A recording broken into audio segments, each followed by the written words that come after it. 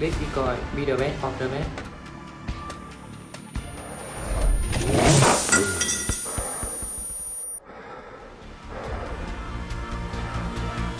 Dorong dirimu di setiap langkah.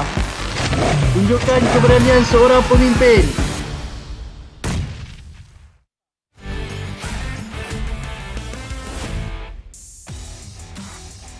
Chúng ta lại gặp nhau rồi. Cảm giác được mời thẳng vào mùa này với tư cách là nhà vô địch mùa trước chắc không phải ai cũng hiểu được. Vậy nên mục tiêu của chúng tôi thì cũng đơn giản thôi, bảo vệ chức vô địch. เรื่องนั้นมันก็หลายเดือนมาแล้วนะแต่ได้ข่าวว่าพวกนายเกือบไม่ได้แชมป์ในรายการเวียดนามทำคะแนนเท่ากับอันดับที่2แล้วยังจะมีหน้ามาบอกว่าจะรักษาแชมป์เอาไว้เนี่ยนะ Brother, I advise you all to be more realistic, set small goals like us, something like getting first place for 4 weeks straight. Hai boy, kita ketemu lagi ternyata. Waktu liga kemarin kelihatannya gampang banget ya untuk menang. Sekarang kita ketemu di SEA, yuk pasti udah nggak hype lagi nih. ทีมของพวกนายมาเพื่อล้างแค้นแต่ทีมของผมมาเพื่อทวงคืนเกียรติอยู่ต่างหาก Korang tak payah beria lah. Si spring lepas pun saya tak nampak korang. Kali ni korang rasa korang boleh ke? ทีมของพวกนายเข้าไปได้2 ครั้งอย่าพูดมากเลยรอกินกระสุนของผมในสนามดีกว่า Seingat gua di aturan nggak ada poin buat tali sejarah deh. Kalian percaya diri banget ya. Gua jadi nggak sabar lihat muka kalian waktu aku kalahin. รอบนี้มีทีมไทยเข้าร่วมทั้ง6 ทีมแค่นี้ก็ดูออกแล้วป่ะว่าภูมิภาคไหนแข็งที่สุด Mùa này có nhiều đội hơn thì đã sao? Mùa trước Thái Lan cũng 5 team nhưng nhà vô địch vẫn là DX đấy thôi.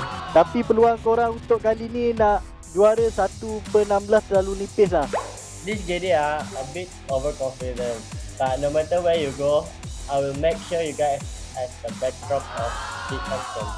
ทุกคนคิดว่ายูไฮเป็นเด็กอัจฉริยะแต่พวกผมไม่คิดงั้นนะพวกผมเองก็เป็นตัวแทนประเทศไปเจอในสนามดีกว่า Don't stress so much.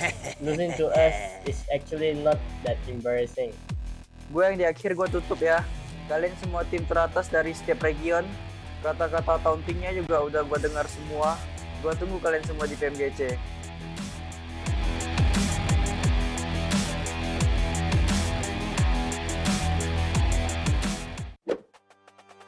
Dear PUBG mobile players, welcome to the new version. In this video, let's take a look at the game's new and improved social system.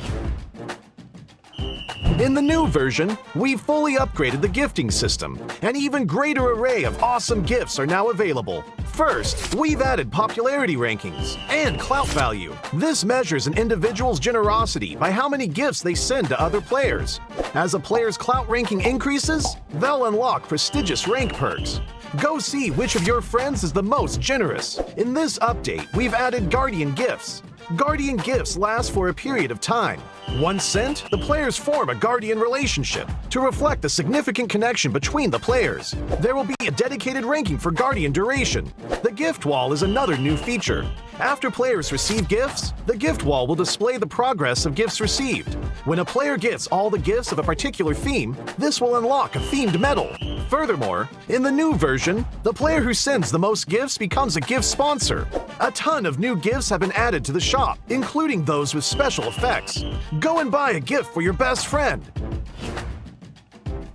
In this update, we have revamped the Synergy system. We have created a new Synergy Anniversary gift. During special anniversaries, players that have built connections will receive rewards via in-game mail. What's more, players that have built connections can obtain Synergy ranking rewards. We have added a Synergy recruitment system to help players post recruitment information and add friends. Go and recruit some friends. In this update, the number of friends a player can add has increased from 200 to 300. Friends can now be pinned to the list. In order to make it easier for players to use team reservations, we have lowered the threshold for making a friend reservation. The Synergy requirement has dropped from 50 to 5 points. In the new version, reservation info will still be displayed in the chat window. Players can send more kinds of invite messages and view the real-time status of reservations. At the same time, the in-game display for reservation requests is now clearer. Don't miss a reservation invitation from a friend. For Team Up Reservation Chat, we have added a quick chat feature to send Team Up reservations. This will allow players teaming up in the lobby to quickly send common messages. Try it for yourself. These are all the major improvements to the social systems in this update. There is more content for players to explore in the game. If you want to learn more, follow our official PUBG mobile community. Winner, winner, chicken dinner. See you next time.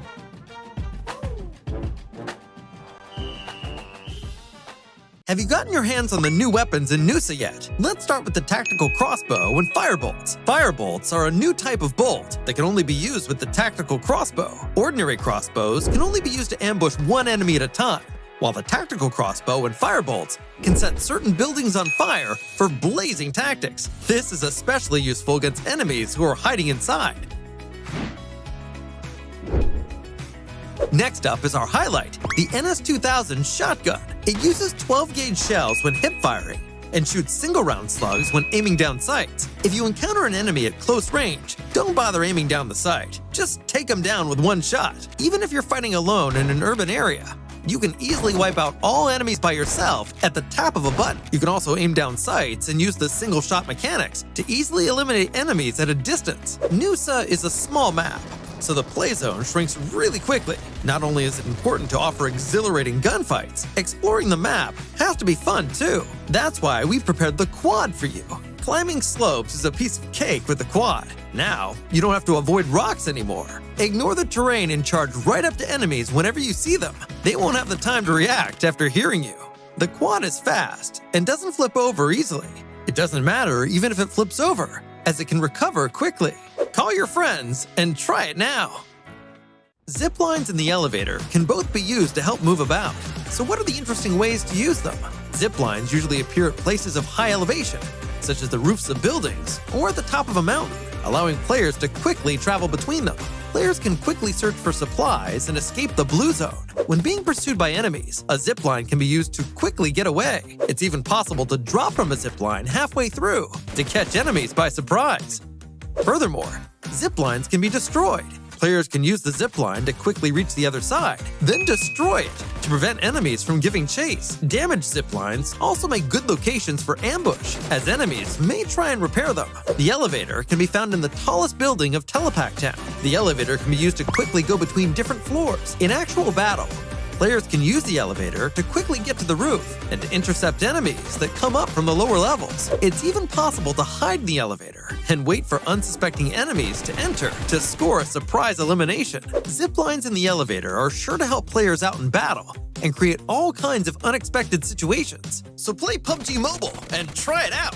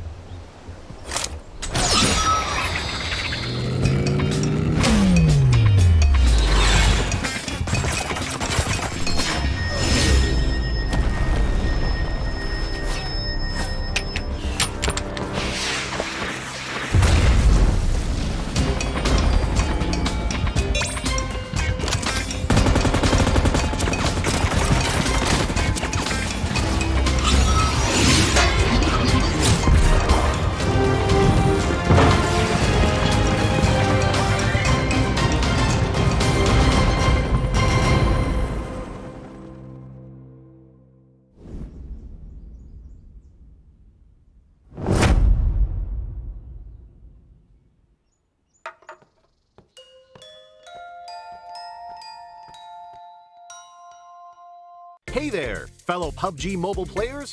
Along with the version 2.2 update, we have made a series of improvements on the game's basic controls. Let's take a look at the improvements. First, improvements to the controls and display. We have increased the display priority of the wheel when the throwing wheel is activated. Now it'll be easier for players to select the items they wish to throw. In this update, a countdown will be displayed whenever the play zone is going to shrink. This way, it will be made more aware of the next play zone, and players can plan their routes more effectively. We've improved the feedback effect of marked items. Whenever you tap and hold to mark an item successfully, the feedback will be more obvious when the player is aiming down sights. The markings within the scope have been optimized, so the sight is less obscured. When a player jumps, after respawning or deploying an emergency pickup, it's now possible to mark the battleground with light columns. After a team wins, the buttons for MVP likes and summon statue will be combined. Now players can send a like automatically whenever they summon a statue.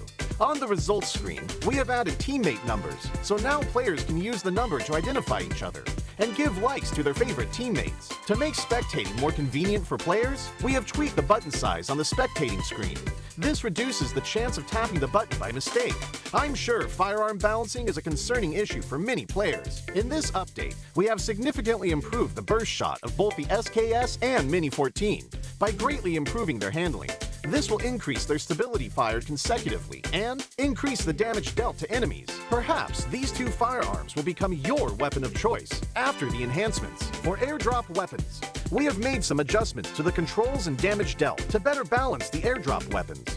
In the new version, there are lots of new features worth checking out. When you acquire a firearm finish of your liking, you'll definitely want to admire it from time to time. In this update, we've added a firearm inspection feature. Players can now use this to admire their favorite firearm. During combat, players can tap the emote to enter first-person perspective to inspect the current active weapon. A friendly reminder, never inspect your firearm during combat, or you might overlook the enemies before you. Do keep in mind that this feature is currently only available for certain firearms, but it will be gradually rolled out to other firearms in later versions. The recommended layout feature is one of the many new features. When players customize the controls, it's now easier to apply a custom layout recommended by the system with one tap. We've also added a trunk system. Players can now make exchanges while riding vehicles. Use this feature to exchange supplies with teammates. But remember, the size of the trunk depends on the vehicle type. The visual presentation of profile cards have been improved. Players can now set their gender on their profile cards. On the results screen, we have streamlined the results process and improved on the layout, as well as the MVP results emote. On the new results screen, assists will be included in the stats. In future matches, you can try cooperating with your teammates. Even if you don't make the final strike, assists will help boost your results. We have added stationary targets to the training grounds. After firing, the damage dealt and bullet trajectory will be displayed. This helps to more closely recreate situations that players may face in matches. To make it easier for players to practice shooting, the most recently used firearms configuration will be applied by default when entering the training grounds the next time. These are the major improvements for the basic experience in version 2.2. If you want to learn more about this update's content, don't forget to follow the official PUBG mobile community. Winner, winner, chicken dinner. See you next time.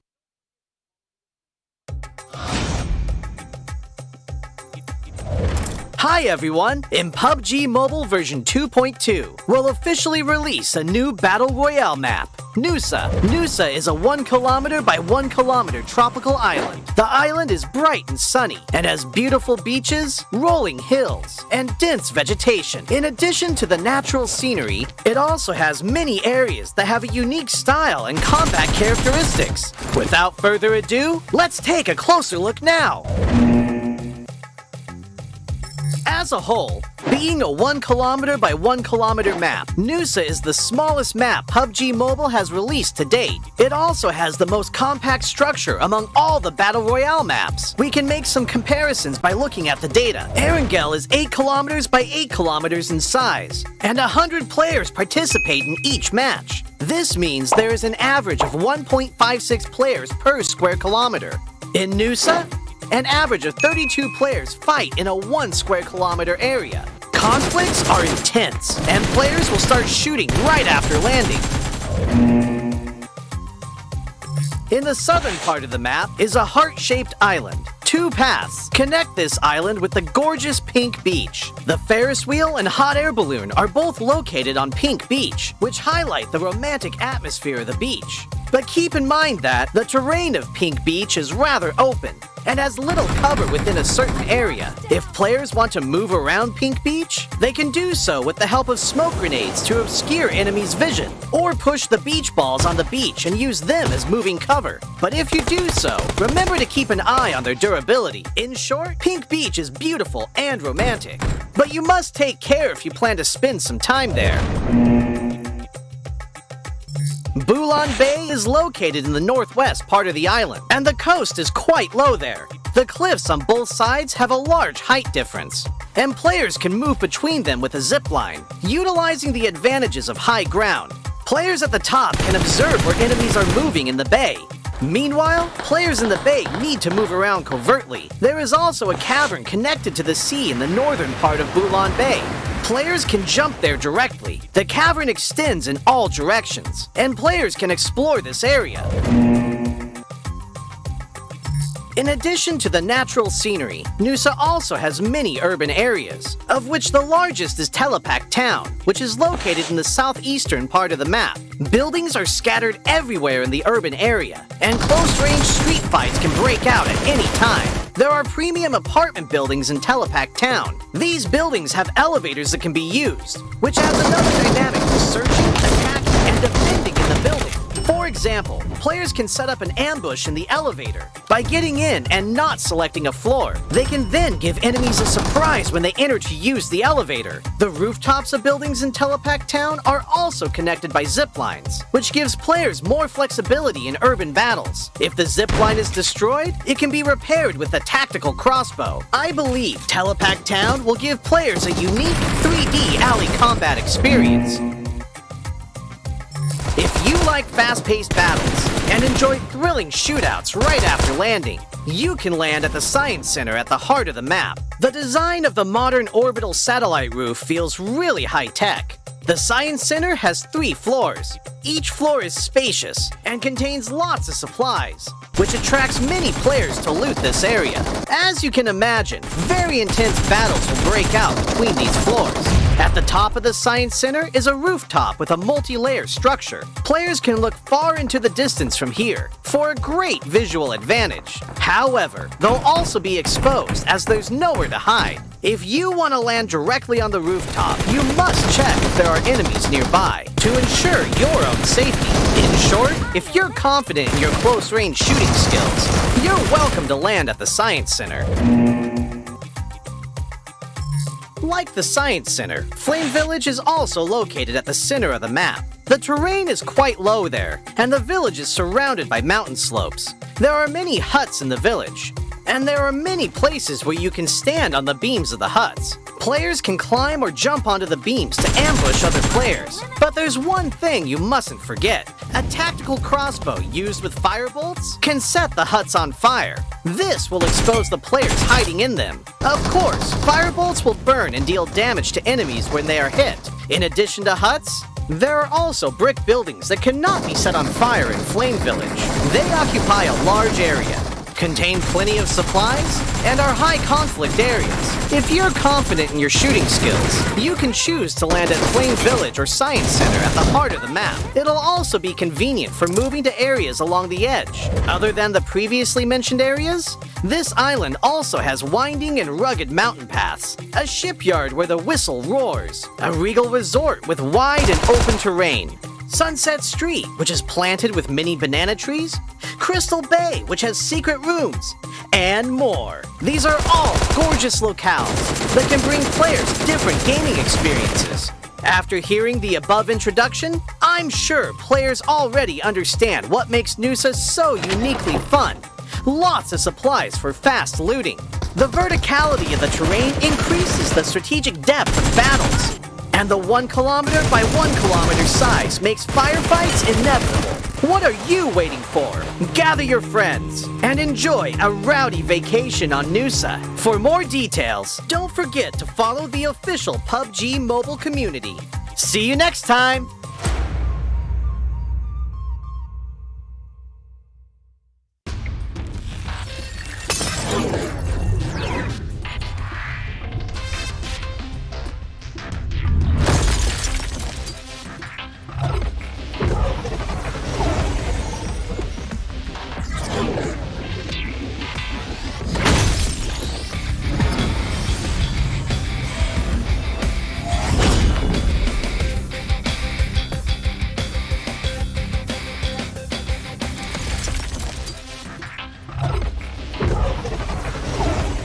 Hi everyone! In the PUBG Mobile version 2.2 update, Erangel is getting an overhaul with changes to the map, vehicles, and modes. Without further ado, let's find out what these changes are. In this update, we made several changes to the map. First, the hospital. It's one of the bigger buildings in Erangel. In this update, the following changes were made to the hospital. How to get in and out of the hospital, its structure, nearby objects, and the vegetation surrounding the hospital. Veteran players should know that some of the fences of the hospital can be scaled to enter the hospital. The ones near the ridges are how most players enter the hospital. Now, 2 spots along these fences will be blown up, and players can enter the hospital area through the gap directly.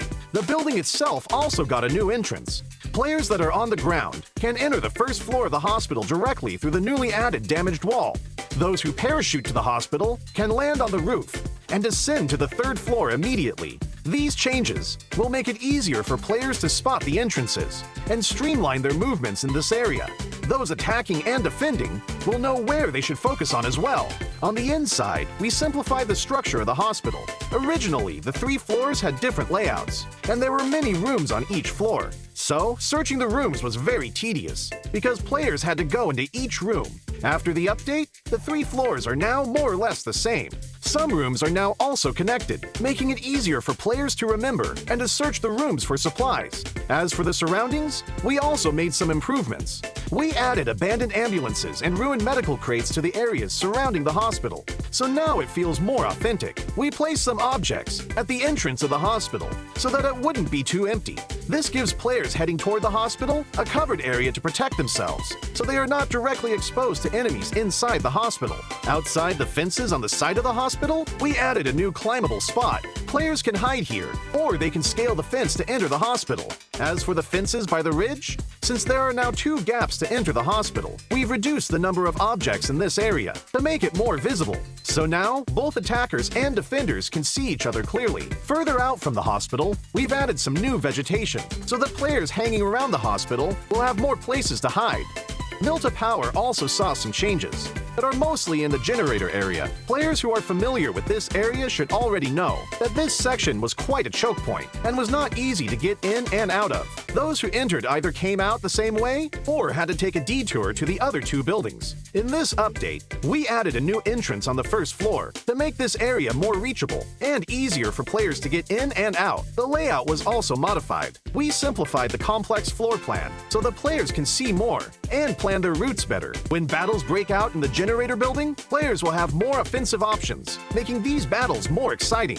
In this update, 3 new ports will be added to Erangel. The first port is by Ferry Pier. We added a port here, as well as increased the amount of resources in the area. The Ferry Pier will soon be more abundant in supplies. The 2 desolate beaches to the southwest of Farm and to the south of Sosnovka military base will also get new ports. They will both contain a good amount of resources. Players will also find boats at these ports, so they can quickly travel to another location. So, keep these places in mind, because they'll make for a great landing spot. During the previous themed modes, players really enjoyed the special crates. In the new version, we'll add special supply kits to classic mode. Players will be able to find special supply kits in buildings. There are 3 types: medical, tokens, and military supplies. The resources in these supply kits are very good, so keep an eye out for them when searching.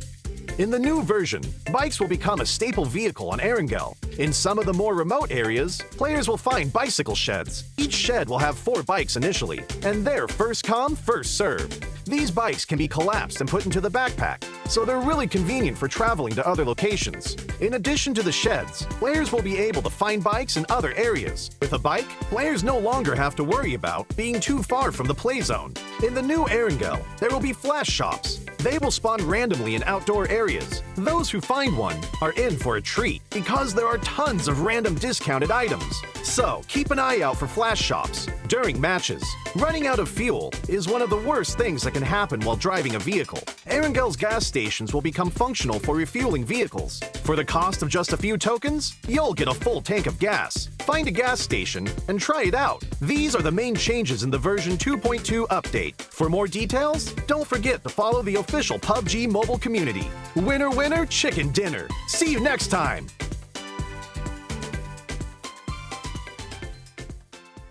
It's here! The long-awaited new Noosa map is finally here. With a size of only 1 by 1 kilometer, Noosa is currently the smallest map in PUBG Mobile.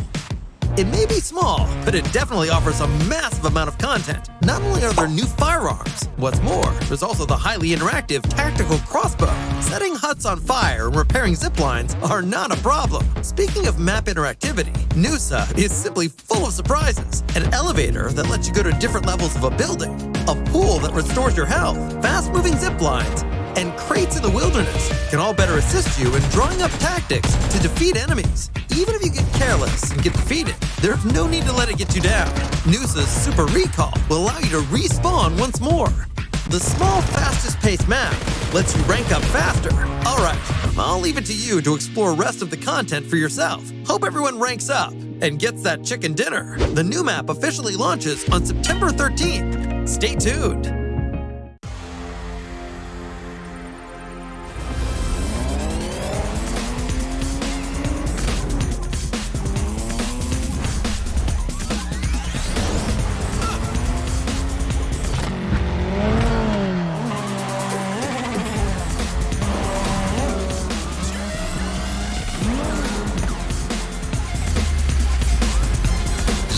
GT Neo 3, Neo Speed Awakens.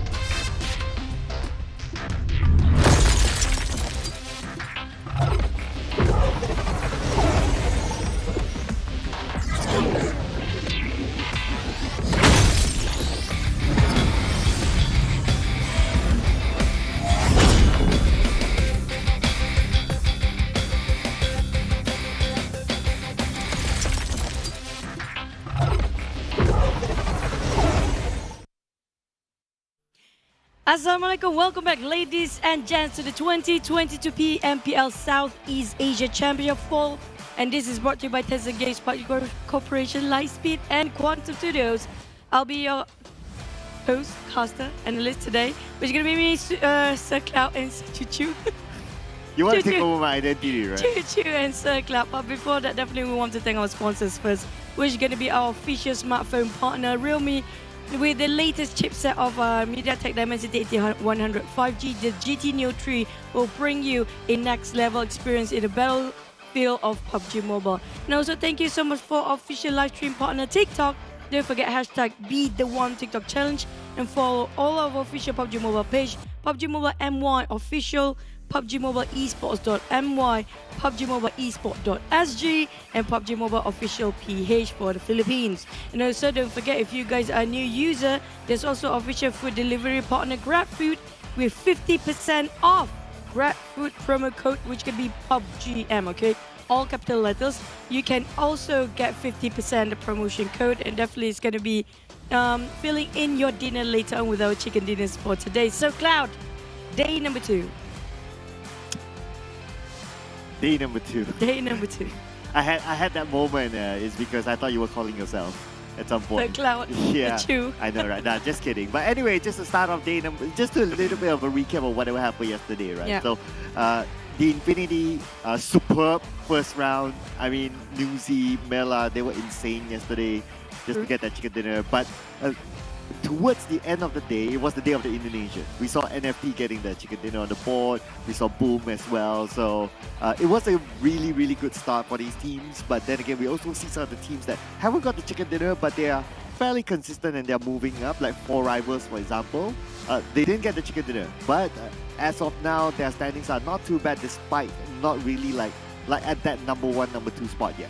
Feels like a FaZe and 4 Rivals sharing sort of the same seed with no chicken, no problem. Because we do know, well, we mentioned about this yesterday. We were hopeful about the point system is going to be same like PMRC, but it's going to be back to it, to revert back to it, the same all one, which is going to be 15 points for the chicken dinner. But despite of yesterday, I have to say, Infinity giving us such a wow performance as well. But I'm looking for today, which we're going to see, and looking for the Malaysian teams that has been quiet. Same goes for coming out Vietnam, except for SLD, who's been performing for the Vietnam region. Yeah, SLD. I think that's a good point. SLD is that first debut inside this level of a tournament at the C stage, and they're doing absolutely very, very well. In fact, they got themselves 1 chicken dinner in Buriram yesterday. So one of the teams that we don't really talk about, or if you compare them with a lot of other big names like GIDS, or even like Geek Fam, or you name it, right, Bacon Time and so on and so forth, nobody would talk about SLD being that, okay, that team is going to be up there somewhere, and they're proving everyone wrong. So that's great, that's amazing, that's awesome. However, there's another team that on the opposite side talked about a lot, Xavier, but they end up at number 19 yesterday. So today is their, I would say their buck up day, and like what Pemburu said yesterday, a prank might happen. But we're gonna have to wait and see, are they gonna bloom today or not? Because we're back to our format and schedule. Yesterday was the 28th of September. Today is the 29th.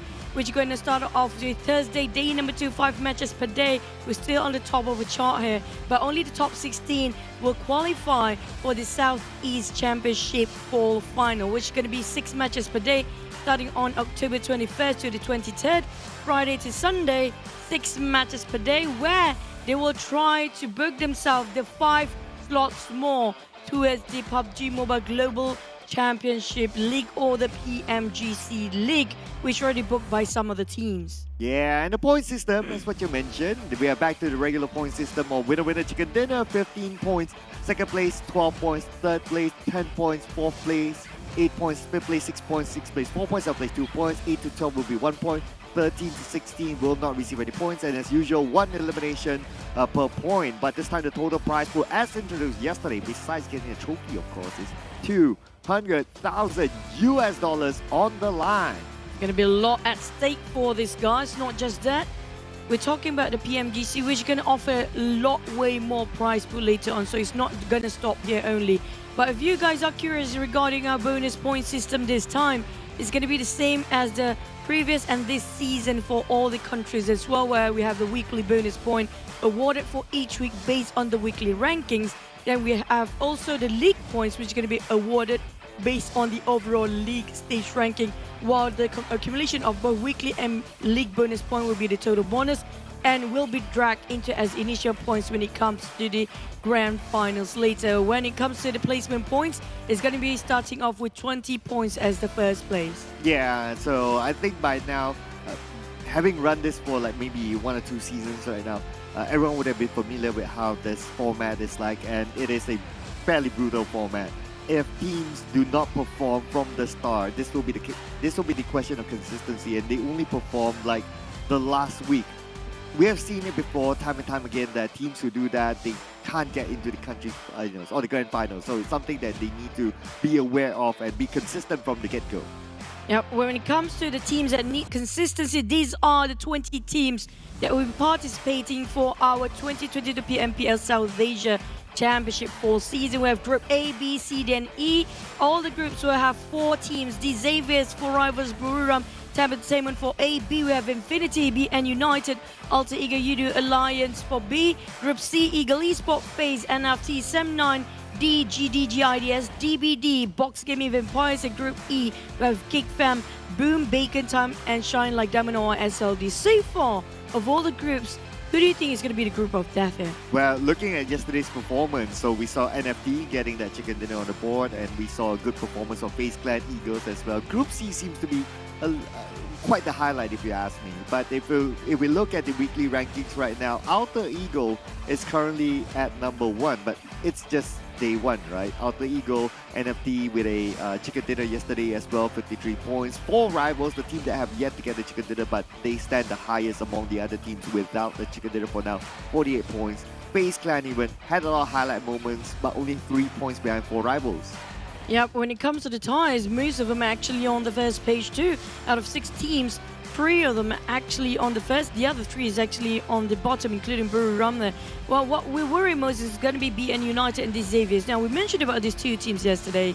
A lot of the Vietnamese team, except for SLD, got themselves 7, and Ego Esports have sort of a middle bracket performance. But Box Gaming and the Xavier used to be one of the best. We're talking about not just in the Vietnam region, in their country finals, but supposedly in Southeast Asia.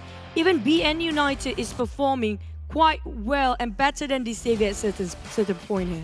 Yeah, the Xavier no doubt is one of the surprise teams at the second half. They're number 19 with only 7 points, and only 1 point behind BN United.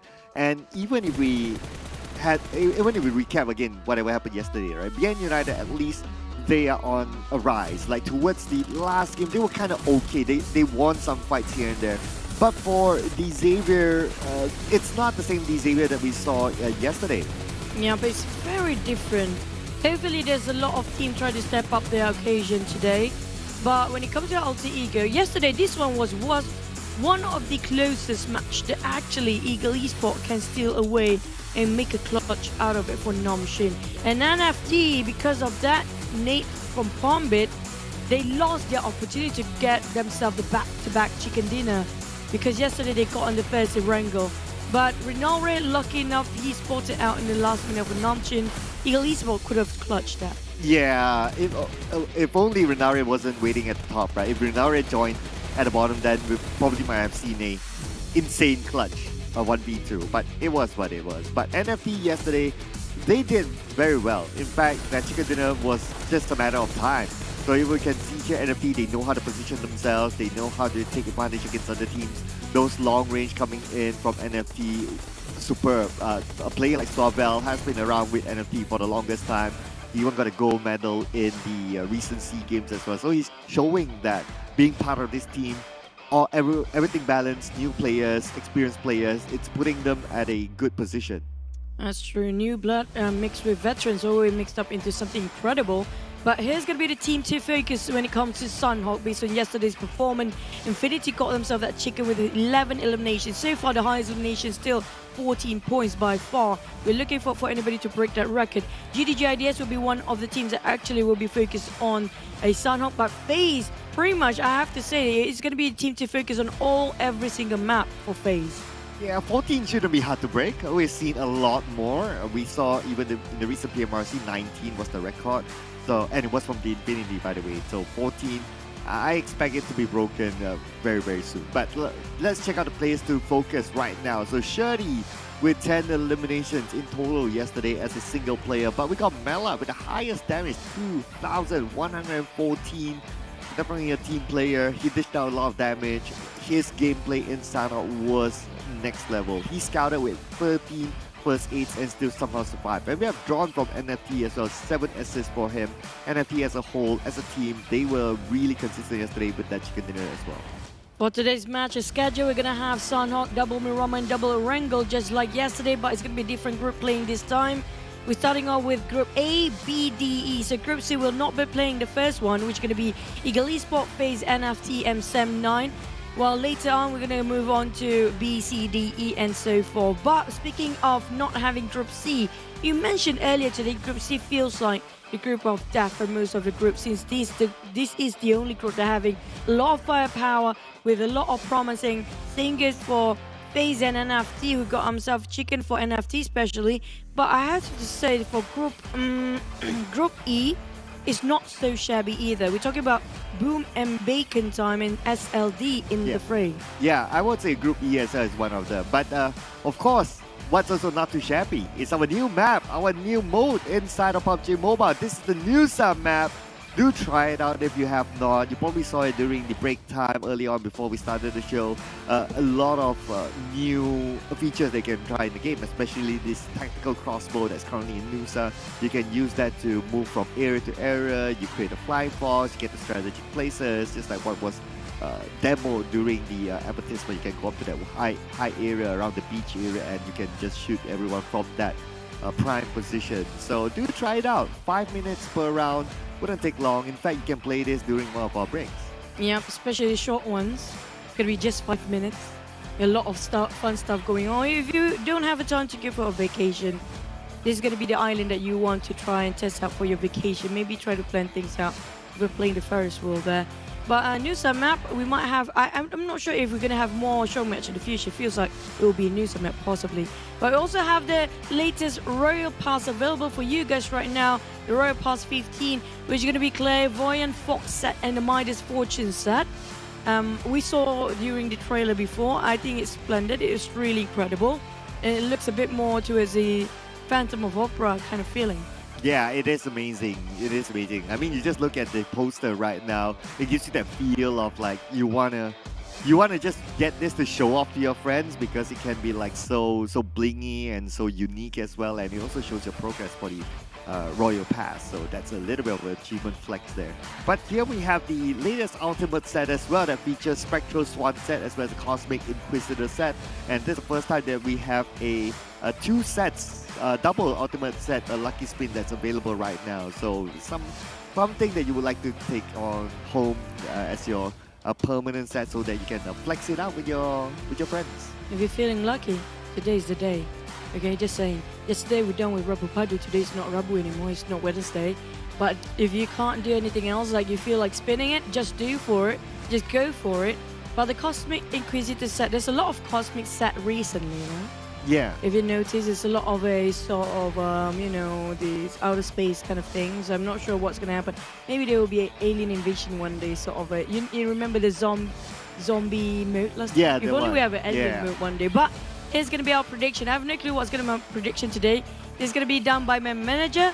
So my manager predicted it's going to be Infinity for the first game. Well, mine is because today is Sultan's first day casting on the Basam lane to desk. Yeah, so this is also for him as well. Yeah, but of course there's there will be an objective to this, right? So Yoodo Alliance, they are also a team that they like to move forward. They'll come in from Camp Bravo. It's just that today TEM Entertainment will be playing together with them inside of Sanhok, so they might see a challenge there, so keep an eye on that. Let's see how it goes. But speaking about challenges as well, inside Sanhok, Bootcamp's popular, Paradise Resort is popular. Yep. Yeah, we could see an early fight again. Also, I'm looking for Cam Alpha if there's any more teams going to drop by there as well. Yeah. Because this is going to be a hot spot. And based on yesterday's performance, there might be slight chance that some teams will actually change their drop.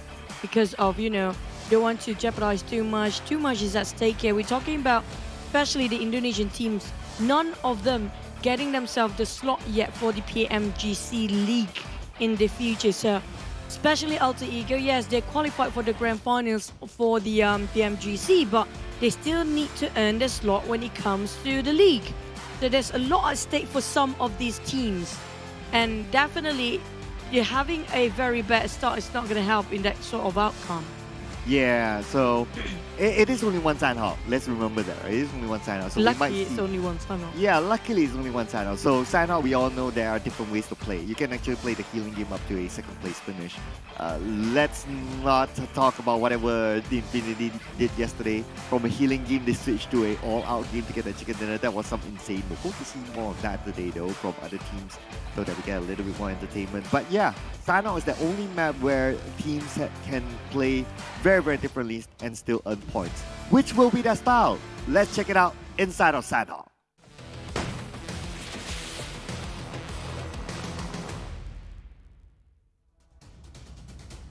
Let's go wild in the map of Sunhawk. This is where all the teams, if they want to try something out, they want to challenge certain teams, this is it. The smallest map in all the 3 maps that will be contested today. And that's talking about the flight path. Basically, it's more towards on the northern side, but still reachable places for those who want to drop around Nakam or Sahami. And those dropping around Cam Alpha is going to be definitely theirs to take as well. But looking over, is there anybody trying to take around Bootcamp? Feels like a bit vacant there. Yeah, well, keep your eye on Paradise Resort. We have Xavier DBD hot dropping inside of Paradise Resort. I mean, remember yesterday, it's not only about 2 teams fighting, but the Infinity could come behind and get those points in the back as well. So something to keep an eye on. Now we got a couple of knockdowns here from Xavier, DBD as well. They are trading it, but DBD not even a minute into the game and they're done. Wow. I think that's the fastest. Too soon. Is there any other word for faster than too soon? Extremely soon. There you go. Lightning soon. Lightning soon. Yeah. This is the shortest first, not even first blood. First too soon ever.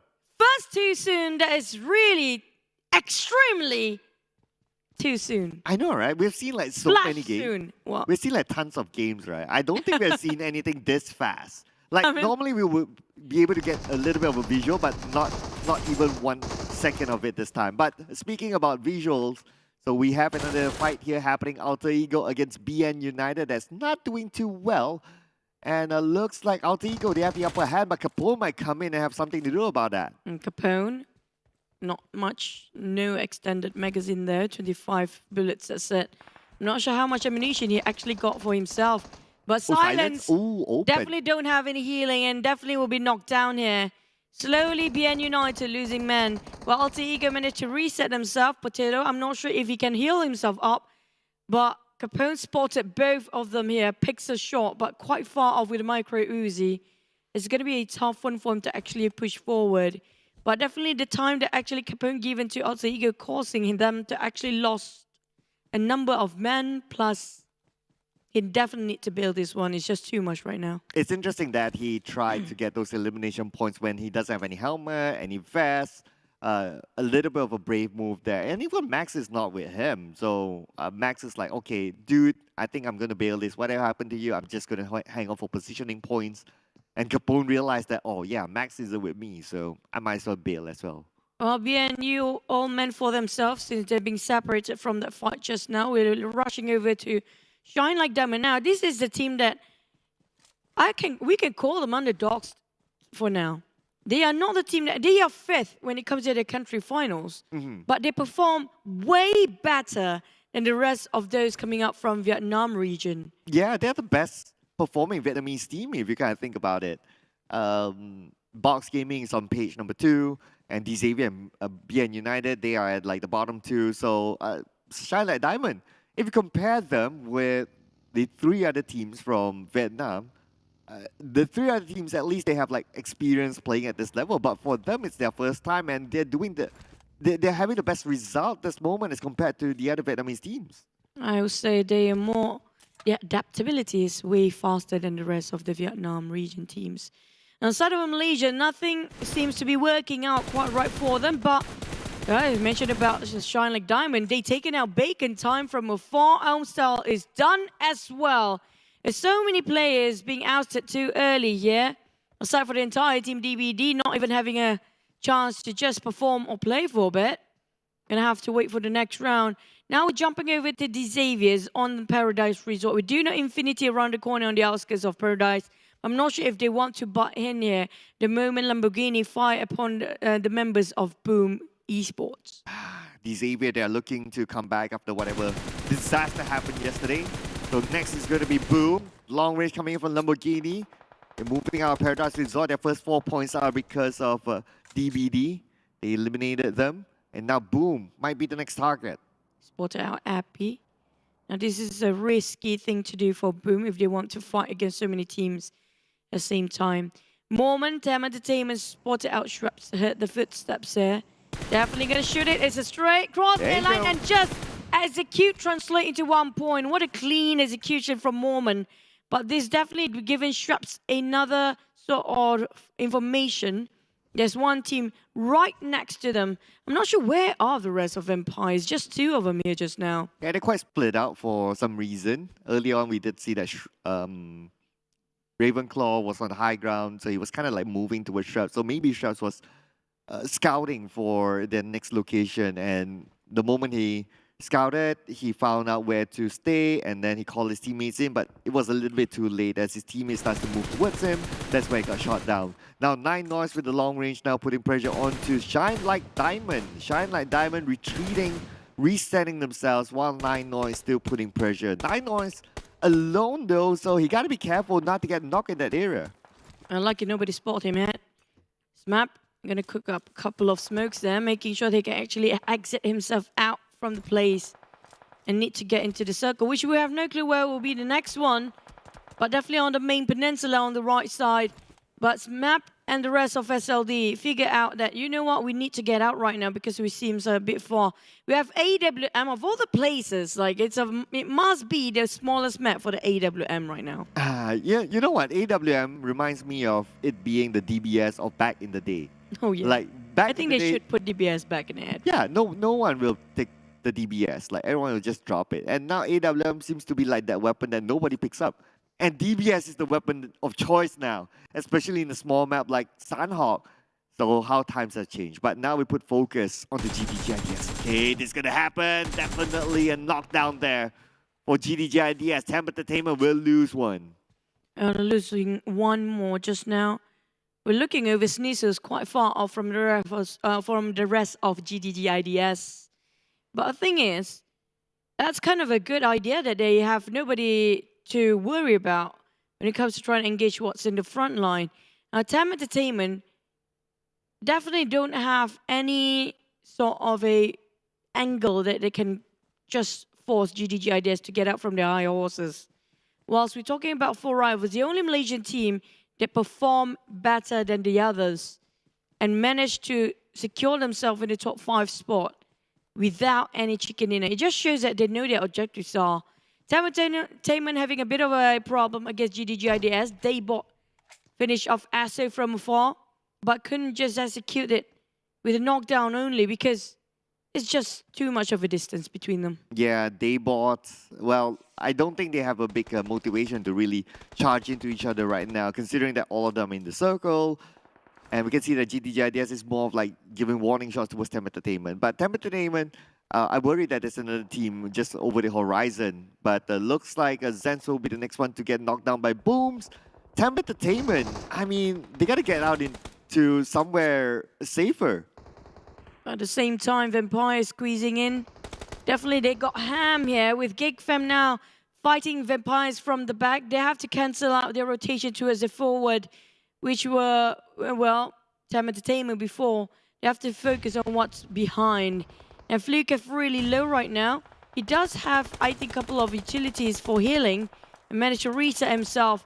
Now, the entirety of Geek Fam making sure that the rest of Vampires couldn't actually push towards them with a spread quite wide for the side of Geek Fam.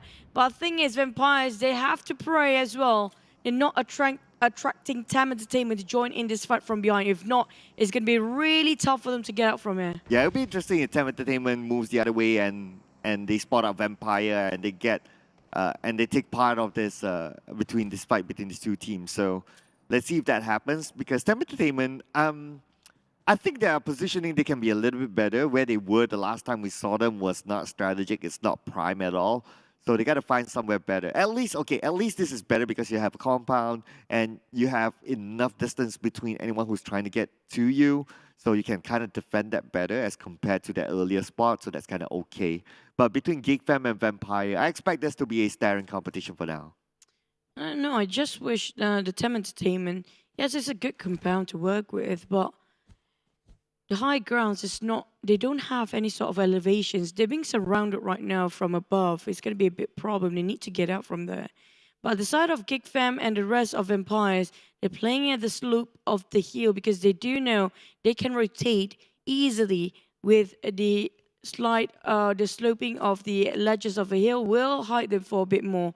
Boom tried to get himself in the center of the junction again, but I have a feeling the circle will be on top of Quarry, just like how it almost ended up yesterday. Will be right in the center of everything else there. We're talking about where Boom actually currently is taking their tenant, where Bun might be a bit of a high chances of last few circles. You do see like 5 to 6 teams moving towards the same direction there. But I have a feeling that the Xavier's trying to take this as slow as possible. Alter Ego, well, I just hope BN United, last member, are going to survive a bit longer. 2 of them, actually. Yeah. They're taking out the blue right now. So considering that there are only 2 players left, I believe that they'll try to go for the healing game or try to come in a little bit later, considering that it's only like, what, the 2nd circle. So that's definitely something that they want to consider, and I believe that they'll be doing that. They just need to be aware of Alter Ego that's still on the northern side together with them in the same island. And because of what Alter Ego is doing, they're playing the healing game, they're taking their sweet time. They could still backstab BN United at some point if they happen to come through the same routes. Talking about healing games, so far I don't see anybody having themselves a double-digit first 8 yet. SLD slowly creeping into the circle from the southern part. But at the same time, I'm not sure how the teams actually in the center of a circle will hold their ground much longer. Bacon Time, I think this is going to be the last member there is. 3 of them actually still there. Shirty, one of the most brilliant player recently. Uprising Terminator coming up.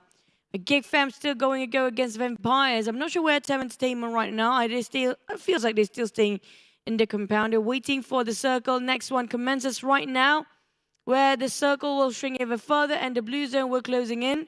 It's going to be the side of Geek Fam. Feels like they're a bit more secure. They're going to stay and hold this for a bit. Same goes for Vampires. I'm not sure those teams are actually from the outskirts come out north, like we mentioned before. Alter Ego, who stands at #1 spot, do have a couple of BNU players on the bridge on the top left side. I'm not sure if they already crossed it or not. Yeah, the last we saw them, they have not. I think that they'll be taking their time. Perhaps not yet, my guess will be, because they had to loot from like Camp Alpha to Hatin. Then when they're in Hatin, which is the last time we saw them, I think that they're still like somewhere in the middle of looting. So they're still taking their time there, which they can afford to, especially if they have a vehicle. We can't confirm that until we see it later on. But I guess we might be expecting them to move like maybe after this 3rd circle or towards this circle closing, then we might see them in the main peninsula by then. Just now, we kind of flash about the total eliminations so far for the players. I think Mela is still one of the top there as well for Infinity. Now, speaking of Infinity, they have been very quiet. They're not as aggressive as yesterday, not as proactive when it comes to these certain groups. So it definitely knows that when it comes to the swap of the grouping, it will also changes how this player is going to rotate. The Xavier's, I think Frankie spotted on Got Tunny from afar just now. I think it was around, 300 meters away, that shot coming out from the side of Paradise Resort. But Paradise Resort still inside of a circle, so they can take their own sweet time. But for Max and another player of BN United, some of them, Max, still going to play it very slow here. I'm not sure how he got himself in this sort of situation. Like, he don't have enough healing, but it's way into the blue, no vehicle, and not even trying to loot from this high grounds. How can he try to survive for the next couple of minutes? Like, I don't think this is going to work for BN United. Well, maybe his idea is to get revenge over Alter Ego. We can see like how much he wants to stop Alter Ego from going to the bridge, because that's the choke point. If this kind of circle, it's unlikelier that a team will go down the southern bridge, so they might go up the right side bridge. So that's where they kind of like made that assumption, and it kind of worked out for them if that's their plan to just stop Alter Ego. So it's working out for them. It's kind of okay. But of course, like what you said, the risk is that towards them, yes, even if they get to stop Alter Ego, what's the benefit to them? Maybe like what, 3 extra points, 4 extra points, and that's about it. But placement-wise, it's not going to help. Here he goes, Geek Fam. Take it out on Trongzin. SLD having a bit of a problem here, even though they got themselves a good start before. But the distance will actually give them enough time to revive their teammate. Yuhai on the other end tried to keep the push towards the side of 2 members of SLD. Feels like a perfect angle. Beautiful. He got one, double down again. Here comes another one. Yuhai wants to make sure they can't even breathe for SLD. He's just keep the pressure on. The utilities drop one by one. Smap try to actually help whoever his teammates right in front of him right now. Definitely need extra hand here, but damn rude. Finish off SLD goes to there. And this is going to be a bit of a problem. Heavy casualty on side of SLD. Here we go. SLD. They might be run down by Geek Fam. Geek Fam wants those points at the back. And looking at the current circle, Geek Fam will be squashed in between Vampires as well as SLD. Vampire with a shot onto Geek Fam. Geek Fam losing players. SLD getting their revenge. Very crowded left side of the circle. Buriram actually have a very clear day here. I have a good feeling about GIDS and Buriram right now, but the rest of them staying in the left side. 4 rivals, SLD, Geek Fam, TEM Entertainment. Same goes for Boom. We're not having as easy entry in as possible. Infinity coming up, the only team coming from the north latest. But back towards the side of Geek Fam, still having a go against Vampires. The longest duel of a stalemate now finally erupted with Straps taking out on Damn Rude, who just secured himself a couple of nations before, now finished off quite early. UI and Snipes have to work things out between those two, but Snipe just a bit towards the right side just now. Here comes another nade. Tried to toss right on top of Lucas, but seems like a bit of a long shot there. Yeah, his first nade missed, his second nade missed as well. I mean, it's tough to be in that kind of position because of the stones, the elevation, doesn't help his view. So he was just trying to guess based on the sounds or the footsteps of a Vampire. But it is tough. So it's understandably, he just tries anyway. But he needs to rendezvous together with his teammates. But on the northern side, we have in the Infinity. Now, it looks like the Xavier is in front of them. The Infinity did like whatever they did yesterday. Have a vehicle, use that to scout, use that to move into the circle. They'll start to abandon the vehicle when it comes to like the 5th or 6th phase of the circle, and that's where they either plan out to play the healing game, or like yesterday, they played the healing game as a start, then they just abandoned that idea and went all in for the chicken dinner. I mentioned again, I don't see anybody playing healing games so far. Nobody have enough healing utilities to actually buy time and just play at the back line. Infinity, some of them don't even have first aids here. The Xavier is definitely tailing Infinity very closely, but SLD after 1, 2, another. TEM Entertainment next for the next contender, and finally eliminated after being pegged by so many teams. Now GIDS wiped out on the side of Buriram, which we thought they had a clear day, but happened to be clashing quite early on. And Buriram down to 3 men only. This is going to be on the southern part of his circle entry for most of the teams there. It's going to be right on top of Barn. Infinity finally start to take a fight against Yoodo Alliance. They click off Adik before, but having a problem to finish him off straight away. But we might have another contender right in front of him. These Xaviers might be gatekeeping this entry as well. Let's see how big of an impact would these Xavier have over those two teams. But Yuhai currently down Snipes, the last man standing, and Snipes with a knockdown to Shush, but the counterfight coming from Flukev on the right. That means Geek Fam is out with only 2 points in this round. Finally, Vampire is winning that longest fight there is. TEM Entertainment taking out on Capone. Now that's going to be Max left for BN United. And TEM Entertainment, level 1 gears or not, he don't care. He just keep on shooting. And Max is going to be having a bit of a problem. Barney's still going to be the last circle here. The last few, we have Box Gaming, GIDS already parked themselves right in the not really center to a southern part of a circle, more towards it. Buriram as well. The one that actually not given enough attention is going to be Alter Ego coming out on the right side. Unless Buriram want to challenge him, Alter Ego actually have a big shot getting the biggest compound there is in there. Wow, what a movement there for Alter Ego. All the way from Camp Alpha to the right side where the areas of Ban Camp Bravo is at. That's quite a rotation there. I believe they got that through a vehicle. If they were to go there on foot, it would be a little bit difficult. It's far. They're exposing themselves. But that is a very interesting move for Alter Ego. But it's interesting as well that BN United went out. So that means that they will still remain at number 20 by the end of this round. Max were trying to play healing game. We don't have enough just now. Now we're down to only 12 teams here. Now this is going to be the big war. The great migration happened as Infinity take it out on these Xaviers multiple times. And Box is there as well, fighting against Yoodo Alliance possibly. But it's going to be Boom versus Box. Well, Box trying to gatekeep Boom, but it feels like Boom having a better sort of formation. When the side of Infinity try to push into the side of the Xaviers. We're talking about Newsy. This guy just don't know what is fear. He just go in there solo-handedly while the rest of the team is actually in the back line. Ooh. So he's going to push and rush here. Newsy. Mela and Tony is just too far. Same goes for Logan. Newsy just keep on needing them with a DBS in his hands. We're going to finish off secured eliminations. One more player, Xavier's waiting for the time to die. And Newsy just know how to juke him out. And Lamborghini in such a spot, he couldn't heal himself. And that's going to be Infinity winning over these Xaviers. I mean, it's Newsy. We saw yesterday how he used his DBS to clutch and get that chicken dinner against two players. 1v1 with his DBS. I mean, Newsy has all the odds in his favor in that kind of fight. Now, Razy is the last man standing here for Boom, and he's still caught on the outside of the circle. 100 meters to go. Appy with the nade toss onto the side of Boom. Will it land nicely onto them? No, it will not, but Appy still secures the elimination over Hexas. Boo Boo Hoo bleeding out, down to Razy to actually make the call for the entire team here. Last person alive, and that's it. Boom ending for Boom Esports. It's 4 rivals won, but it's still a big loss for them. Like Appy and also Voku will not be saved here. Apple is really low right now, barely make it in for the blue zone. If we finish off by the blue zone, that's it for 4 rivals. But the thing is, Boss Gaming waiting there, and Trisma already tossed a couple of nades, and Apple lost down.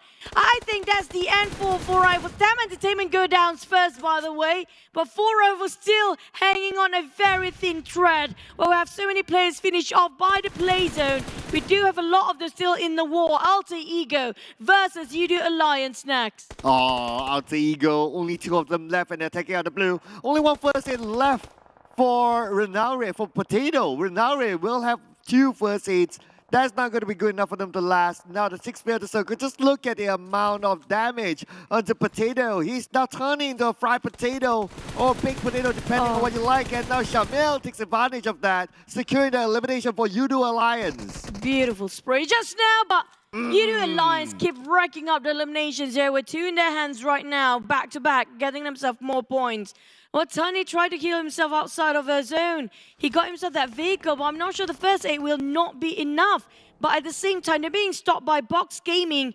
And we have Infinity. And also Bamburu on the left side. This is going to be a bit of problem. Bamburu, what a clean shot. He can just shoot it over. A clean line of sight, a straight line. Bamburu is still hanging on. But the thing is, he's the last member for 4 rivals. It's too much of jeopardy. While Infinity taking fire against Box, they didn't realize the enemy is backstabbing from behind. And they missed just now.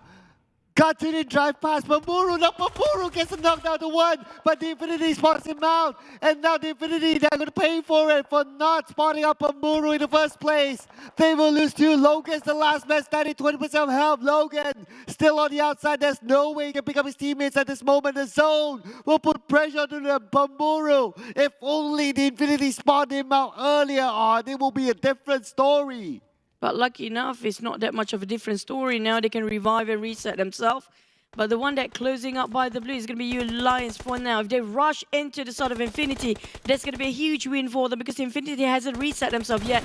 Buriram Tiger, Esport on Yoodo Alliance, 1 knockdown. Shamil is still there for Yoodo Alliance. Vampire level 1, Bacon 1, Buriram 3. Buriram seems like having the most man in this round right now. But Yoodo Alliance, if they can get a reset on their IGL Rapper boy, things will be really different. But they kind of hammed down between Buriram. Bacon time just going to play the healing game. He doesn't have anything else to work with. Vampire Strat spotted out by Buriram. This is opportunity for Yoodo Alliance to have a reset, but Rapper Boy still not being revived there. Now with Bacon time playing the healing game is either Buriram United or Yoodo Alliance for our first chicken dinner today. Now Buriram United, they have a little bit of the circle and they have the high ground as well. Yoodo Alliance caught out in the open. One of them currently down. Rapper Boy.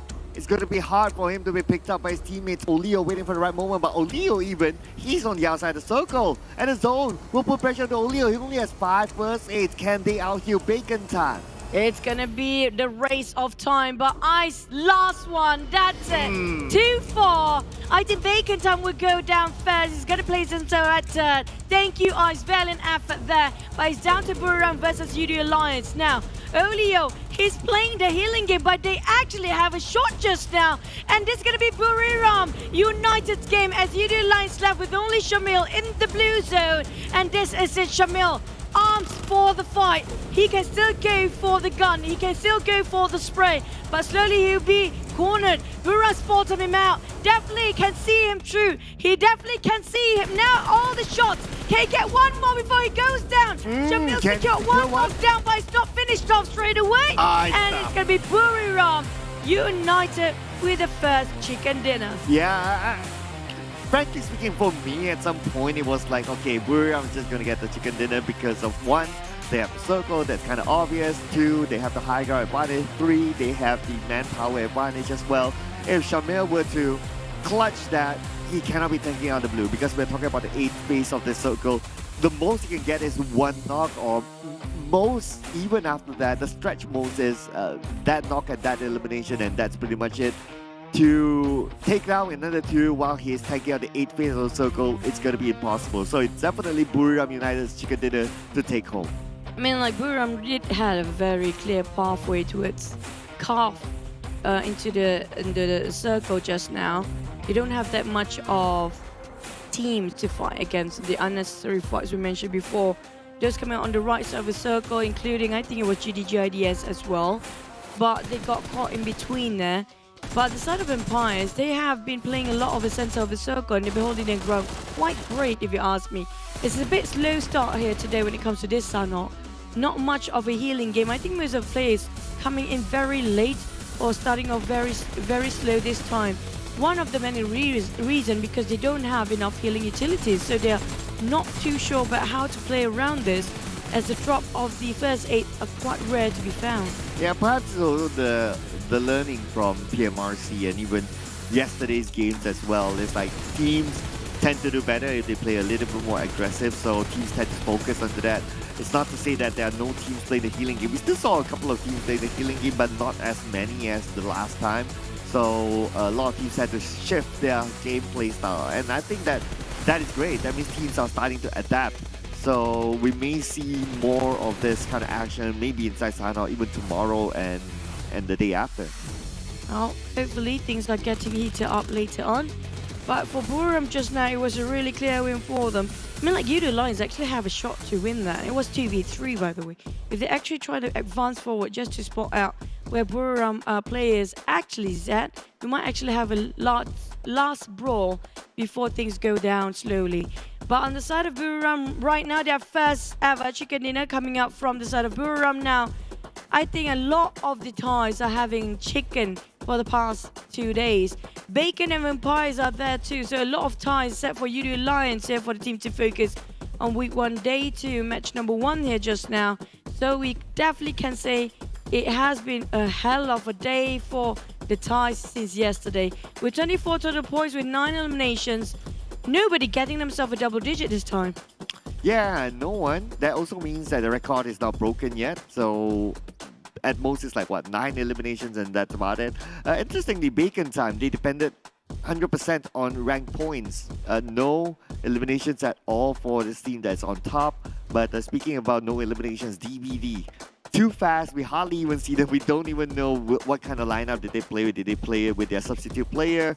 Or did Moscow Cute played? We don't know. But anyway, hopefully a better round next round for DBD. Other than that, I can say that this again reminds me of a good regular matchup of a Sanhao map. Like, you get very minimal teams playing the healing game.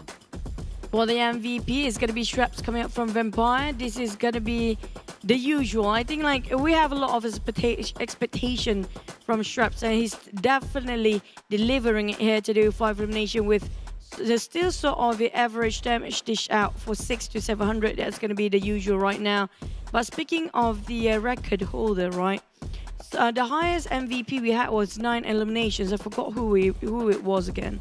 But for the shortest record of a game, I think that's going to be by DBD. 1 minute and 12 seconds. Yeah, no doubt. No doubt. That is currently the I would say, I'll call it like the Razzies Award. That's the award that you don't want.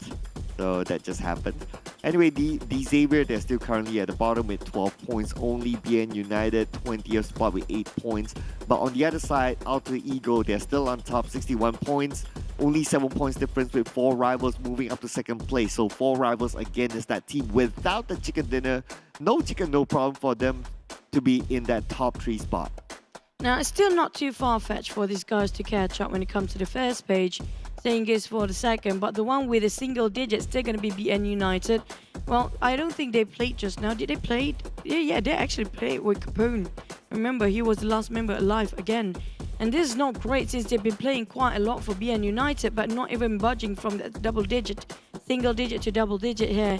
And this definitely going to need to really rise up to the occasion. We're talking about total sort of approach coming up from the side of BN United to give it a bit of a push. Same goes for the Xaviers, which didn't play just now, so fair enough for them.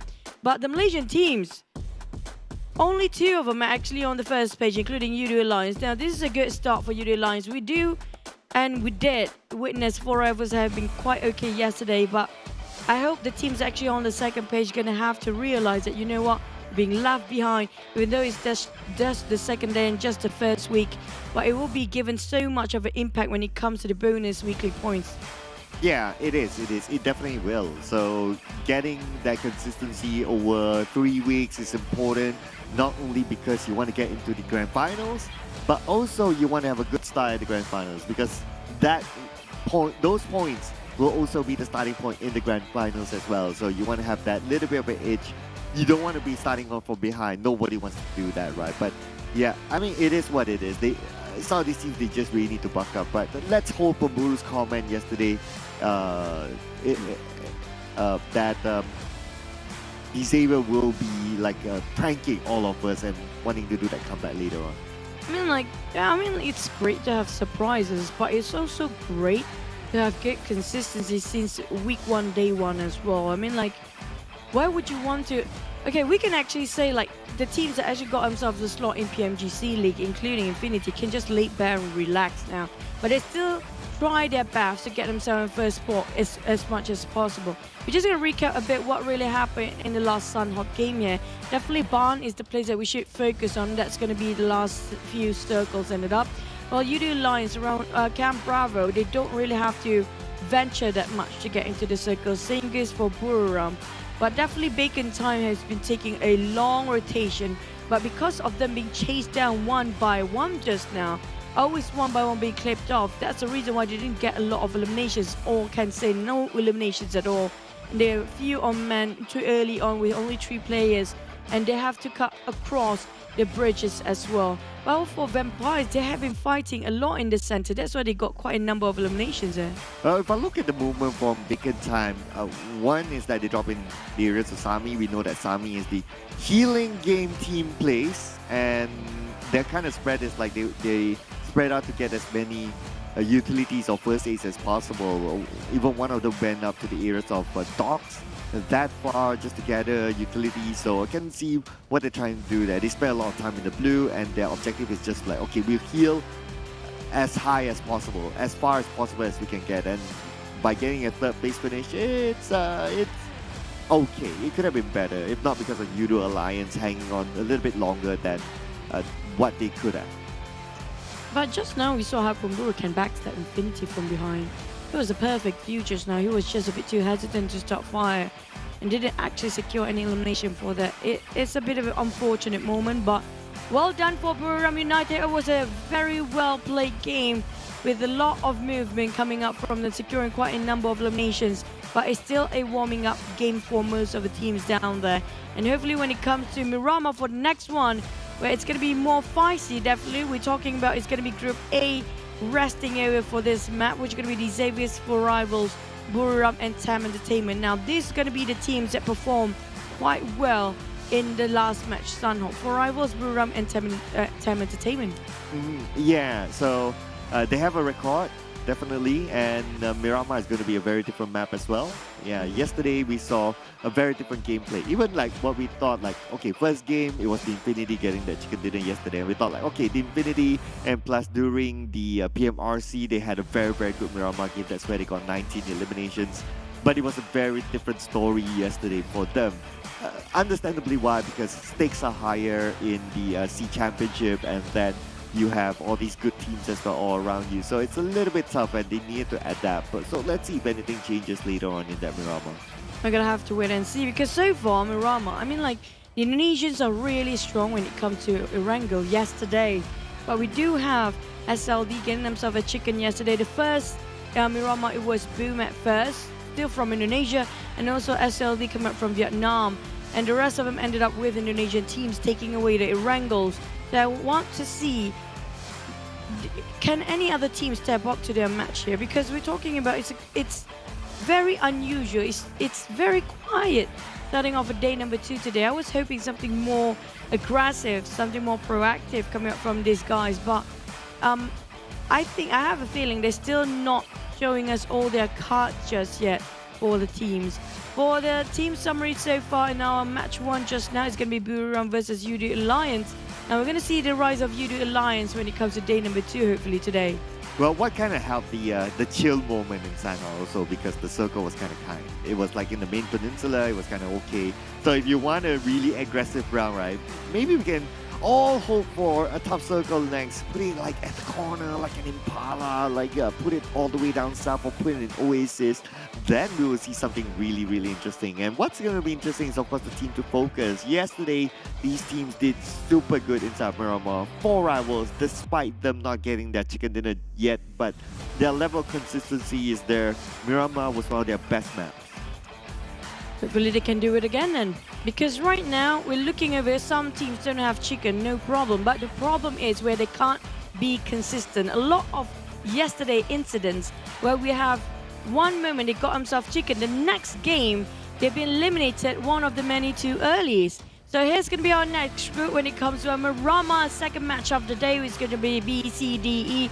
Group A will not be playing. So the moment, I have a feeling why we saw the tempo of certain game just now.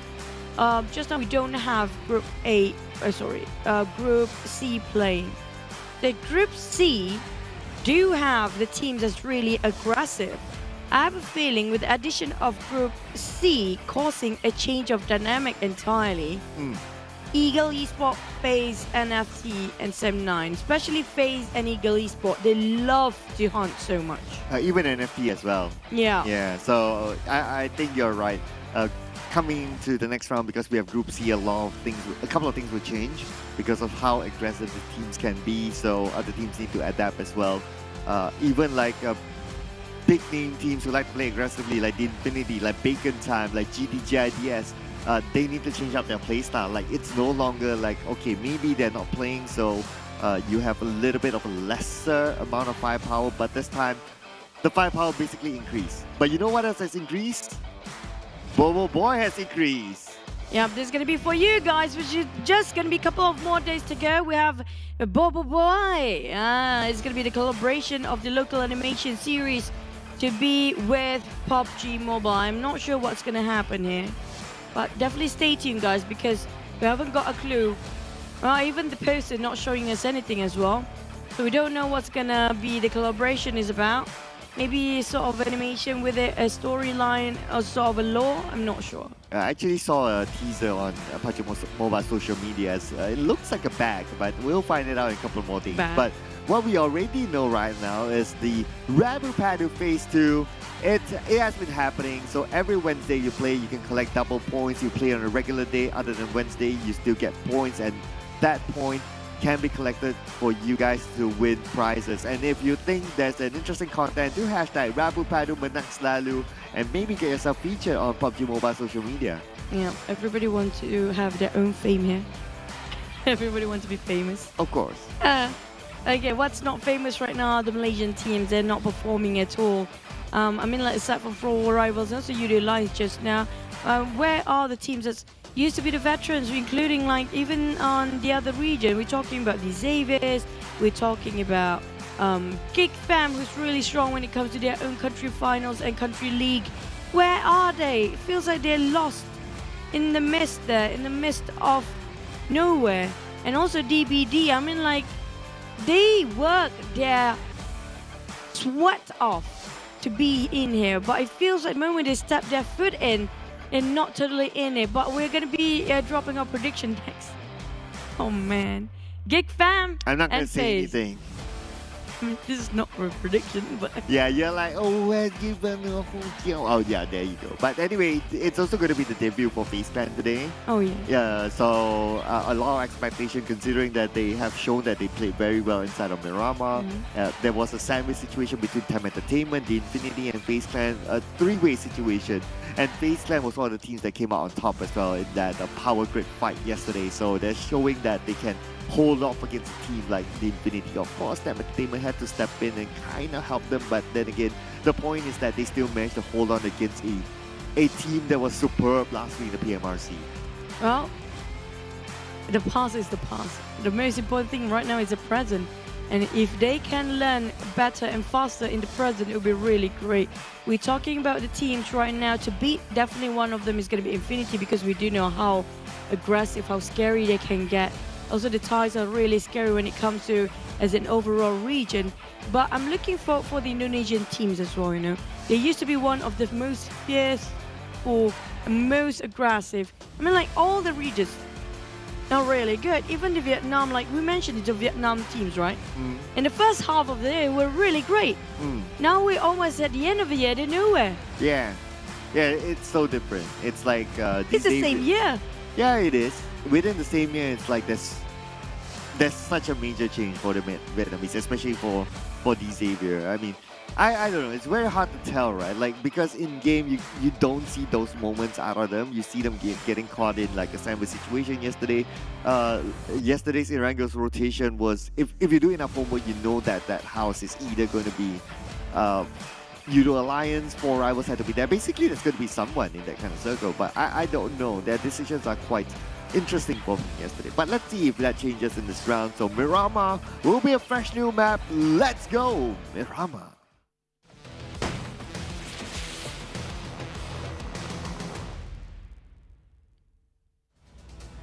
Into the biggest map of PUBG. Here we go with no Group A playing. That's going to be the Xavier's 4 rivals, Buriram United and TEM Entertainment. Now, that's going to be a lot of sigh of relief for some of the teams, because when we asked them regarding the teams, some of them actually mentioned TEM Entertainment when it comes to CQC, when it comes to the fights.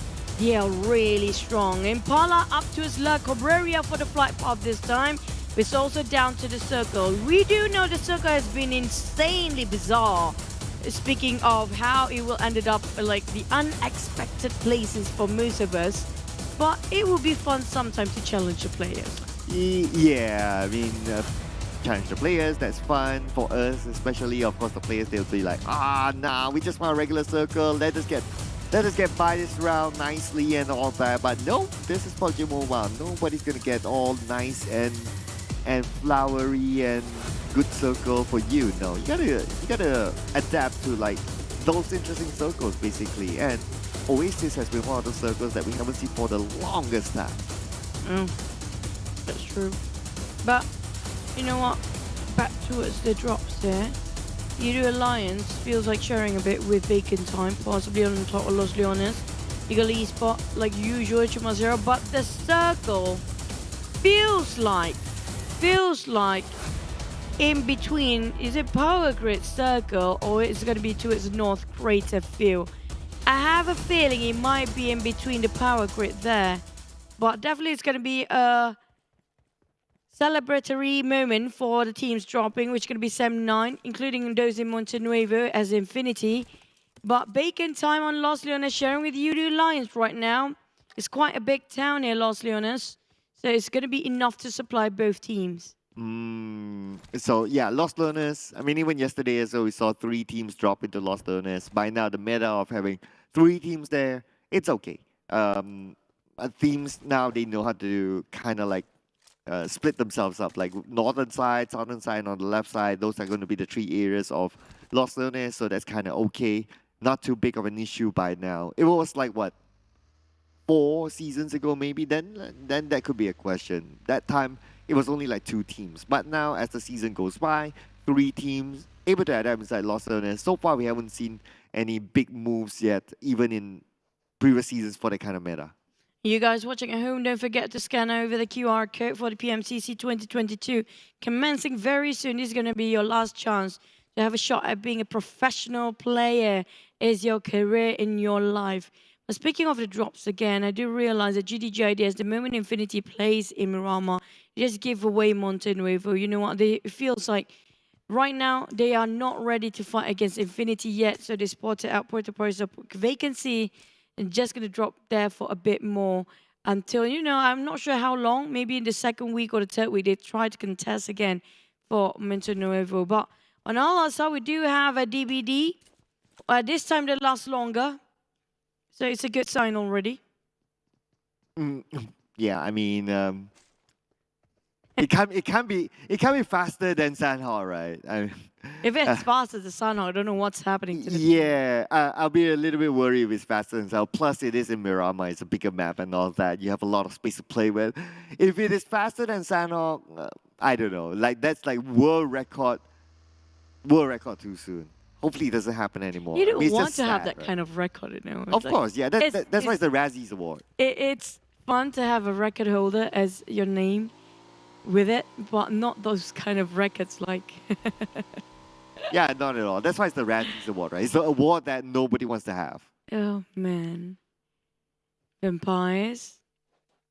A lot of teams feels like they are sort of having a truce here and just respect each other's boundaries and rotation, securing perimeters when having a scout to rotate around the corner. Infinity, same goes for them. But not so much for BN United, fighting against Sam9 here. Interesting prospect. And Putra got with a mini 14, finish off BNU player. Having a minor victory, silence on the ground. Not sure where are the rest of BN United right now. Can't see anywhere nearby. It's definitely an extra point for the side of Putra. Right, the moment you ask for some form of action, this happens immediately. Maybe you can ask for like food, and maybe it will show up later. But yeah, it is going to show up anyway. But anyway, what's not showing up right now? It's BN United again. Very early fights. If it works out for them, fine, that's okay. But again, another early fight that didn't work out for them. Only 8 elimination, only 8 points so far. The only team with still a single-digit point. I don't know. It's tough. Even like PMRC, like yes, they didn't start off well, but at least towards the end they were like, okay, they're not like the last place. But right now, looking at this kind of situation, I don't know. There needs to be an overhaul for like BN United's game plan somehow. The thing is, just now, usually Semnan drop around power grid, but they are in the creative field. Well, FaZe is actually in the creative field. Is this one of the reasons, right, why... I'm not surprised NFT is there because they used to drop in La Cabrera, but the thing is, Sam9 is there. One of them in the reason because they don't want to fight against FaZe too early on. And this is actually a good call coming out from them as they still can stop a lot of players from climbing up here. But if the circle shift downwards now, that's really crucial for them to actually secure themselves down into the lower grounds. Make sure they can survive from that slow hike or climbing down there. Graveyard taken over by Vampires. Feels like a silence's graveyard it is. Yeah, it is called Graveyard for a reason, right? So happened that they happen to be here. And so happened it had to be the Vampires. Just saying, just pointing that out. Vampires, Graveyard, get it? Yeah, just so happened. But Box Gaming, so now they are making, they are playing in this round. Right now, they are the second lowest. And Box Gaming, like what you say, used to be one of those teams that have a lot of support for them. And they did fairly well back in the day, but over time, they just didn't adapt. So I feel that Box Gaming is like, yes, they have that brand name, like everyone knows Box Gaming, especially when you watch any Vietnamese PMPL live stream, like a lot of Box Gaming fighting, but time is catching up to them, and we can see that a lot of other teams are starting to step up. Like even like Alter Ego NFT. Back in the day, we don't really talk about them, but now they're one of the teams on top. So Boss Gaming needs to find a way to adapt to current times with these new teams and the new meta. I just wish the new meta is actually 10 points for chicken dinner. Honestly speaking. Well, I mean, That which all you that want. I mean, that was really fun, by the way. You know, when the players really have to be pushed to the corner, when like, you know what, we can't rely too much on the rank point. That was really fun. That was really fun. Back towards the side of FaZe, they're taking the high grounds as usual when it comes to Buriram, not Sunhawk. Buriram, it's always about the high terrains and high grounds. Whoever got it, you get yourself quite a view and plus a lot of information if you stand on the prime spot. Ego Esports will be just passed by the side of Bacon and on top of Chumacera. It's going to be a usual spot. I'm not sure if Bacon Town want to park themselves there just to make sure they can hover the crosshair to the side of Ego Esports to get a couple of eliminations while they're transitioning into the circle, but feels like they're not going to take that sort of a risk. And Yuhai spotted out and boom. I think this is going to be on top of Power Grid, possibly around St. Martin area. Yeah, it's possible. It's possible around the area of St. Martin. One of the high grounds there is one of the famous or preferred checkpoints for Geek Fam. And they're going up against Boom as Hexas goes down. But now we have visual over whatever that's happening. And we can see that Yuhai is putting pressure onto the outside. And okay, yeah, it's going to be the areas of Tora Shimada. Oh, all the way up north. And the only team on that side. So Geek Fam, they really want to get it over Boom. Boom, not giving up just yet. And Boom, managed to counter fire on the Yuhai. Yuhai goes down and will go out. That's really far. Geek Fam travel up to the north all the way, trying to just get the fight in on top of Tura Humada. It is unusual, actually, for Geek Fam rotation. Finish off one by one with Damrit, a bit of a trade there. Come out with Octa. A lot of them being finished off by the blue slowly, surely, and that's going to burn them quite a bit. It's not too much yet. It's still going to be 0.6% per second for the HP being burned down here. Micah OP with less than 100 meters distance. Want to shoot against the side of Boom. But the thing is, Boom got better covers than they do. Damrit still bleeding out. None of these guys of Geek Fam tried to save him up yet. And Snipes tried to get onto the vintage point, hoping to buy a bit more space to just fire on Boom, making sure that Damrit will be picked up by their teammate. Well, I'm not sure which situation is better right now because Boom is like tanking out the blue and the blue is just right behind them, while Geek Fam, they are not in the zone, but they're in a position that they can gatekeep Boom, so they have like that 50-50 good and bad for each of these sides. They definitely have better position now for Geek Fam. They don't have to pressure themselves in the blue zone. There's already 1+ point here. And that's going to be Snipes taking it. And like we mentioned, he's going to go for the flank side to get the space for the time for Geek Fam to revive themselves among the process. Boo Boo Hoo slowly chip off by the blue, but definitely a lot of time wasted in here. And Geek Fam finally revived Damrit. There you go. Back to the side of Razy. Try to just pick a shot away, but it's just so many fences. Scar L in the hands. Damrit to finish off by the blue zone. Micah took too much time here, finally hop onto his vehicles a bit too late now to bail this one out. Oh man, they got Snipes to do the job just now, but it's just not acted fast enough on the side of Geek Fam. Well, that's why I say it was a 50-50, right? Because they also had their good stuff, which is they had the numbers at some point. So by having the numbers, they can kind of bait Snipes to kind of like show himself, or can even go for the flanks and try to distract our position. And now Snipes is put in an uncomfortable position. Boo Crew knows exactly where he is. The nade onto Snipes will take him out. And it didn't land. It's still all right. Boo Crew has one first aid. I believe Snipes has a couple of them. But either way, 1,000 meters away from the circle, it's not good news for either side. It's not great for Geek Fam. Definitely not worth fighting for both teams right now. Overcommitted to this, but Infinity definitely start to charge against the other teams there. While Snipes slowly losing his HP within the smoke, hoping it will cover him just temporarily, but I don't think that's going to be a good ending. There you go. Finally, Geek Fam finished off straight away. And that's going to be the team I didn't predict. It was somebody else. On the side of Boom, hopefully they have enough time to travel inside of a circle. They do have a couple of vehicles being left off by the enemies before. But Yoodo Alliance fighting against GIDS. I'm not sure who Infinity fought against just now, but Rebel Boy having a good view towards the side of Boom, taking on one down, having a bit of problem for the execution, but Boom's, if he moves forward, then it's going to be a clear cut for Rebel Boy, finish it up. Yep, there you go. Something's happening over the Infinity as well. We saw the elimination feed going up, involving them, and all of a sudden the Infinity only left with 2 players. I believe they kind of clashed with Sam9 at some point, and Sam9 got that advantage over the Infinity. It's down to Gartuni and Logan. The duo is going to do it to the end, and Sam9 seems to want more blood. Here comes the tap with a Mini 14. They should have got one or a couple or more. Logan with a vehicle also on the bike. Slowly, but whiffed by Putra. That's going to be a race spray with a Scar L. Is really disappointed as well. As much as we do watching right now, I didn't manage to tap a clear view just now. Bacon Time have a huge hike. Saying it's for Infinity, but I reach it there way before the rest of Infinity make it through. And also, there's going to be a prime spot for a lot of guys who want to get themselves a lot of eliminations.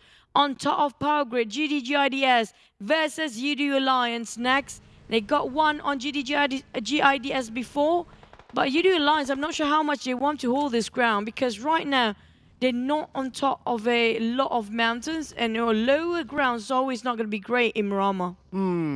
Bacon Time, I believe the circle, last we saw it was somewhere towards San Martin, and it's still somewhere within that circle. So I can see why this area is a prime position for these teams, and a lot of teams want this. If you're up there, your view is great. And if you have another teammate with you, even you get knocked down, it's easy for you to reset yourselves. It's hard for any other team to try and end you. So I can see why Bacon Time really, really wants that. But it's also smart for the Infinity to notice that someone's up there. They don't commit all the way, because if they commit all the way while they're trying to drive up that hill, Bacon Time can just easily shoot them down. So good thing they changed their plans. But what's going to be next, because there are a lot of teams all around them. But speaking about teams around, so it looks like Razy will be the next one from Boom to be gunned down, but not out yet. And at the same time, Boom, they are still tanking out the blue. I don't think they're in a good position. This moment, Razy is out. Gatekeep. Definitely, it's going to be a gatekeep, because SLD shooting down on Boom, and they are not inside of the blue zone. They are in the rim of a circle, or just on the outskirts of the rim of a circle. And now I have a bad feeling for Boom. Feels like slowly dropping like flies here, being gatekeep on the other end. Oh, we're looking over Power Grid, where there's going to be a bit of a stalemate between Vampires. Always play such a good position. And Alter Ego have to cut across the side of GIDS. On top of Power Grid as well. There's like 4 or 5 teams around this the same compound. If you actually put yourself in the wrong direction, you're going to get yourself caught in a trap of Battlefield. And you don't want to be that team. Well, I guess they kind of need to take a little bit of a risk as well, because time's not on their side. But anyway, speaking on what's not on their side, the bullets not on their side for our devs from Sam9 will be gunned down. Alter Ego somehow managed to slide their way into the areas of Power Grid, but looking at the circle 700 meters away, they're currently not in it.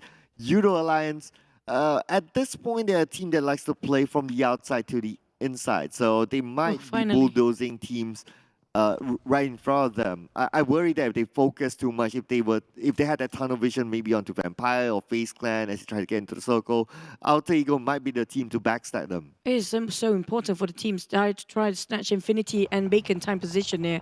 Look at how prime the spot is. Yes, if you are on Logan, you have compound, but you don't have that much view on what's going on up top.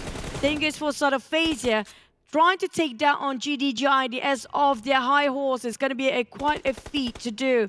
Infinity versus Bacon Time.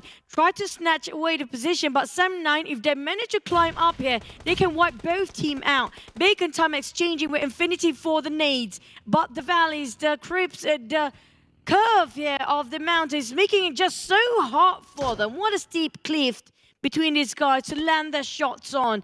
FaZe taking it on Snizzle, GIDS having a bit of a problem. But it's going to be Shirty spotted out by Guttani, but the spray whiffed it for a bit. GIDS, and also we have FaZe on the other end. Infinity in the center. They got sandwiched between 2 teams there. Ooh, and the Infinity is out at number 15, it seems.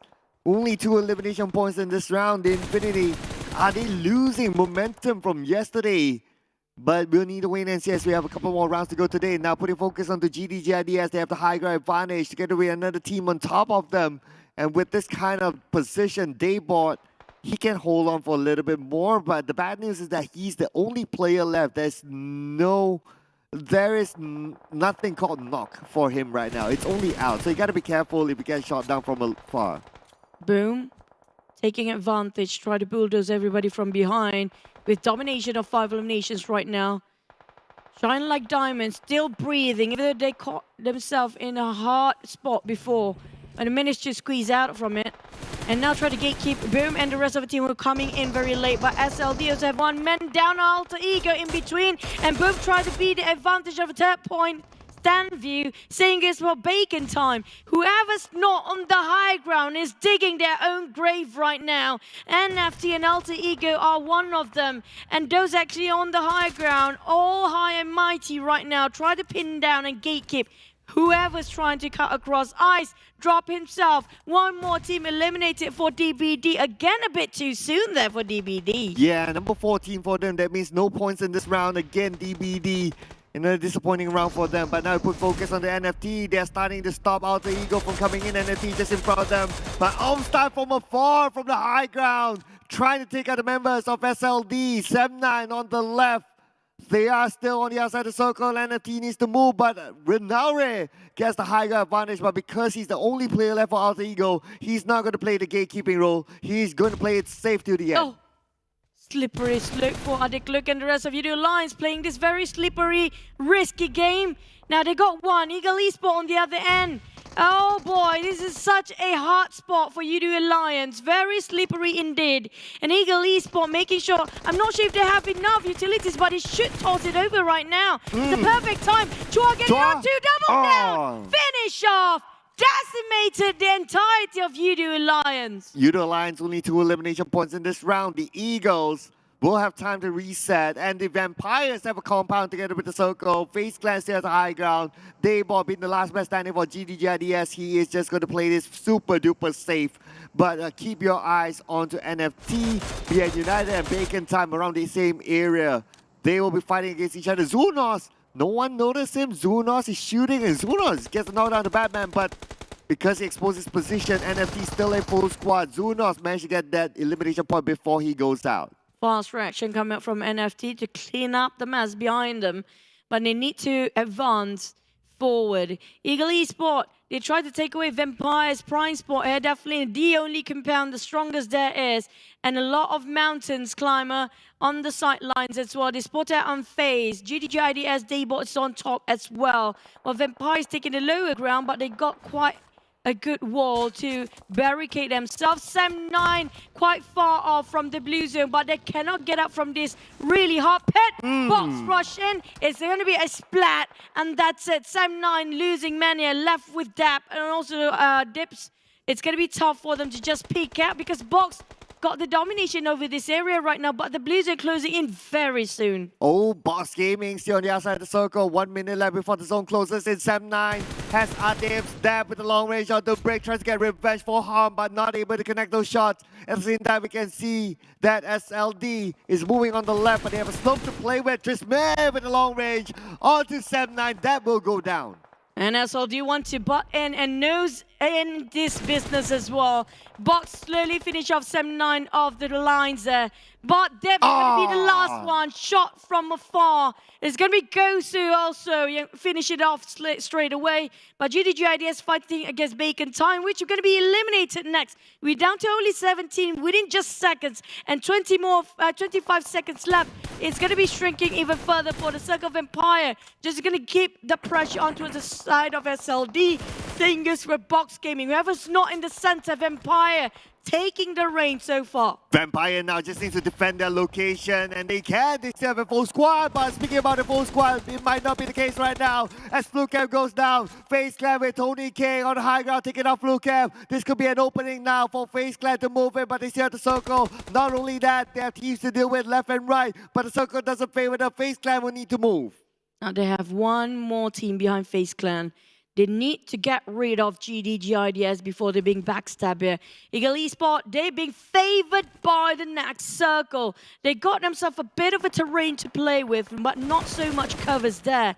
SLD's map spotted at Box Gaming try to stop them, denying their entrance towards the circle. But Box Gaming themselves are not in the safe zone either, because the moment they step out from this field, it's an open field for just vampires to shoot them over. And they only have a motorbike. Motorbike is so exposed. Not like they have enough exposure just yet. The moment they step out of this shack, that's it, they're gone for. Just look at the amount of teams around them. SLD, there's a high ground as well. GIDS, we have Daybot still alive. Daybot can oversee those teams on the outside, on the open field. The moment they move, and they will need to move because the zone is starting to close in. Box Gaming will be pressured by the blue.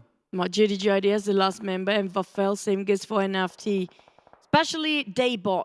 The moment he slides down, it's going to be the end for GIDS, but he can secure one more as Maps has spotted out a clear view against SLD. This is the time Daybot to try to get more eliminations, but it's a bit too late now as Gosu retaliates, counterfires from afar, but Gosu being scouted out by Trisme, not going to giving it off way easy there. FaZe trying to climb down, but Ego Esport making sure it's going to be a tough journey for them. And F1 spraying upon the side of FaZe, but it's not clipping, it's not connecting. Can it explode the vehicle? A bit too late now, cooking up the nade. And it's going to be a Molotov first.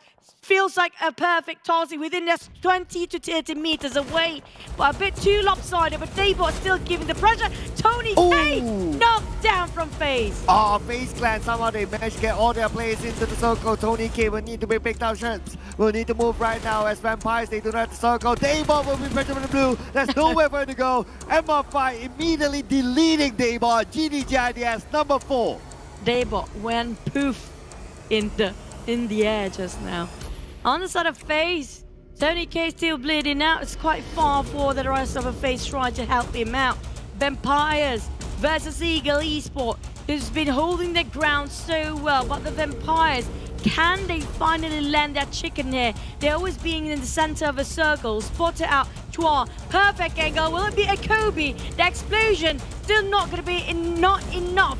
Chua still have slither of health to work with. F1 is trying to hold his ground, but they have two corners. F1 bombarded by Ravenclaw. MR5 taking down a bit of a hit there, but Stone trying to open up space for Vampires to push forward. But the problem is, it's going to be a three-way war. The spread coming up from FaZe, giving them a bit more space. Eagle Esport caught in between with one player left. Oh, nade from Ravenclaw to the Eagles. Will it land nicely? The nade will explode, but the nade will not connect yet. Now the spray coming in from Ravenclaw will not connect as well. The Eagles, they are still surviving this. The nade from Shrimps now will it connect? No as well. Looks like the Eagles somehow still survive, but Shrimps know exactly where they are. MR5 spots you Vampires on the other side. Tony K coming in, and it's going to be FaZe Clan getting those eliminations in the bag. This might be FaZe or Vampires. Still going to be a 50-50 3v3 here. Tony K with Lycan on the flank side, where MR5 shooting from the high ground. Slowly forward towards the safe zone, but spotted out by Stone. Stone never misses. That one bullet really clipped quite a number. Make a huge chunk of HP loss on the side of MR5. But MR5 tried to stop Stone. Stone's the only problem for MR5. If he's not being guarded, it's going to be FaZe's game, because he's got a clear view to the side of Empire Ravenclaw as well. But while the rest of them face Tony K and also Lycan try to open up space forward on the flank, on the left. MR5 trying to get down Tony K! What a nade just now! Where did the nade come from? They didn't even notice it. Tony K used the slow switch advantage. MR5's here on the high ground, but he needs to move soon. 40 more seconds on the clock, but he knows exactly where Vampires are. And Ravenclaw's the one still active. We managed to pick up his teammate, but Tony K moves in. And it's going to be FaZe Clan finally getting the chicken dinner in the bag. The team without chicken, but definitely on the top 5. Finally proven. You know, the cares of them not getting chicken till the end of everything tournament, even the PMRC, finally can get themselves a taste of their chicken dinner for themselves. FaZe Clan, Tony K, what a nice nade. The opening that they needed to enter into the Vampire's lair just now was well worth it. He'd been knocked down before, but he got back up to his feet and make it another go. And FaZe Clan, what a nice tag team play. What a nice teamwork performance just now. And it's a matter of time for FaZe Clan. They've been consistent, they can take good fights. It's just, you know, sometimes it's a little bit of an unlucky move for them. But then again, it's a matter of time. I do expect them to get the chicken dinner today, and I believe FaZe Clan was my prediction. Yay! Woo! I'm the first one to get it right. Yay! Yay! FaZe Clan Congratulations! and celebration. But yeah, FaZe Clan, I mean, Thai teams, again, they are showing it again and again why they are here at the stage. You know what? I feel like we might witness all Thai teams getting themselves a chicken within the first week here. Okay, we do have Infinity got himself a chicken, right? Buriram, one of it. Now it's all about bacon time. FaZe got them. Who else? Bacon Time, Vampire. Empire almost got it as well. Yeah. Close enough. There's Still TEM waiting Entertainment. for Vampire. Yeah, TEM Entertainment as well. Yeah, they haven't got it yet. So out of 6, half of them are done. 3 more to go, and all the Thai teams have gotten their own chicken dinner. I know, is it going to be a Thai and Indonesian game again for today? We have no clue, but definitely these guys were really having a tough time to actually read out a circle, which is quite hard when it comes to the last few ones, especially in the 5th. No, not really the 5th, the 4th circle. If you're not getting yourself in the high grounds just now, it's really tough because it's going to be sort of a crate there. And the only entry point you have will be guarded heavily by those actually on this high ground. So it's just nowhere else to go if you're not on the high ground during the 4th circle, and that's it. You're doomed yourself to actually be at the foot of a hill. Yeah, of course it depends on this circle, right? But this kind of circle, I do agree that like the high ground is a prime position, and it's always easier to like move from top to bottom rather than bottom to top, whatever happens at the end of the day. So placing themselves there is minimal risk as compared to being at the lower ground. But here are teams to focus. Our top 4 teams of the previous round, of course, FaZe Clan, they only spent like what, 1 second in the blue, and I believe that was somewhere towards the end. Other than that, the Vampires clean because they got that compound, they had the circle, so they didn't really needed to spend time in the blue. But the GIDS, because they traveled from somewhere on the right side, so that's why they had to like go through a lot of teams. They spend a little bit more time in the blue, but still managed to get themselves to the top 4. Especially Daybot with that high ground, that kind of position, it's hard to counter upon if he just stay put. Yep. But back to it, when it comes to the scoreboard in the match ranking, the only team got themselves a double digit here is going to be FaZe, and they got themselves a chicken. This is well deserving. They grind their way into the circle. With the Vampires, I want to respect Vampires a lot because they always try to hold the ground in the center and manage to hold until the top 5 or top 3 in the last minute here. That secures them 17 points. While Ego Esport again, Ego Esport SLD rising up the occasion, and Bots Gaming slowly following as well. GIDS, we do know they are one of the consistents in the middle bracket, but NFT since yesterday it has been a great day. Same goes for Bacon and Boom, but here comes our MVP. We saw how great this of a player. He is just remarkable, that Nate just now. If I were to just put like Tony K's picture like a couple of seasons ago, just beside this one, is so different. Yeah, he looks a lot more mature now. Yeah, he looked a bit boyish back then. Maybe one of the reasons because of haircut. Yeah. But this can be the damage is much more average like the usual. We've seen 1,002 the highest, but the 300, not really 300, 33 meters for the longest elimination in distance. I think that's mostly because of his hand grenade just now that tossed over with the double knockdown. Yeah, that nade, that was the opening as well for them to finish off their opponent Vampires, and a couple of other knocks as well through nades. I mean, it was a very good game for FaZe Clan. Used their utilities well. Well deserved to be on top at, if you ask me, at this moment. 70 points, 7 points difference with Alter Ego, followed by NFT with 2 points difference, and then we have Vampires next with about 6 points difference, and followed by 4 rivals with only 1 point difference. So overall, the points are not too far away between each other, and of course, you want to finish up as high as possible at the end of the day, right? Because you want to get that bonus weekly points to carry over onto the grand finals as well. But looking good so far for FaZe Clan. For some of the teams on page number 2, we can see a lot of them not moving at all. I mean, like, for me personally, up to 12th place is still swappable towards the top 10. Like, even on the 3rd place, it's still reachable for them. But those actually dropping from especially 14 places is quite a fetch. If they want to get themselves in the first page, they have to get really good run the entire day. Even though Buriram got themselves and Boom got themselves chicken on the 2nd page here, but it's because their consistency is just a bit of a problem. They're a bit on a roller coaster ride, and they just couldn't get themselves in the top 5 in every single game. It's a different story when it comes to Vampires and for Rivals. Without chicken, they still maintain in the top 5 no matter what. Same goes for GIDS. They haven't got themselves any chicken, but they have been maintaining their positions and got a couple of eliminations during the last few rounds. That's more than enough to make sure that they secure themselves to get into the weekly bonus point. Yeah, GIDS is definitely one of those teams that you want to keep an eye on.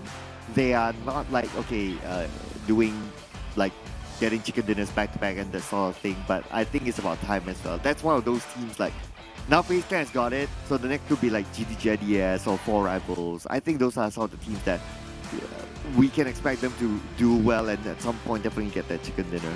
But just to show a little bit of a recap from whatever happened here, so the reason why GIDS, they spent a lot of time in the blue because they dropped into the areas of Impala and the southern areas, those kind of places. And they had to spend a little bit of time in the blue, but because of their playstyle, they're used to doing a little bit of a later entry.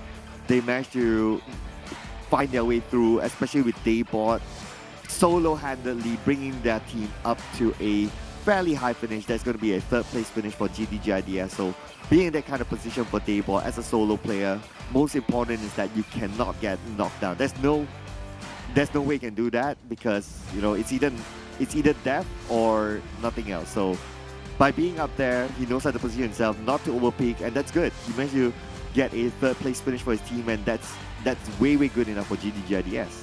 Just to look at this recap just now, the hardest entries coming out from the side of Ego actually. You know what? I love Ego Esports these days because how they play have been so ingenious that they know how to place themselves. They're thinking about, their mindset is try to think about what your enemy is thinking right now, and they were having just only one entry point in the low ground. You saw how the creatures now have a sort of a one entry point, that's it.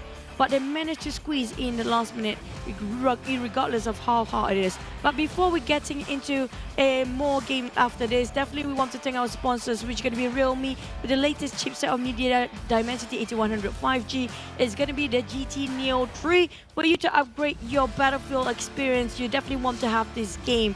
And don't forget to hashtag away be the one for your TikTok challenge going on all our pages of PUBG Mobile, which is going to be quite a number here. We're talking about PUBG Mobile MY official, PUBG Mobile Esports.my, and PUBG Mobile Esports.sg, and PUBG Mobile official PH for the Philippines. And you guys definitely hungry right now for your chicken.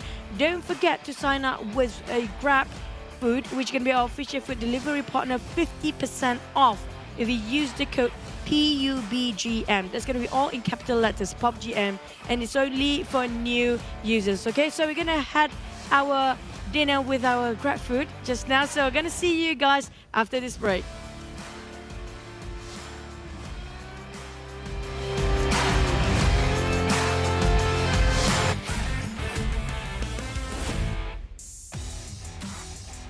Chúng ta lại gặp nhau rồi.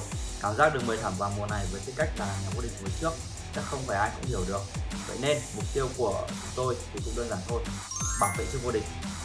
เรื่องนั้นมันก็หลายเดือนมาแล้วนะแต่ได้ข่าวว่าพวกนายเกือบไม่ได้แชมป์ในรายการเวียดนามทำคะแนนเท่ากับอันดับที่2แล้วยังจะมีหน้ามาบอกว่าจะรักษาแชมป์เอาไว้เนี่ยนะ Brother, I advise you all to be more realistic, set small goals like us, something like getting first place for 4 weeks straight.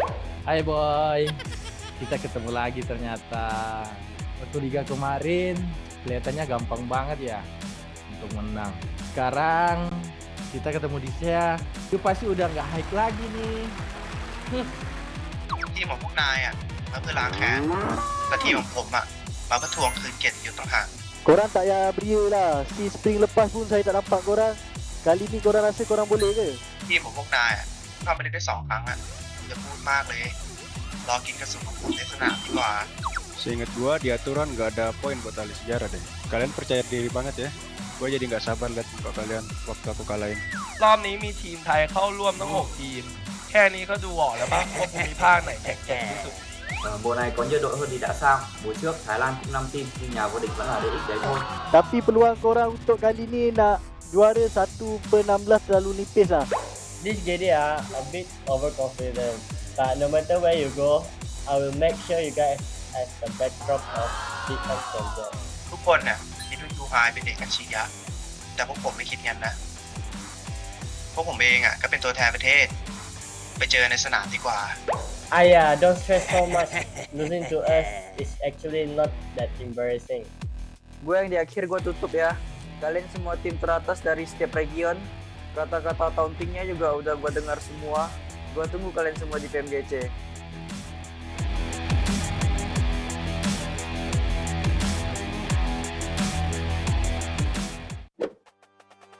Dear PUBG mobile players, welcome to the new version. In this video, let's take a look at the game's new and improved social system.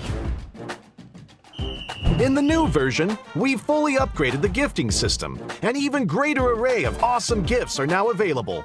First, we've added popularity rankings and clout value. This measures an individual's generosity by how many gifts they send to other players. As a player's clout ranking increases, they'll unlock prestigious rank perks. Go see which of your friends is the most generous. In this update, we've added Guardian Gifts. Guardian Gifts last for a period of time. Once sent, the players form a Guardian relationship to reflect the significant connection between the players. There will be a dedicated ranking for Guardian duration. The gift wall is another new feature. After players receive gifts, the gift wall will display the progress of gifts received. When a player gets all the gifts of a particular theme, this will unlock a themed medal. Furthermore, in the new version, the player who sends the most gifts becomes a gift sponsor. A ton of new gifts have been added to the shop, including those with special effects. Go and buy a gift for your best friend. In this update, we have revamped the Synergy system. We have created a new Synergy Anniversary gift. During special anniversaries, players that have built connections will receive rewards via in-game mail. What's more, players that have built connections can obtain Synergy ranking rewards. We have added a Synergy recruitment system to help players post recruitment information and add friends. Go and recruit some friends. In this update, the number of friends a player can add has increased from 200 to 300. Friends can now be pinned to the list. In order to make it easier for players to use team reservations, we have lowered the threshold for making a friend reservation. The Synergy requirement has dropped from 50 to 5 points. In the new version, reservation info will still be displayed in the chat window. Players can send more kinds of invite messages and view the real-time status of reservations. At the same time, the in-game display for reservation requests is now clearer. Don't miss a reservation invitation from a friend. For Team Up Reservation Chat, we have added a quick chat feature to send Team Up reservations. This will allow players teaming up in the lobby to quickly send common messages. Try it for yourself. These are all the major improvements to the social systems in this update. There is more content for players to explore in the game. If you want to learn more, follow our official PUBG mobile community. Winner, winner, chicken dinner. See you next time.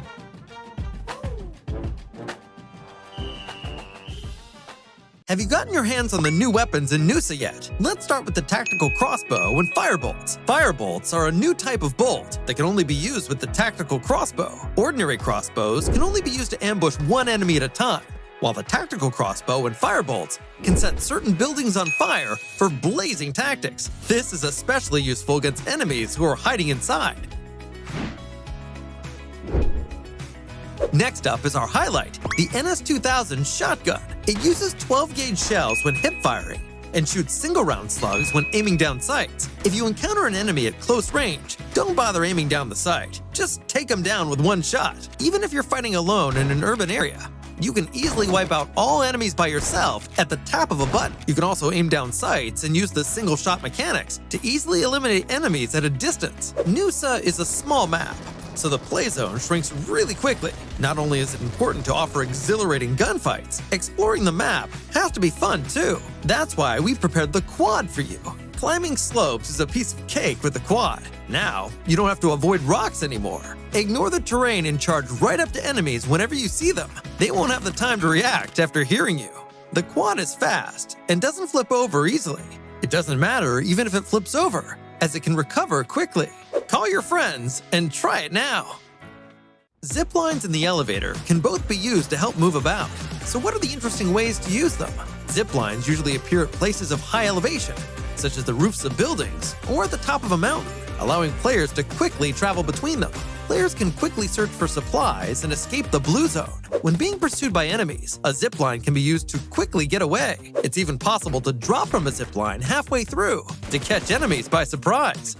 Furthermore, ziplines can be destroyed. Players can use the zipline to quickly reach the other side, then destroy it to prevent enemies from giving chase. Damaged ziplines also make good locations for ambush, as enemies may try and repair them. The elevator can be found in the tallest building of Telepack Town. The elevator can be used to quickly go between different floors. In actual battle, players can use the elevator to quickly get to the roof and to intercept enemies that come up from the lower levels. It's even possible to hide in the elevator and wait for unsuspecting enemies to enter to score a surprise elimination. Ziplines in the elevator are sure to help players out in battle and create all kinds of unexpected situations. So play PUBG Mobile and try it out. Hi everyone! In the PUBG Mobile version 2.2 update, Erangel is getting an overhaul with changes to the map, vehicles, and modes. Without further ado, let's find out what these changes are. In this update, we made several changes to the map. First, the hospital. It's one of the bigger buildings in Erangel. In this update, the following changes were made to the hospital. How to get in and out of the hospital, its structure, nearby objects, and the vegetation surrounding the hospital. Veteran players should know that some of the fences of the hospital can be scaled to enter the hospital.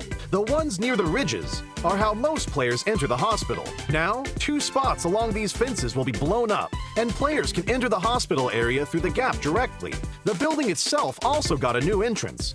Players that are on the ground can enter the first floor of the hospital directly through the newly added damaged wall. Those who parachute to the hospital can land on the roof and descend to the 3rd floor immediately. These changes will make it easier for players to spot the entrances and streamline their movements in this area.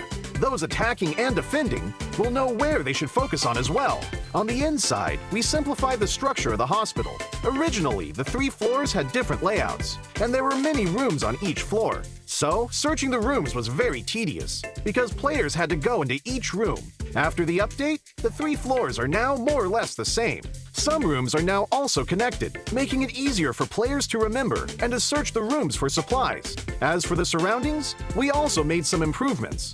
We added abandoned ambulances and ruined medical crates to the areas surrounding the hospital, so now it feels more authentic. We placed some objects at the entrance of the hospital so that it wouldn't be too empty. This gives players heading toward the hospital a covered area to protect themselves, so they are not directly exposed to enemies inside the hospital. Outside the fences on the side of the hospital, we added a new climbable spot. Players can hide here, or they can scale the fence to enter the hospital.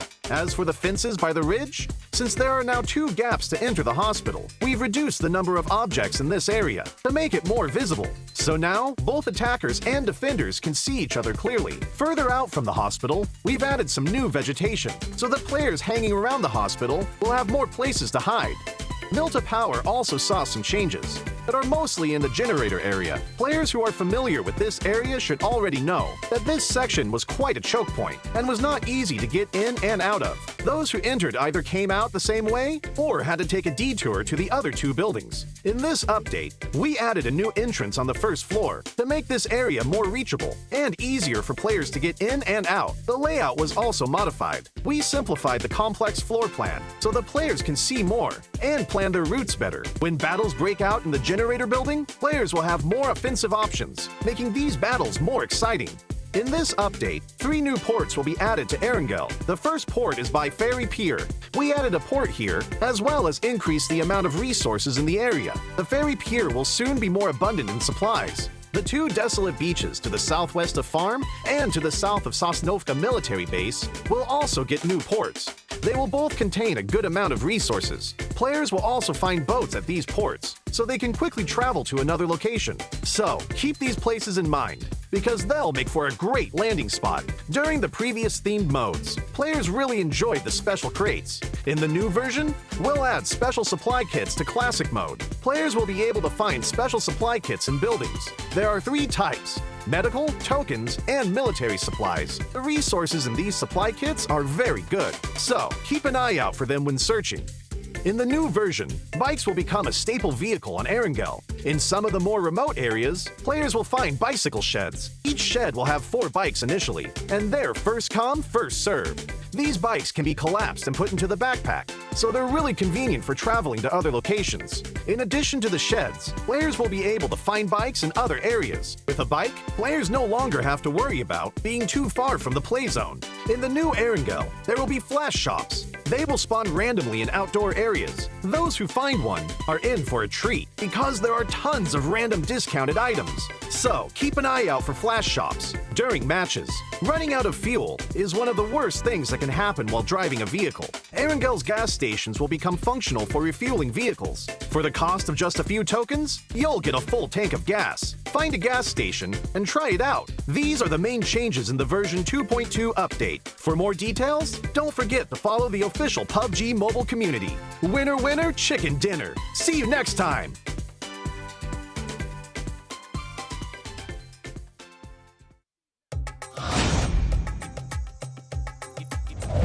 Hi everyone! In PUBG Mobile version 2.2, we'll officially release a new Battle Royale map, Nusa. Nusa is a 1 kilometer by 1 kilometer tropical island. The island is bright and sunny and has beautiful beaches, rolling hills, and dense vegetation. In addition to the natural scenery, it also has many areas that have a unique style and combat characteristics. Without further ado, let's take a closer look now. As a whole, being a 1 kilometer by 1 kilometer map, Nusa is the smallest map PUBG Mobile has released to date. It also has the most compact structure among all the Battle Royale maps. We can make some comparisons by looking at the data. Erangel is 8 kilometers by 8 kilometers in size, and 100 players participate in each match. This means there is an average of 1.56 players per square kilometer. In Nusa, an average of 32 players fight in a 1 square kilometer area. Conflicts are intense, and players will start shooting right after landing. In the southern part of the map is a heart-shaped island. 2 paths connect this island with the gorgeous Pink Beach. The Ferris wheel and hot air balloon are both located on Pink Beach, which highlight the romantic atmosphere of the beach. But keep in mind that the terrain of Pink Beach is rather open and has little cover within a certain area. If players want to move around Pink Beach, they can do so with the help of smoke grenades to obscure enemies' vision, or push the beach balls on the beach and use them as moving cover. But if you do so, remember to keep an eye on their durability. In short, Pink Beach is beautiful and romantic, but you must take care if you plan to spend some time there. Bulan Bay is located in the northwest part of the island, and the coast is quite low there. The cliffs on both sides have a large height difference, and players can move between them with a zip line, utilizing the advantages of high ground. Players at the top can observe where enemies are moving in the bay. Meanwhile, players in the bay need to move around covertly. There is also a cavern connected to the sea in the northern part of Bulan Bay. Players can jump there directly. The cavern extends in all directions, and players can explore this area. In addition to the natural scenery, Nusa also has many urban areas, of which the largest is Telepak Town, which is located in the southeastern part of the map. Buildings are scattered everywhere in the urban area, and close-range street fights can break out at any time. There are premium apartment buildings in Telepak Town. These buildings have elevators that can be used, which adds another dynamic to searching, attacking, and defending in the building. For example, example, players can set up an ambush in the elevator. By getting in and not selecting a floor, they can then give enemies a surprise when they enter to use the elevator. The rooftops of buildings in Telepack Town are also connected by zip lines, which gives players more flexibility in urban battles. If the zip line is destroyed, it can be repaired with a tactical crossbow. I believe Telepack Town will give players a unique 3D alley combat experience. If you like fast-paced battles and enjoy thrilling shootouts right after landing, you can land at the Science Center at the heart of the map. The design of the modern orbital satellite roof feels really high-tech. The Science Center has 3 floors. Each floor is spacious and contains lots of supplies, which attracts many players to loot this area. As you can imagine, very intense battles will break out between these floors. At the top of the Science Center is a rooftop with a multi-layer structure. Players can look far into the distance from here for a great visual advantage. However, they'll also be exposed as there's nowhere to hide. If you want to land directly on the rooftop, you must check if there are enemies nearby to ensure your own safety. In short, if you're confident in your close-range shooting skills, you're welcome to land at the Science Center.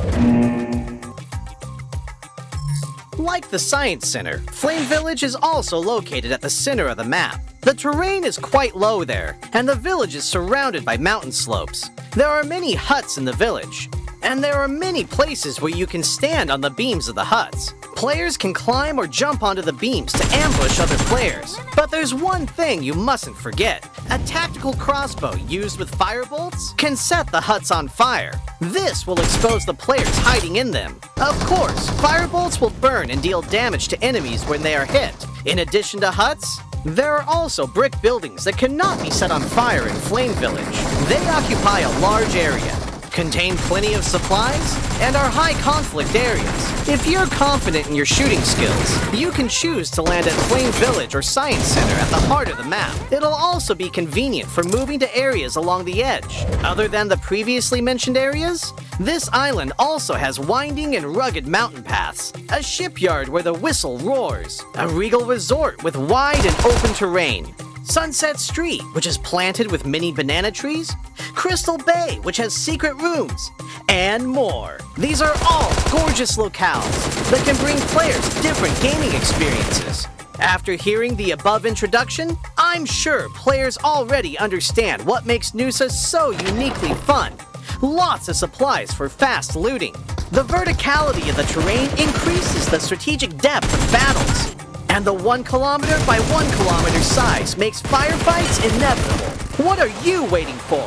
Gather your friends and enjoy a rowdy vacation on Noosa. For more details, don't forget to follow the official PUBG mobile community. See you next time!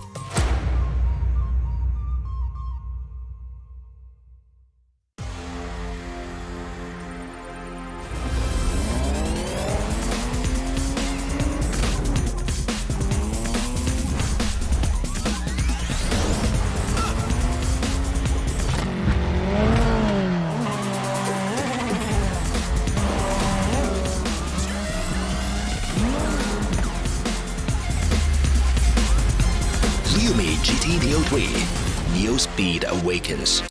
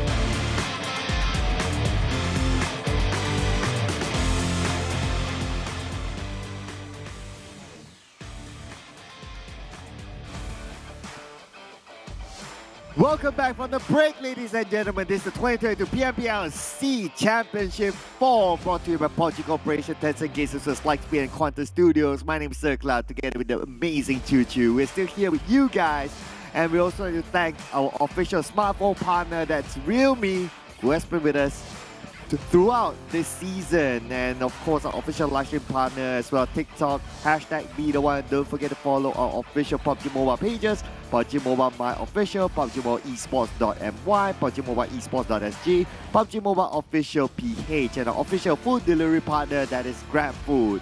And so far today, out of the 2 rounds that we have played, it has been an amazing day for the Thai teams. Yep, there's only one flag waving out right now, which is going to be coming out from the Thais. We're waiting.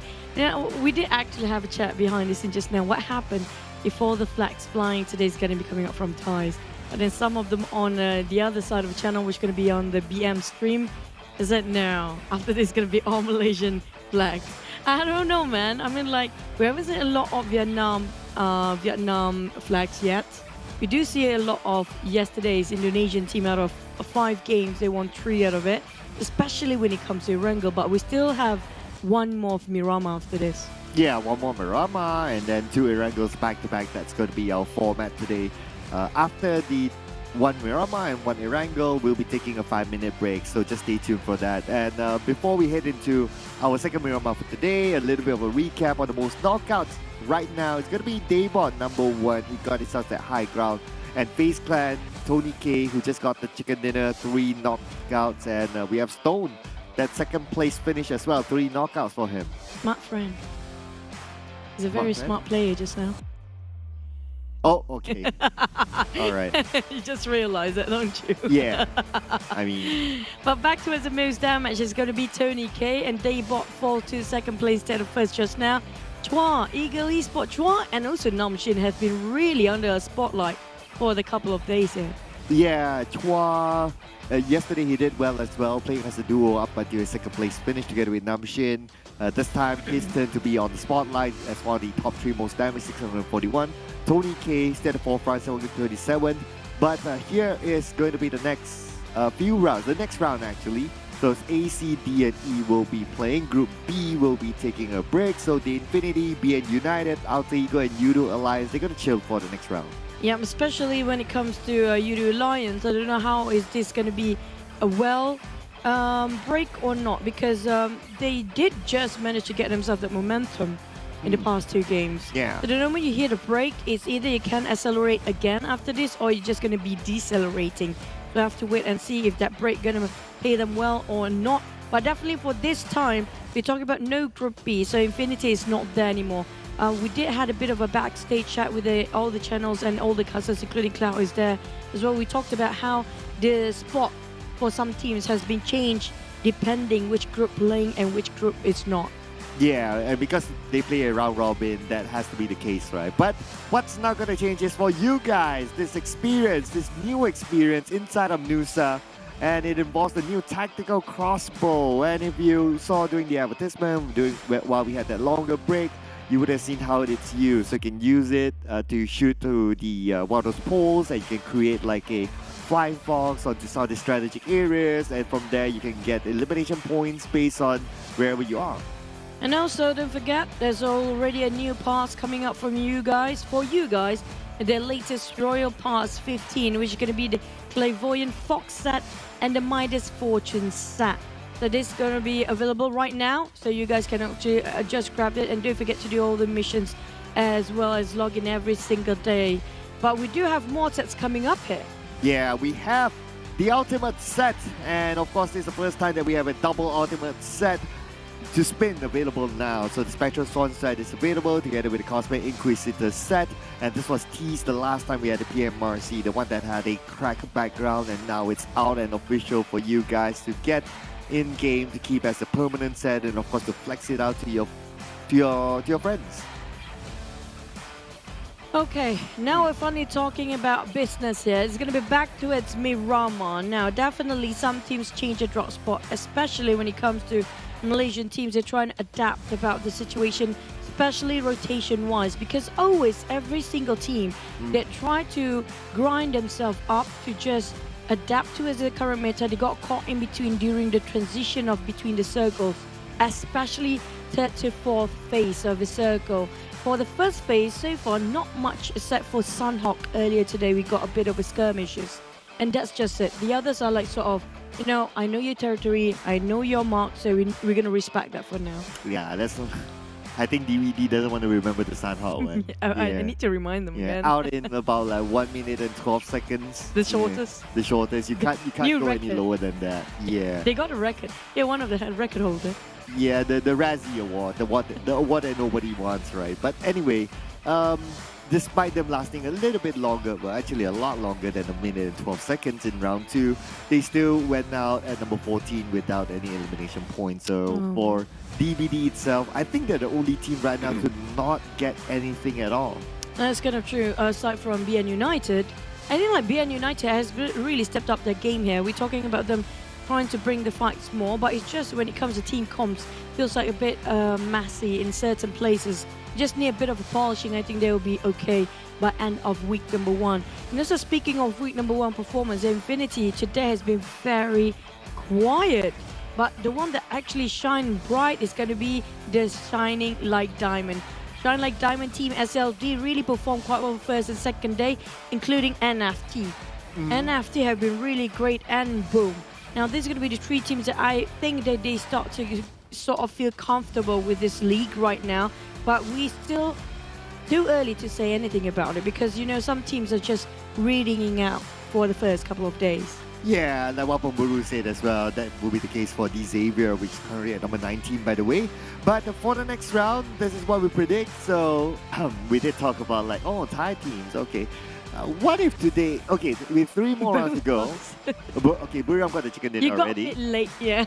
Yeah, a little bit, but I got FaZe Clan correct, so that's going to be 1 in the bag. But with 3 more rounds to go, if like TEM Entertainment starts first and then another Thai team and another Thai team, a different one, then they will complete their mission of all Thai teams getting the chicken dinner. That's true. Yeah. And that's true. And it happened today for every single match Thai's getting it. I mean, like, I don't know what else to say. Yeah, I know, right? TEM Entertainment, when you ask about this team, a lot of the feedback coming out from the players, it's going to be they are one heck of a team. One tough cookie to bring down easily because they are so well when it comes to getting fight. It's just the hardest place for them to actually get is in the top 5 last few circles because they have been trying to force a fight too many times. Yeah, I guess maybe trying to adapt to the meta, but maybe they just couldn't. But so it depends on situations as well because other teams try to do the same. So it's kind of like positive equals to negative. Oh, well, putting out a math theory there. But anyway, so it's going to be round 2 Miramar because of the grouping change. After this, we'll be seeing Group B taking a break, but we still have like Group C who has a lot of firepower in them. The Eagles, FaZe Clan, NFT. Big teams here in Group C is still in this, so that means that it could still disrupt a lot of other teams' type of play. That's kind of true, especially we mentioned about Group C, right? The moment they are not playing, it feels a bit quiet. But when they are in the game, it's going to be all over the place, especially Ego Esport. We have to keep an eye for this team. They always drop around Chumasera. But this time, I'm not sure how it will fare because it's going to be a different group entirely. We don't have Group B. But FaZe definitely want to get more numbers here. NFT and Sam9, they had a really rough spot for the Malaysian teams as well. Can they make a comeback when it comes to the second day? Let's head into our second Miramar of the day right here, right now.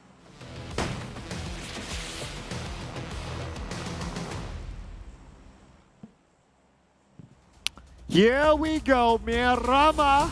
The second Miramar for today. Before we move on to the last 2 games that's going to be played in the Wrangle. So looks like it's going to be a southern side flight path. I think it's going to cut across the southern side. So Chumasera is easily accessible. That means Eagles would have a problem to go there. Geek Fam, however, they're a little bit of a nomad. El Pozo used to be one of their drop spot. Yesterday they dropped into San Martin. And now looking at the current scenario, going straight into San Martin might be a little bit difficult. They're heading towards La Drillera. So change there for Geek Fam again. And for the one dropping on North, I think it's going to be ended up on top of El Pozo, the nearest they can actually go. But after they try to find a couple of vehicles, so it's like a Buriram, like you mentioned. But also, this is going to be depends on the circle. If the circle up north, there's going to be a lot of teams really fighting for vehicles from the start here. For SEM9, feels like they want to go for maybe power grid, the way they are actually moving. SLD might actually go into the side of water treatment, or in between just Hacienda de Patron, depending how much they can just float over towards that side. We have Buriram. Oh well, there you go. Feels like we might ended up near to the last circle. Last one was Crater Fields, mind you. But this one, it feels like maybe in between the Crater Field water treatment, even Hacienda de Patron, those high mountains. Yeah, basically the high mountains just outside of Crater Field, that will definitely be one of the hot spots or the prime position. Look at this current circle. And the Geek Fam is actually very familiar with that. They used to drop around the areas of La Cabrera, and one of the checkpoints they like to go to is those high grounds just on the right side of it. I believe that with this kind of first drop for them, La Cabrera, looking at what they just did, they immediately got a vehicle. Looks like they do plan to go up north anyway. Expect them to loot quickly inside of La Cabrera, and then they will head towards one of the high grounds on the middle of the circle. True. And also teams, just now, the flight path itself is more toward the southern side of the map. So it shows that a lot of teams dropping there as well. So they might actually try to rotate there as fast as possible or as slow as they can be. Because right now, if you cannot get in as fast, you couldn't find vehicle, it's best to actually play the outer circle because it's just too much at stake there. They're just jeopardizing regarding the transition later on, including now the one that actually in the middle of the map, which is going to be including Vampires, M9, these teams like even FaZe Clan. They might actually try to get in there as fast as possible, but you guys can also just drop this QR code and try and take it with a picture or camera right now, because it's your turn to actually be one of the new legacy bringing into the next PMPL 2023, which you actually might have a shot if you can qualify yourself in the PMCC. Yep, another route for you to get into the next season of PMPL. Of course, that goes to PMNC, and then there will be a opportunity to move towards PMPL. But of course, for you to know the exact details of that, do stay tuned. When it's going to happen, you can check out the social medias of PUBG Mobile as well while you're at it. But focusing onto this game, 4 rivals, another team that is currently up there without the chicken dinner, mind you, and they've been performing fairly consistently. So that's another team for you to keep an eye on. Yep, and also one of the furthest having their journey just now because of the flight path. They are one of the team that love to drop up north, which can be Chris DeVille. But I'm not sure where Boom is right now. I want to see where Boom is, because Boom sometimes they just randomly drops whenever they want to be. So usually it's going to be Tierra Bronca, which is going to be nearby on top of a 4 rivals. But so far we haven't seen any of those 2 teams clashes yet. But aside of Geek Fam, feels like they are at the rim of circle. They haven't been doing great at all the past 2 days for Geek Fam. Yeah, not at all, in fact. And it's a very different performance for them as compared to the PMPL GPH. They were wrecking everyone, and they broke the record of getting #1 every week during the league.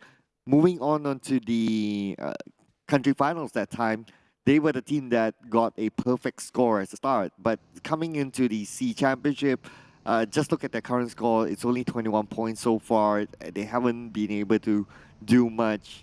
DBD just below them with a difference of 6 points, and SEM9 above them with a difference of 8 points. So it's still a lot of points to catch up if they want to get into at least a first pager. That's true. And this is really awkward for us to actually, without BN United, we're looking at these Avies as the last place there. Same goes for DBD. Now, DBD used to be the team that's really consistent. Like, always got themselves in a middle bracket.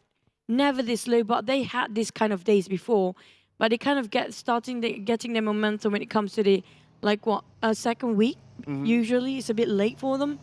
But there's a lot of big teams down there that we are kind of surprised they haven't got their debut yet in this league. They are not waking up yet. So back to the side of water treatment, we do have Box Gaming here. But feels like they won't be, clashing, because most of the teams right now, their main focus and main objectives is going to be finding vehicles first, because of the flight path really contradicts towards the circle. So it's not unusual for us not looking any fights at all, and not really uncommon to see some players don't have anything much to work with because they need to focus on getting into the circle as close as possible. Frankie straight away gonna pan out to a sort of Geek Fam across him. I think he sort of feels like there must be somebody across that road because Montenova used to be dropped by a lot of team. Infinity is not here. Definitely it's going to be vacant for a bit. Yeah, the Infinity ain't playing, so a little bit of a switch there in terms of where teams will be and the possibility of them bumping into another team. So kind of smart for the Xavier to follow that route, considering that the Infinity is not playing this round, so they kind of use that way. So that's okay for them. The possibility of them bumping into the Infinity or any other team is a little bit lower. And it's not like they are doing a slow rotation. The rotation is pretty fast. But now we put focus on DBD, and you mentioned about DBD. Again, this could be a third time in a row. Bad start for them. They had to sacrifice one player for some reason doing the scouting work, and the point went to Buriram United. Buriram slowly rising here. But at the same time, I'm not sure where are the rest of DBD though. Why is it too far off for them? These Avis, what happened to be clashing with FaZe is what we mentioned before when there's only one direction up north there. And FaZe, Tony K spotted out Frankie, and there's only one tree in between. I don't feel like it's going to be enough for Frankie to survive, but the rest of the team definitely will just keep on moving forward since it's a bit too late for them to actually do a bit of damage control. Two teams lost 2 men quite early on, and 2 teams playing in the blue zone. Still, it's going to be GIDS. DBD just now was in the blue zone, but they managed to squeeze in the last minute. The Xavier had to lose another player very, very early on. This will definitely affect their motivation. I mean, they had a good plan. They know where to rotate, but unfortunately, they had to bump into a team that's currently hard, that's FaZe Clan, and the points given to them. This will definitely affect not only the way they play, but also their motivation towards the rest of the round. So they need to do like what the Infinity did like yesterday. Like even with 3 players very early on, they still managed to fight their way to get the chicken dinner. Now they're going to share the same hill area as Sam9, but then again, as long as Rabbids doesn't get knocked, he should be fine. Yeah, the effort being put in here. Oh, there's going to be a bit of descent. Closing off Ravis. Kind of stuck in that corner for a bit with his vehicle. Yep, he's going to park there just right now. And he just gave up. You know what? That buggy going to be there for quite some time there. Yep. That just happened. That happens when you trying to against the gravity. It's going to be physics in PUBG Mobile. On the BD side, it's going to be going up towards the north, Torre Ahomad. I have a feeling they want to rotate, maybe cutting across the Oasis or maybe on top of La Cabrera and just going down from there. So I'm not sure if NFT is still going to lingers around La Cabrera or not. But that's kind of a smart move because it's always every single game, right? There's not many players coming up from the north side. But Ego Esport for U-High, it's going to be clean execution, feels like, because Geek Fam too far to revive here. I didn't expect Geek Fam to come out to this high ground because that's what they normally do. But it feels like their timing this time is a little bit slow. Probably their timing is okay, but the Eagles, they're faster. They happen to be there first and they spot up U-High. U-High went up, got a surprise, and got shot down. And if you're the only one up there, it's very difficult for your teammates to come back you up. And you're pretty much a goner. You can't go down. There's one more team fighting and skirmishes happens for NFT versus SLD. Ramon's on the ground here. SLD got 2 men knocked down. It's going to be 2-2-1 trade for now. Ron cooking up the nade. Feels like a drop right on top of SLD. Whoa! A perfect 1A Kobe. Wow. That's going to be first team eliminated. SLD, we just praised them today, and this happened. I'm impressed. That's like total 6 sense to toss that nade. He didn't even get a good vision on where exactly his opponent was at, and the nade landed nicely. Wow, that was amazing. That was just yummy. What a delicious nade. True. But now back to this area of crater fields. There's a lot of hills there and a steep one as well. FaZe tried to revive. Rabies dropped himself sliding down the corner back into the pit. Oh, Rabies. Wait, what? And he was the last one. Yep. He slipped down. What? Okay. It's already the incident with the buggy before. And now this. Yeah. His buggy had to be stuck there and there's no way for him to get that buggy. And No, he just left the buggy just and trying to climb again. Because the buggy was stuck, there was no way for him to move it. But now we move over to Putra. Putra should be able to win this. And yes, he will against Razy. He had a little bit of an elevation advantage to shoot. I just had to talk about Xavier again. Like we talked about, we're talking about their motivation, and it just shows like they don't have an effort in this round, and it was wasted for Xavier. Oh, everybody tried to climb to the highest ground, caught accident in between. Boom. They lost one man in the process as well. A lot of teams tried to get on the high ground of Crater Field, thinking it might be the last few circles there. Whatever it's not, it's actually the mountains on the outskirts of Crater Fields, where a lot of Team Bacon Time park themselves there. NFT is already there. Box Gaming and Vampires is in the center. Buriram gonna come in very late on the northern side. Same goes for GIDS coming up from Tower Ahomada. TEM Entertainment will join and might have a clash with 4 rivals. Whilst Ego Esports chasing the tails of Geek Fam, we do have Boom, who kind of separated quite thin in between themselves, and Sem9 right across them. So maybe they've been gatekept by the side of Sem9. So that's why they kind of move on the northern side to its La Cabrera all the way. My God, Crater Field is going to be a dead yard. I like this so much. This is not a circle that we get all the time. This is rare. It's rare for it to go all the way up. And this will be an opportunity for our teams to adapt because they're so used to playing on this high ground, which was the prime position in the previous circle. But the moment the circle moves away, it's going to be a challenge for them. And the challenge is going to be between FaZe Clan and Bacon Time. FaZe. Let's spot out Venturus. Yep. Bacon Time. A bit hard for them. They need to climb down here. It's not worth fighting at all around this area. It's not even inside of a circle. And it's really a steep slope to just slide down. So they have to be extra careful. Well, the Xavier stream is definitely show us a lesson there. So they don't want to repeat that sort of mistake for Bacon Time. They don't want to overcommit. While FaZe still shooting, Shirty is trying to climb down as careful as possible. Sem9, Bacon Time, Geek Fam going a different route entirely. Feels like they won't engage into sort of any team fight yet. But Harm, I'm not sure where are the rest of Sem9. Feels like he's only here alone now. Oh, TEM Entertainment Bevy. That shot coming out, it's against Buriram. I think that's coming out from the northern side. Yeah, it is. That was the last time we saw Buriram United at least. So probably they bump into each other there. Geek Fam, on the other hand, managed to get into the circle, but Sem9 happened to be in the same compound. But there's still a lot of space to play. With this kind of circle and this kind of compound, there's still a lot of room for them to go about, a lot of compounds for them to play, and Geek Fam choose to play a little bit safer considering that they don't have their main fragger with W High. But TEM Entertainment got themselves this warehouse, but it's a risky one because so many windows, so many open space. The moment they step out, it's going to be an open plane. Boom, trying to target down towards the sort of DBD. Zix on the ground already. I think he tried to climb down just now. We got shot along the process. But Buriram, I'm not sure where are the rest of them, but it feels like they start to join in and move in unison right now. And boom, spot out Zix, finish off. It's going to be Boo Boo Hoo on the other side entirely. That was a nice flanking coming up from the side of Boom. But Buriram, a bit frustrated they couldn't get away with that one elimination, be stolen away by the other teams. We're now heading over to La Cabrera, where we have a bit of an urban style war between Box Gaming, 4 rivals, and there's one more team on the left side there.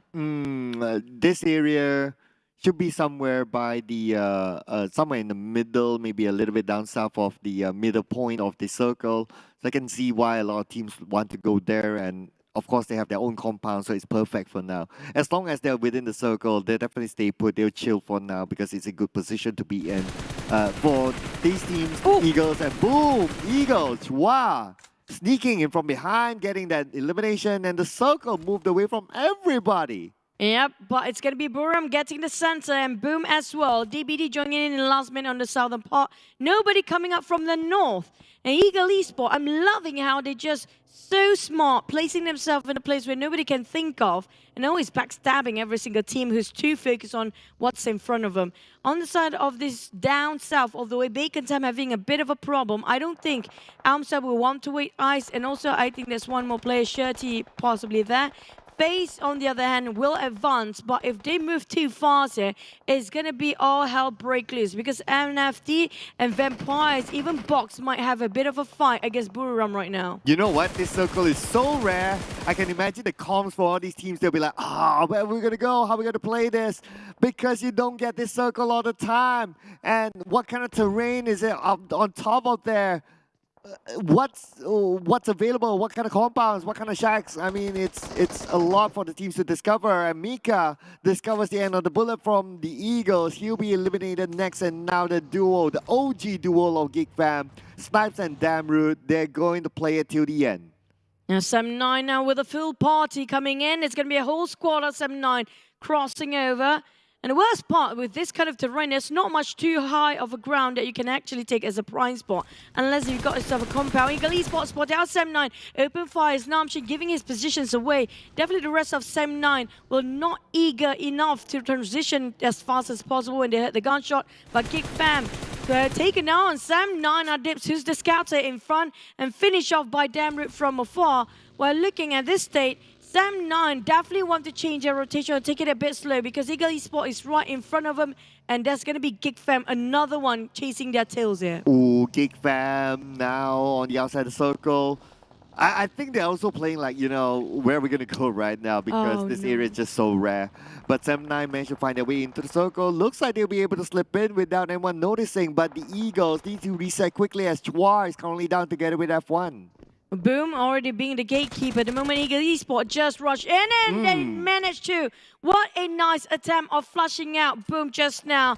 It's being eliminated even though Boom got there first. But Ego Esports is really good when it comes to flushing out compounds. FaZe, on the other hand, are going to meet up with TEM Entertainment on this warehouse. We'll have Box Gaming on the other and Boom on the other end as well. Mormon spraying out. What a nice spray coming up from Mormon. Taking out Tony K, MR5 there. And now down to Lycan. And also one more teammate of FaZe. Really trying to help us. Not enough on Zen. My God, with Asso.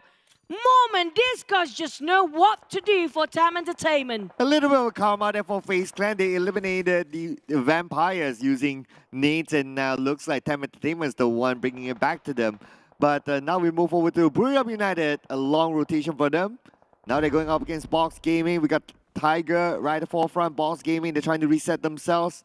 My name for me is still steady. Kengzo is taking care of the other angle from afar. He's playing the Damroot role, basically, the support role. Look at how crowded the southern side of the circle here. Buriram split it into 2-2 formation, and they both got the most of the circle. It's going to be 50% taken by Buriram only. But GIDS tried to take down on Box Gaming here, while Tiger tried to take down on Box Gaming as well. But they have to be careful. Bacon Time and NFT slowly creeping behind. TEM Entertainment slowly crushing and bulldozing, moving forward. Even got themselves an airdrop. Those coming up from the southern part. This is hell for them. Look at how saturated it is. Then they're not even in the circle. Oh man, a lot of teams on the outside of it. Buriram, good position like what you mentioned. Both of them splitting up, but then again, they got the circle together, so they are still in a very strong role. But then again, 5 more seconds on the clock, and all those teams on the outside will need to move. GIDS, one of them. That will go down to the most of NFT. GIDS spots out Sem9, wants to take away the point, but can't connect those shots. Damroot now taking on DBD, who's only left with Yen for the current being. I'm not sure if there's anybody else. I don't think so. There's only Yen left. Geek Fam with 2. Sem9 with 2 as well. But GIDS, they bought again. Doing the same thing like he did last time. And Yen with the UMP tried to make wonders with that. But Damroot and also Snipes, they don't have time. The dudes are closing in. Yen finish out. But Geek Fam also having a bit of a problem. He don't have enough time to heal. Damroot, that's not what you want to use. And Geek Fam bow out with Empires closing their journey here. And also Sem9 home next. Rolling around. Ravenclaw finishing off with a spray. That's a feast for the Vampires. Sucking the blood out for 2 teams down there. They are out for blood. The Vampires, they still have to hide out against the Eagles. Trying to take this elimination point away. So it's going to be Chua being eliminated next, given towards Vampires. Now they want to get a second one. The spray coming in out from Stone. Almost got it. On to the last member of the Eagles. Shot's going to come in from another angle. There's nowhere for him to run. F1, the last man standing, 1 nade for shots to rule them all. Oh, it's not going to connect. Yeah, but maybe it will because it's a high toss. Blues are coming in. There you That's go. it. That's it. One more team. Vampires out of nowhere. They just emerge and finish off bulldozing 3 teams in a row now with 5 eliminations. There's going to be Ego Esports plays at, TEM place. But we have 2 teams down. And instantaneously, same goes for 4 rivals, down to 8 teams here. Sam 9 try to finish off Tiger. And there you go, Putra managed to secure the elimination. But the Vampires, they should be watched out by these teams right now because they're being such a well-turned party coming in at the perfect time. Buriram United, despite them having the circle, only left with 2 players. GIDS tapping it away on Sam 9 on the Putra, the last man standing for his team. GIDS, they are still steady here with 3 members, but NFT, the moment they pick a solver, they're back as a full squad. On the side, we're going to have Vampires try to finish off Buriram players. Slowly, Stone try to push forward. Sam 9, they still have 1 player, hoping they will not be demolished by the side of Vampires here. Who's trying to force them out? There goes Ravenclaw cooking on the name. Nice Wow, one. Almost a Kobe. 30% health. And he's really low right now. Same goes for Sky. He's just really hoping that nobody actually spot him out. He's going to take a fight against GDG. They're challenging them to a fight. 7-9 eliminated by the side of Vampires again. And the circle shifted. And the Vampires are in it with Buriram barely make it in. Oh, Buriram, they do not have the circle no more. So as with the long range of the TEM Entertainment, no moment will be shot at, down to 60% health. Sowas is still alive together with Bensu. They're playing by the edge of the circle, but the zone will still pressure them. Now the zone is starting to close. The nade will be caught out by Sowas, tossing out to TEM Entertainment, but a little bit too far, will not connect at the moment. And after in the center, Baker Time taking on Mormon. Oh no, Baker Time Ice is last member as well. Too much at jeopardy. Bamsu finish it off, and it's going to be TEM Entertainment eliminated next. GIDS moving forward. Box Gaming spotted them out. Vampires trying to take on Ramones and NFT and Ice in between, but Snizzle will be shot from afar. Coming up from the side of Buriram as well. And Sky only finished it off straight away. It's going to be backstabbing. Sky coming up and just eliminated 1 team just now.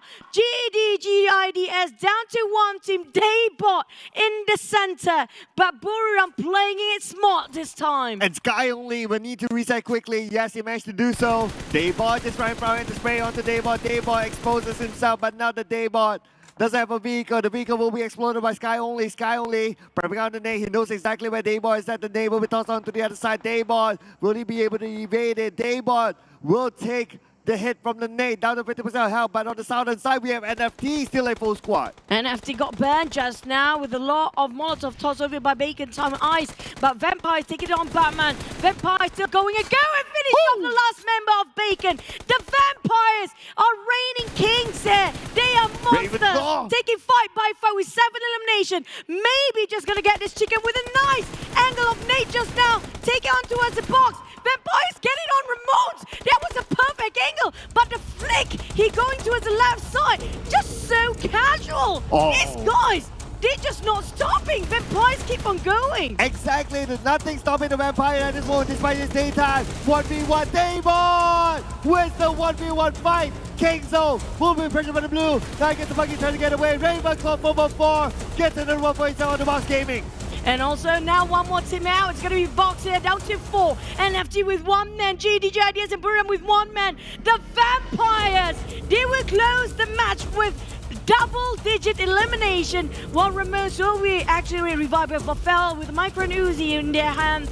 And now slowly, they don't have space for NFT. No room to go, no exit. Unless it's coming up from the back line, which is Stone more and ready to take the fight here. Stone approaching slowly, trying to go in a zigzag manner. There goes, they found out Buffel. Ramon stuck in the corner here. Stone take a bit of a hit off the blue side. And it's going to be Ramones. No way NFT can survive this anymore. There's no way. We're talking about the 7th circle. The moment it closes, it's just Vampires wanting those points in the bag. And there's going to be 12 eliminations now for the Vampires. They just want the points. There's no way the NFT could survive anyway. So nice again. Again, it's going to be Thailand. Either Buriram United or the Vampires. If Vampires gets it, it's going to be the 4th Thai team to get a chicken dinner. If Buriram gets it, it's going to be the 2nd time today. Stone onto Sky only. Sky only gets it, but Sky only still survives. Now Ravenclaw being spotted out. Straps try to push him with Stone on the other end, try to get on Kenzo. Sky has got his eyes onto the side of Ravenclaw. Now this is going to be a bit problem for Kenzo. He don't have enough, and it's going to be 2v3 here. Kenzo and SLR spotted out on Ravenclaw, but Strap spotted out who's cooking up the nade on the other side of Buriram. Kenzo's right in front, giving away his position. Stone trying to back up fire from the back. They got one, down to one more man only. It's going to be Sky. Sky only, and that's it. Vampires taking chicken. What a performance.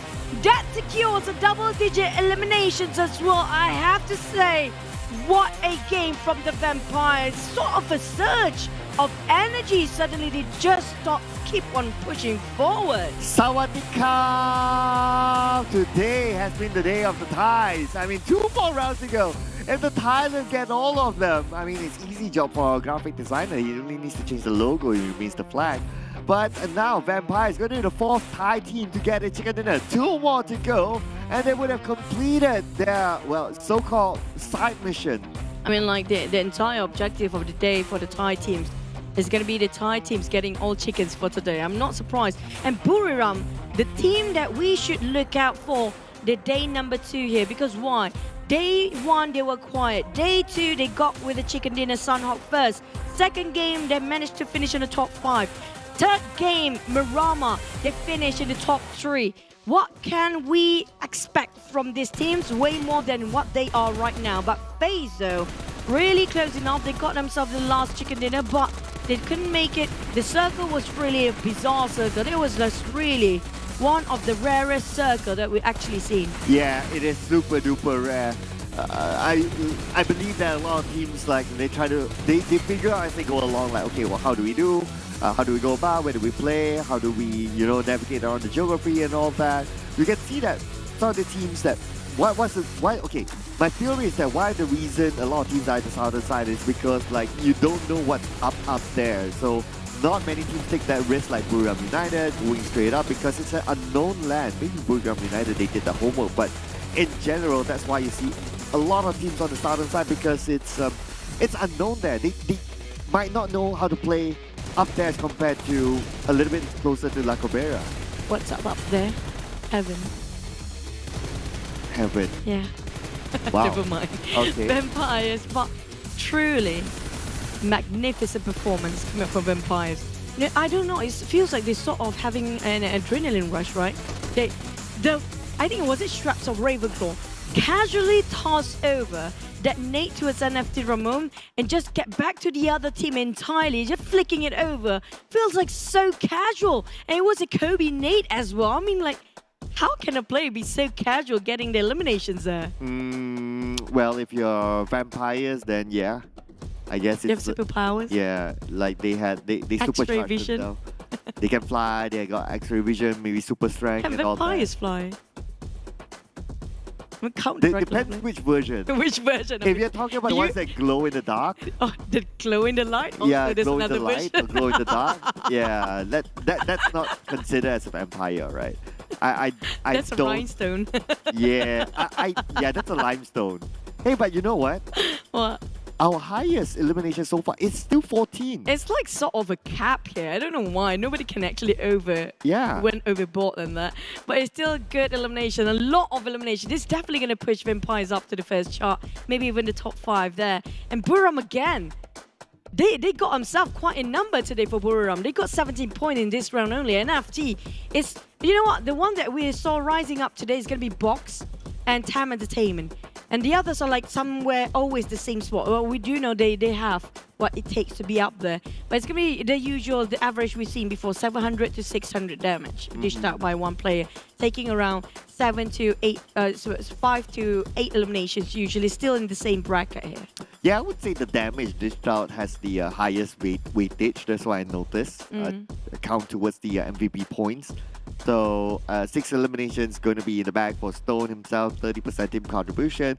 Longest elimination distance is 162, and right now it's going to be 5.0 MVP point, which is slightly lower than the average data, but it's still about there. Well, we did mention about how they pushed themselves up for Vampires. Definitely they are #1 spot with less than 10 points difference. NFT are also swapped with a couple of teams up there, and they are placing them #2 at 77. FaZe got themselves at third place with 74, but they're definitely top 4 here got themselves all chicken into, including Alter Ego at 63 points, #4. GIDS, well, surprisingly, 5, 6, 7, 8, and 9 don't have chicken, but they're still in the top 10. And Infinity being pushed down quite a lot here, down to the 10th place, but the one that's not moving, not budging, 16 to 20th place, I'm not feeling so great for them right now. Yeah, I know, right? It's tough for them. A lot of teams on page 2 is struggling at this moment, and they're struggling at the stage where it feels like whatever they do, it doesn't work out for them. Now, Yoodo Alliance, they used to feel the page 1, but now they dropped down to page 2, number 13, 49 points. SLD as well. Yesterday they were hot, but today they're kind of cold, so they dropped themselves up down to page 2. But a lot of the Thai teams, it used to be like 3 out of 6 in page 1 before this. Now it's 5 out of 6. I'm waiting for another one to go in. Only Buriram left. And even then, Buriram he's like is still just on there. by the edge. He's by the edge. He's at page 2. Yeah, I mean, like, I'm not surprised he can squeeze in last minute. He's been performing. They've been performing so well today. Correct, that's the point, right? Yeah. Yeah. So, like, I think the next game possibly they are on the first page already. Honestly speaking. Are they playing? We need to double check that. Yeah, we'll double check first. Fact check. So it's gonna be next one, A, B, C, D. They're playing.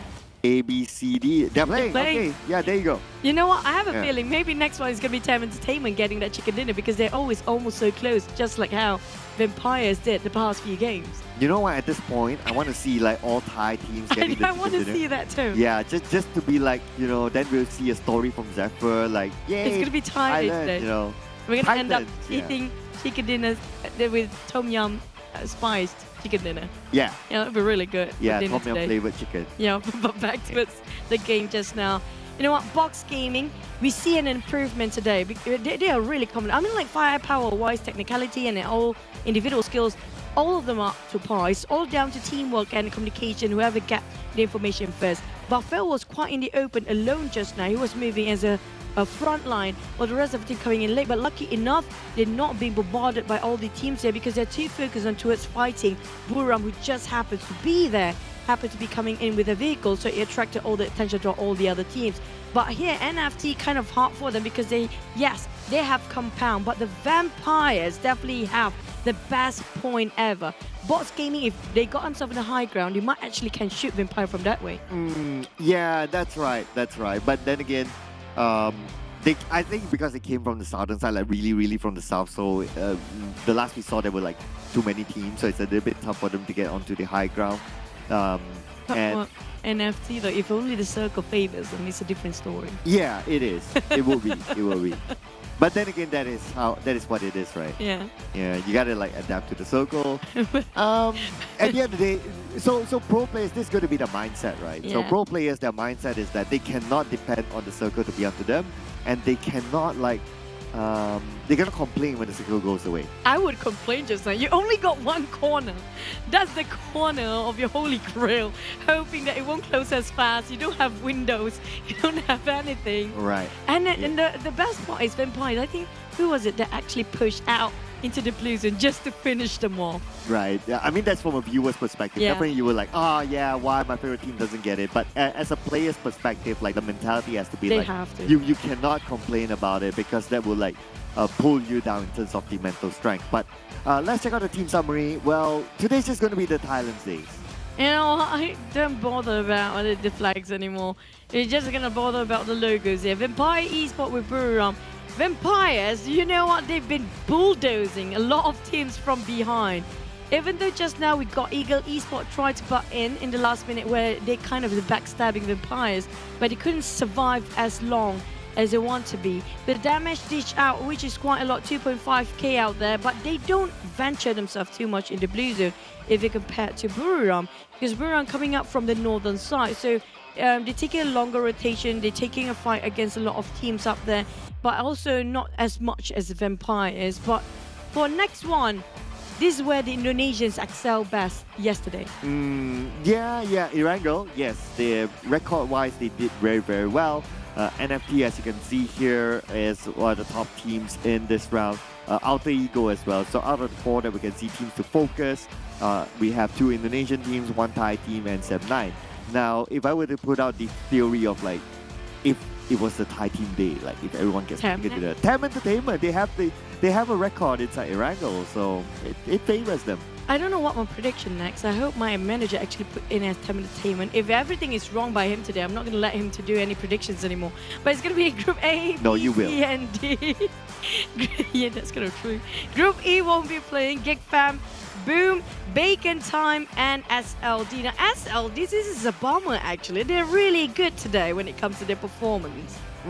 I am loving them today, but I don't know how the break will actually, you know, help them in this sort. Hopefully they're kind of still having their morale up. But from Group A, B, C, D, Erangel, now we have to keep our eyes on to it. Alter Ego, Boom, even NFT here. Honestly, I love SLD better yesterday. Oh, wow, so I love it today. Okay, well, yeah, yesterday, yeah, they got chicken, right? Yeah, and today they're like they slid down to the second page. So yeah, unless you're saying that you love them because their effort, they try, but it just didn't work out for them, then that's okay. I can see what I'm loving them today is because they forced a lot of fights, but it's just that they couldn't secure the eliminations. They always got knocked down and kind of being finished off. That's the case mostly for them. But what's more for you guys watching at home, don't forget we have the collaboration with the local animation series, which is going to be Bye Bye Bye, coming in a couple of days more, which is going to be in October 2022. What can you think of Bobo Boy? If it's collaboration, what can we actually think of? I think it's going to be a bag, because I saw the teaser at the PUBG Mobile social media. It looks like a bag design. How cute is it? Like me. Oh wow. Yeah. Too cute then. Now you know. Yeah. And also today's not Wednesday anymore. Oh, too bad. We still have next Wednesday though. Yeah. Because it's happening until 31st. October. 31st, yeah. For the face day of Rabu Padu every Wednesday. If you guys missed yesterday, it's okay. There's always next week. Don't forget to rank up with your point and hashtag way Rabu Padu Menang Selalu. If you're not Malay, it's okay. Just type it out. Yeah. Just copy paste. Just copy paste it. Yeah. And you never know, right? You probably get featured in one of our PUBG Mobile TikToks or whatever, right? So you never know. Try it out and be the next, future TikToker. Thank you to our official licensing partner TikTok. Future TikToker. Yeah, future TikToker. It's a thing now. Yeah. Be the influencer, guys. Let's go. Yeah, go for it. Fame. Back towards the next match, which is going to be back to Erangel. Now, I don't know.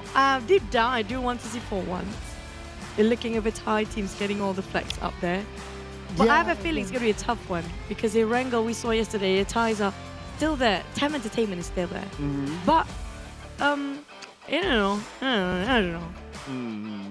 Just being reserved first, right? Yeah, I don't want to get my hopes too high. Or maybe the caster's curse. You don't want to put... moment we...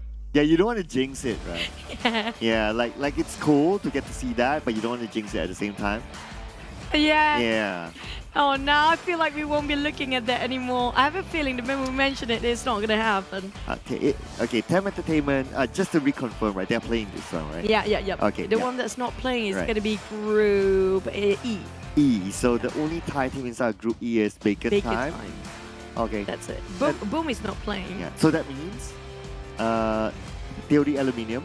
So this is TEM Entertainment. Bacon Time will be the last round. Maybe. And then we get all 5 Thais. Everybody gets something for Thais. Like, oh my god. You get a chicken. You're not from Thailand. You don't get a chicken. You're not Thailand. No chicken today, Yeah. guys. But still, it's really cool. But at the same time, I'm a bit skeptical about this because of the Indonesians really know when it comes to playing around the corner of Erangel. But today's circle have been really hectic. We're talking about the circle by far, starting from PMRC, right? The circle has been really wonky. I mean, like, it's landed up in no man's land and nobody actually have that pattern before. It's like a new generated pattern entirely for this season. And that's great, right? Yeah. That's great, right? Of course, whoever who does the algorithm behind the scenes, I'm pretty sure they won't tell us, but, oh, our circle changed. You just need to notice it. And the one thing I really noticed about the circle, and it has been a few seasons already, it's we don't have the water circle anymore. Yeah. I just want to see Sonos coming to base, that's it. Well, yeah, military base is still there, but a water circle like the one where everyone just need to swim. There's In the no, final circle. there's nothing can be done with that anymore, right? I mean, like, there's never gonna happen anymore. I wouldn't say never. I learned to never say never, but I would say that we haven't seen it before after a certain point. So I have a feeling that the algorithm has changed. Yeah. It's just that obviously they won't tell us. If not, that's not going to be the point. So yeah, so that's one of the things The that last time really we saw changed. that was season 2. Yeah, thereabouts. That's it. Thereabouts. At That's most like- you see a bridge, but it's pure water, no more. Yeah, I mean, like, that's insane if that really happens, but that's never gonna happen. In the end of the day, it's still gonna attract it to a bit of a land. We've seen a sort of the shoreline and the water still. We've seen that a couple of times, but I do want to see, is it not in the circle generator where it can actually land it up so it's coming to base? We never see once for a long time. I mean, if The one that we're not casting? probably. I mean, if they really remove, like, if they make an exception for like the military base island, I don't know. That's really iffy for me. I do still think that there's a possibility there, but maybe the possibility is spread out between different areas. That's why we saw like a very high circle yesterday as well. So perhaps it is still there, but it's just like even up the odds with other areas. I don't know, recently there's a lot of northern circle, if you noticed, right? Like example, even yesterday's matches, a lot of Jogo Pool, around Rosshawk, maybe even a lot of them on the northern side all the way. Like even Zaki possibility is there. And even in terms of Miramar, there's a lot of like just now Creative Field, La Cabrera, and Sunhawk not so much. Sunhawk is more towards the middle of the map. So Sunhawk is like Sunhawk. But when it comes to Miramar and Erangel, there's so much northern circle these days. I'm not surprised if more players and teams try to drop themselves in the northern part. First, I think it depends on the flight path. Yeah. Yeah. Definitely. Second, I think it depends on whether they get to access their regular dot spot, so-called regular dot spot. So those are kind of the factors. Whether they really want to force themselves to put themselves up there from the start, that's normally not the case. But let's see what do we get for next round. Why? So, both Vietnamese teams. I mean, like, why did my manager put this A for me? What's wrong with him? Well, at least Box Gaming is... Boss Gaming is okay. I'm like, what's wrong yeah, with you, Mr. yeah, Manager? Why are you doing this to me? He has the predictable. Paburu mindset. Think of prank. Okay, but this is not so bad for predictions as well. It's more towards routing, not prediction anymore. Yeah, this has been the routing logo since last season, right? This is the routing that's like giving your morale and It's motivation. Like, yeah, guys. Yay. Yeah, your motivators for the day. Let's do it. Oh my god. But Yay. back about aside of the Vietnam team, like Box Gaming and also who was it again? That one, Ego Esports has been performing quite okay. And then, especially Ego Esports, I'm surprised how much they progress if you compare with the last season and this season. Yeah, it's an improvement, no doubt. Yeah. I do think that they, despite them, like, they have OG players, right? They have like Chua in it and so on, with a mix of some new players. Yet they are still able to keep up. Unlike Box Gaming, is like the other way around. Like Box Gaming is like, still the same theory, right? You have some OG players, you've got some new players, but they're not really as keeping up. In fact, you ask me right now, within the Vietnamese scene, Box Gaming and Eagles to me is clearly the better team for now. Yeah, definitely true. BN United and this Avis, BN United is a better team right now. Honestly speaking, this is like honest coming out from us casters. But I'm looking if they can prove us otherwise. Are they just really playing it low profile not to show off their trump card? Or will they actually improve along the process? Because this is the pro advantage of the league. You have time to build yourself throughout the process. Yeah, so, I mean, it is 3 weeks, right? And there's so many games to play. So there's opportunity for them. But they need to start their opportunity quickly as we head on to our Erangel for today.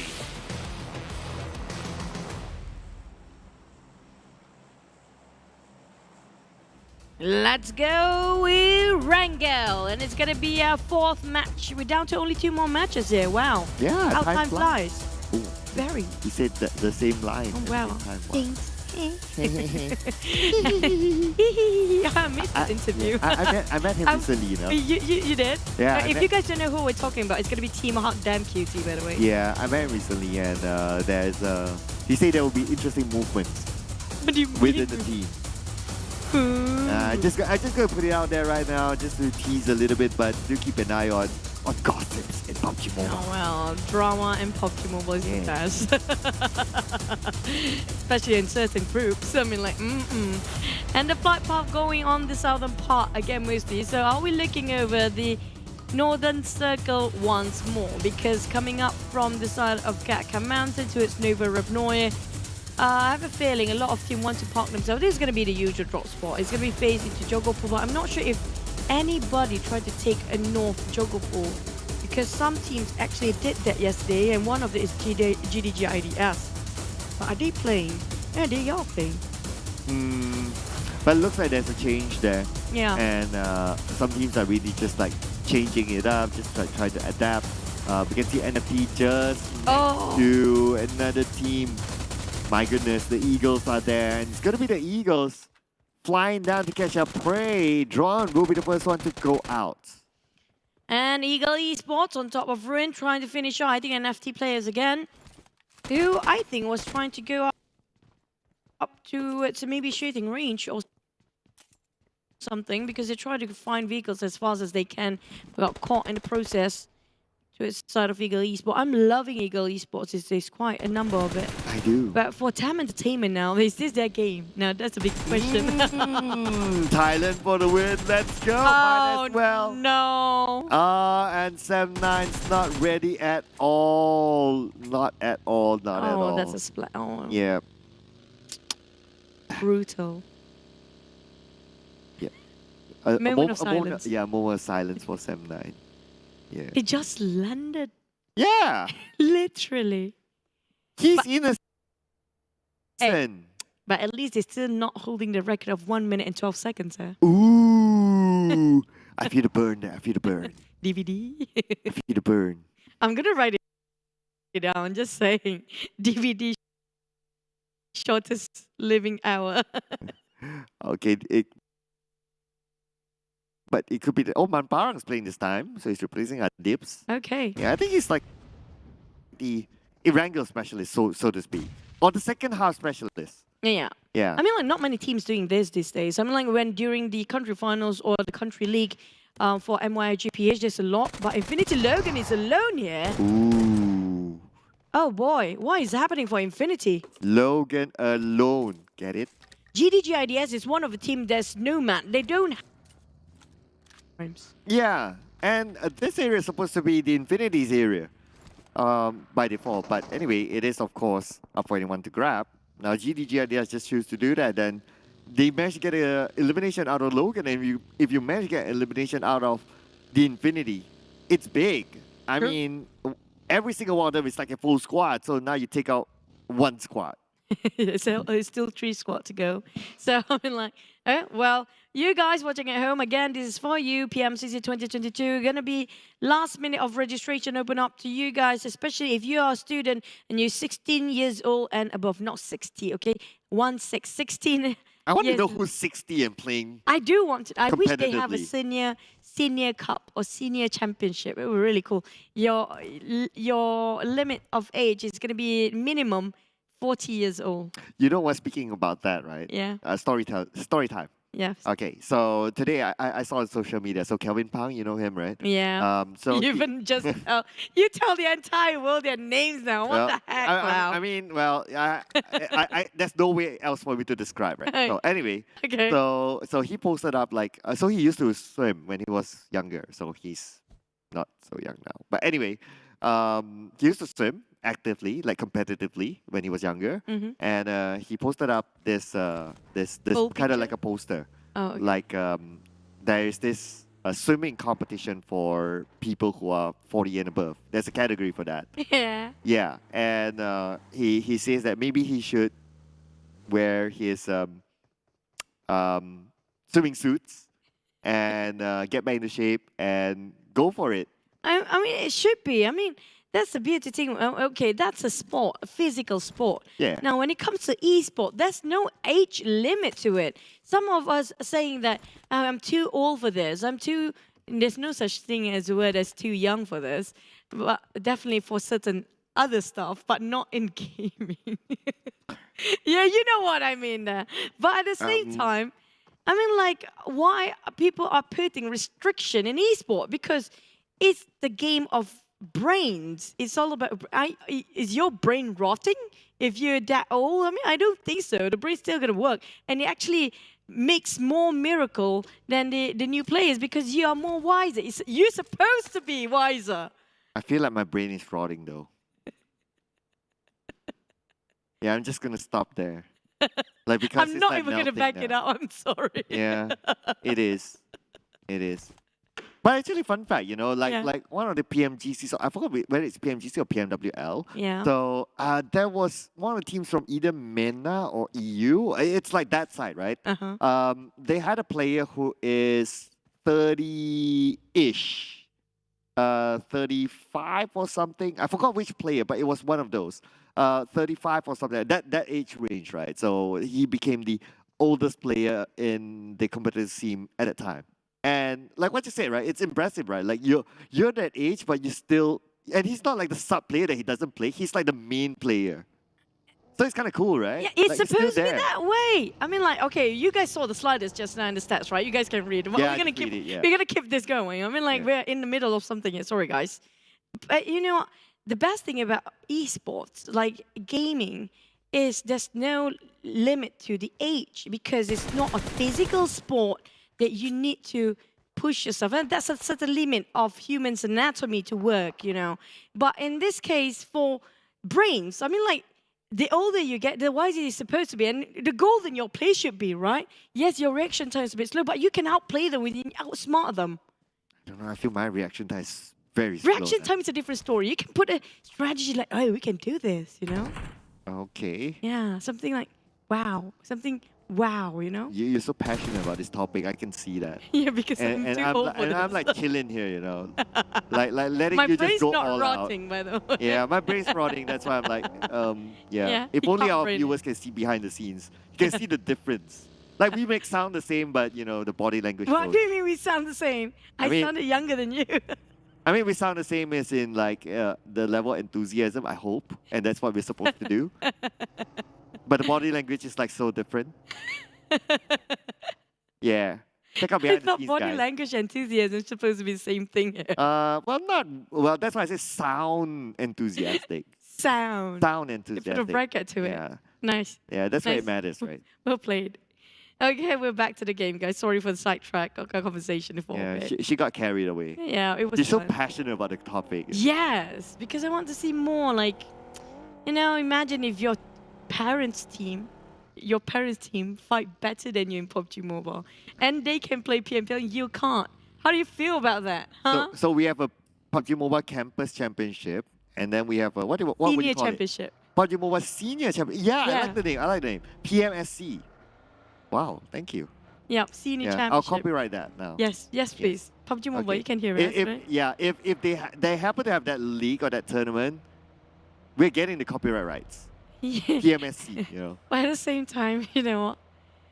It's like you can't imagine, like, if we do have arguments and fights between the players of a certain misunderstanding, what happened if that happened between our parents? It's so funny. Wow. When old people, to see old people fight, it's like something that shouldn't be done in the first place, you know?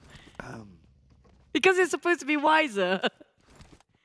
What happened if they go to a disagreement? Everybody wants to win.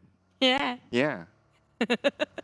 Okay, we're back in the game. Box Aiming seems to have a bit of a meet and greet with other teams. There's going to be three-way war. Alter Ego is there, and these areas start to fire. But Box Gaming the one being the victim of the story because they've been center, left, and right. All of them being shot down. But Alter Ego taking the fight against Box Gaming with the DBS already in his hand. So trying to make a bit of a revenge. But Alter Ego slowly dropping like flies as well. Pombit trying to heal himself. We have Renora trying to get into the compound. Box Gaming losing Man, Trisman, and also one more player on the left side. Whoa. It's going to be Soas knocked down first. Pombit tried to make a bit of a salvaging, a bit of a what can he have left, but the team that actually flew away. The Xaviers now busy with GIDS. Oh, Lamborghini left, right, but Lamborghini finally goes down.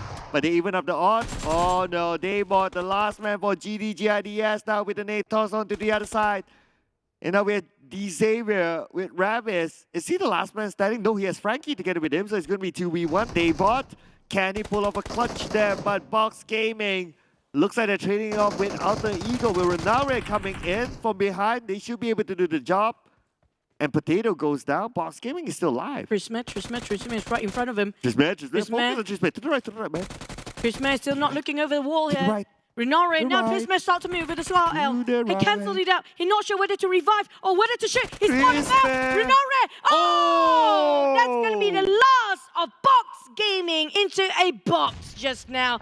With also Alter Ego survive these Xaviers. Slowly finish off GIDS as well, but we have one more team coming in. There's no reset time. Infinity start to go loose. Infinity shot down here GIDS, and this is really going to be a fish eat fish world. Oh yeah, the Infinity. We saw them yesterday.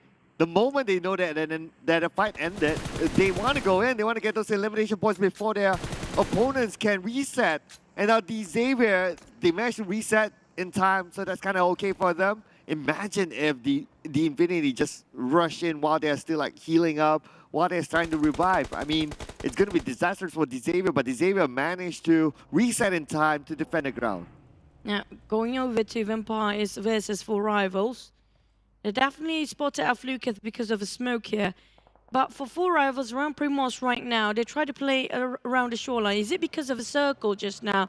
We will know even furthermore when the circle shrinks in the third phase later on in less than 15 seconds. April just going to shot from afar with a tap towards the side of Fluke. I'm not sure if the car smoked up yet or not, but definitely they don't want to give away their position because next to them is going to be DBD. And it's just left side to the side of 4 Rivals in less than 300 meters away, and they shouldn't reveal themselves too much here. The Eagles, the only team tanking out the blue for now. Now, Buriram United is coming in a little bit slower. Seems to be their play style. They like to come in a little bit slower, a little bit later, just evading teams at the start of the round. But they immediately get themselves onto a very interesting position. This is going to be around the areas of Quarry, and they're the only team there. If the circle happens to favor them, they will be in a very nice role. On top of Fairpier, Alter Ego seems like tailing around Vampires. I have a feeling Vampire will jump down from their vehicles, try to force a fight against Alter Ego because that's what they have been doing for the side of Vampires. They force a fight every single time. Now that's going to be extra careful for Alter Ego because it's going to be DBD on the other end. And also the Xaviers just parked themselves on the outskirts too. Now, a lot of teams on top of Quarry, Primos, and Fairpier. This triangle is going to be a hot spot for now. Just shows that Circle feels like right on top of this area. Alter Ego trying to pin down anybody who actually move and just passing by. Infinity might actually jump into the fight here if they had a couple of gunshots open up. Yeah, they're very aware of the elimination feed. I can see that. The moment they see it stop, they kind of have an idea of like, okay, the fight's over, plus hearing the sounds and all that, so kind of get a mixture, and that's how they decide whether to move in or not. They also count their seconds to know that, okay, are we too late? How many seconds does it take to revive? How many seconds does it take to reset each and every one? And then that's how they decide, like, okay, we will pull back, we'll hang on, just like what exactly they did during the Xavier thingy. But speaking about Xaviers, it looks like it's going to be the Vampires from afar into Xavier, and one of them goes down, but Ponbe is the one to steal the elimination point away. Yep, Alter Ego with dominated right now with 5 eliminations. BN United happens to pop just next to Vampire. Oh no, the timing. Now Vampires definitely will shift over their attention towards their right-hand side. On top of Primos, we have a whole team of VN United in the open space. Now, like they have to take the compound right in front of them because in this area right now, it's not so great for them to actually play with. Yes, they have a couple of barricades, and also the terrain is a bit slopey, but it's just too open. It's just too risky for BN United. Yeah, it's tough for BN United at this moment. They're taking a little bit of a risk to just dash through this beach. This beach is really, really open, so they need to pray that they don't get shot down. Now, there's another team on the northern side, and it's going to be Alter Ego, but they're not going to pull the trigger yet. But on the other side, BN United will need to face off against D Xavier on the high ground. Again, a quarry circle. This is the second time we've actually witnessed on top of Erangel. 7-9 getting the center, coming up from the north. Ego Esports, but Yoodo Alliance getting themselves a huge upgrade when it comes to the airdrop. NFT and 4 rivals feels like they might exchange a couple of bullets, but the next circle will be taken by Buriram, Infinity and FaZe. Now, we're not surprised, aren't we? When it comes to the circle, the Thailands really know how to predict it. Well, I'm not surprised on the positions that the teams like to take, like Buriram United. They went on to Quarry and they're the only team there. And in case the circle goes there, it's going to be hard to challenge them because of how that terrain is. It's tough to actually get into Quarry if there's another team guarding it. So they took that right move, and at the same time, the circle happened to favor them. So they're in a great position right now. But let's not forget about the Infinity as well. They have the second half of Quarry. Quarry is big enough to at least have 2 teams without challenging each other. That's true. SM9 trying to hike up with Lord Harm already on his knees. Vintori will try to finish off. Tony Gay just gonna finish off Harm easily. Vintori just feels like a Kobe. This is gonna be it. The angle sounds perfect, but clip both of them a bit more. Mumparent's a bit more in the pain side. Appy taking on TEM Entertainment. Nonsense on the ground. But we're looking over 4 rivals versus TEM Entertainment. They're losing 2 men here, with Bevy still bleeding out, but finish off the side of 4 rivals. Now, a lot of them happened to clash and rushed in their compound. But we're looking over TEM Entertainment, only 2 men work with. I don't see how they can actually get this one, but Vampires is a different story entirely. BN United will be the next contender. Clash and Rush becomes Clutch. Yeah, I got that.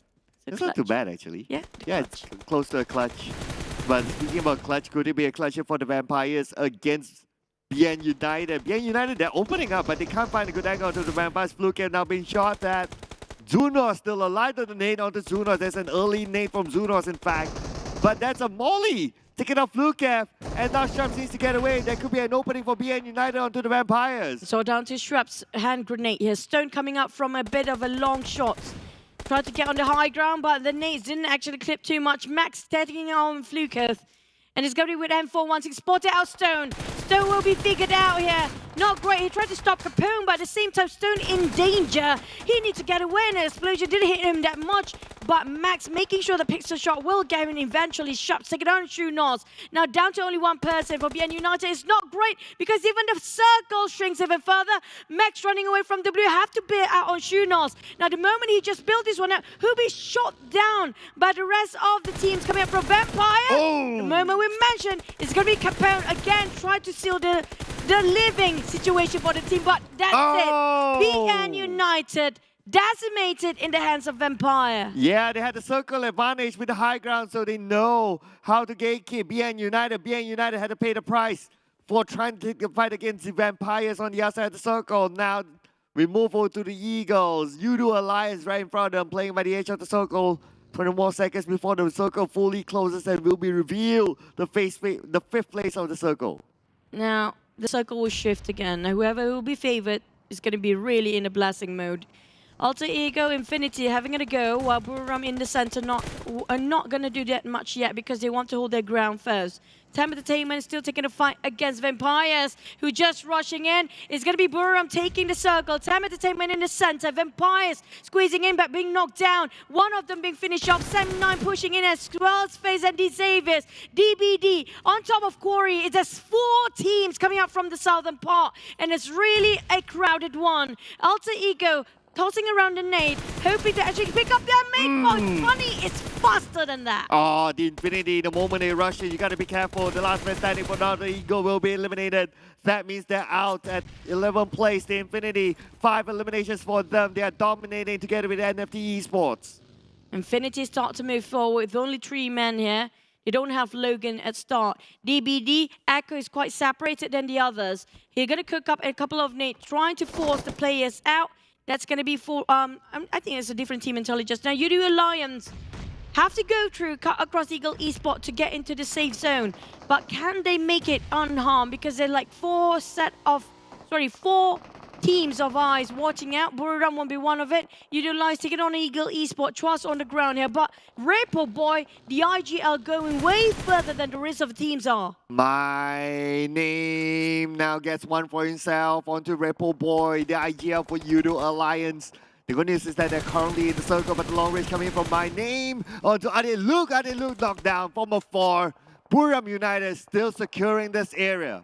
Buriram United Fortress is just so undefeatable right now. One of the best prime spot. A vintage view. They got a wide, clear angle to work with. The one that actually will be a hindrance for them. The one actually at the back line. It's going to be the side of, I think, maybe TEM Entertainment around behind them somewhere. But back to the side of Four Rivals. April try to get out from here, but Eagle Esports making sure they cannot even leave this compound. They're being cornered left, right, and center. TEM Entertainment on the other hand, Four Rivals cornered. It's going to be exchange of bullet, and there's going to be one nade. Chua dropping on top of April. Now that's left, it's going to be AP. They're going to go for the flush. Eagle Esports trying to find for the last person off. Four Rivals. Happy, he revealed himself. He knocked out on Chua. He tried to trade, but it's a bit too late. Four Rivals bowing out at 10th place. And TEM Entertainment is looking in from the other side of this building. But TEM Entertainment as a duo going up against the Eagles as a full squad is not a good idea for them. TEM Entertainment, however, they need to do something. They'll be the gatekeepers right now against the Eagles,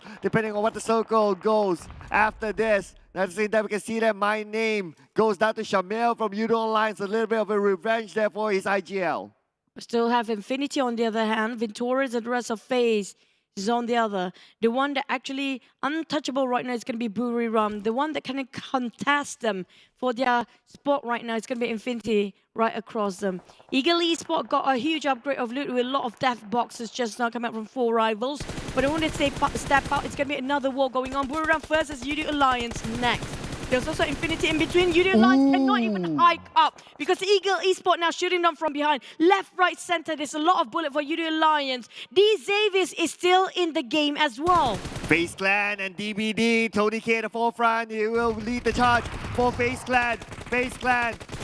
We got one player right in front. And that's going to be Tony K. Can he finish out the job? The jump shot from Tony K. Lamborghini from behind. D Xavier wants to take advantage from this, but then can reveal himself. Tony K knows exactly where Lamborghini is. And Tony K has the high ground advantage. 2v1 and D Xavier is out. Last player finally down, but this is one of the best performances coming from D Xavier's. Lamborghini last player just now. FaZe have to cut across Infinity and also TEM Entertainment to be in the center here. NFT is still there. Infinity Miller already on the ground. We're only Tani also down. Newsy last player, but TEM Entertainment Moment, that's a huge nade dropping out towards the Eagle side. And down to last person. Moment trying to find on Chua. He couldn't spot him out within the smoke. He's moving forward. It's just next to him. Moment missed it. Moment whipped it. Moment found it. Moment got one. Moment! No! Oh, Moment goes in and gets this Moment with an 8, with a DBS. TEM Entertainment is dominating. And back to the game, we got only left with 5 teams. Infinity eliminated just now.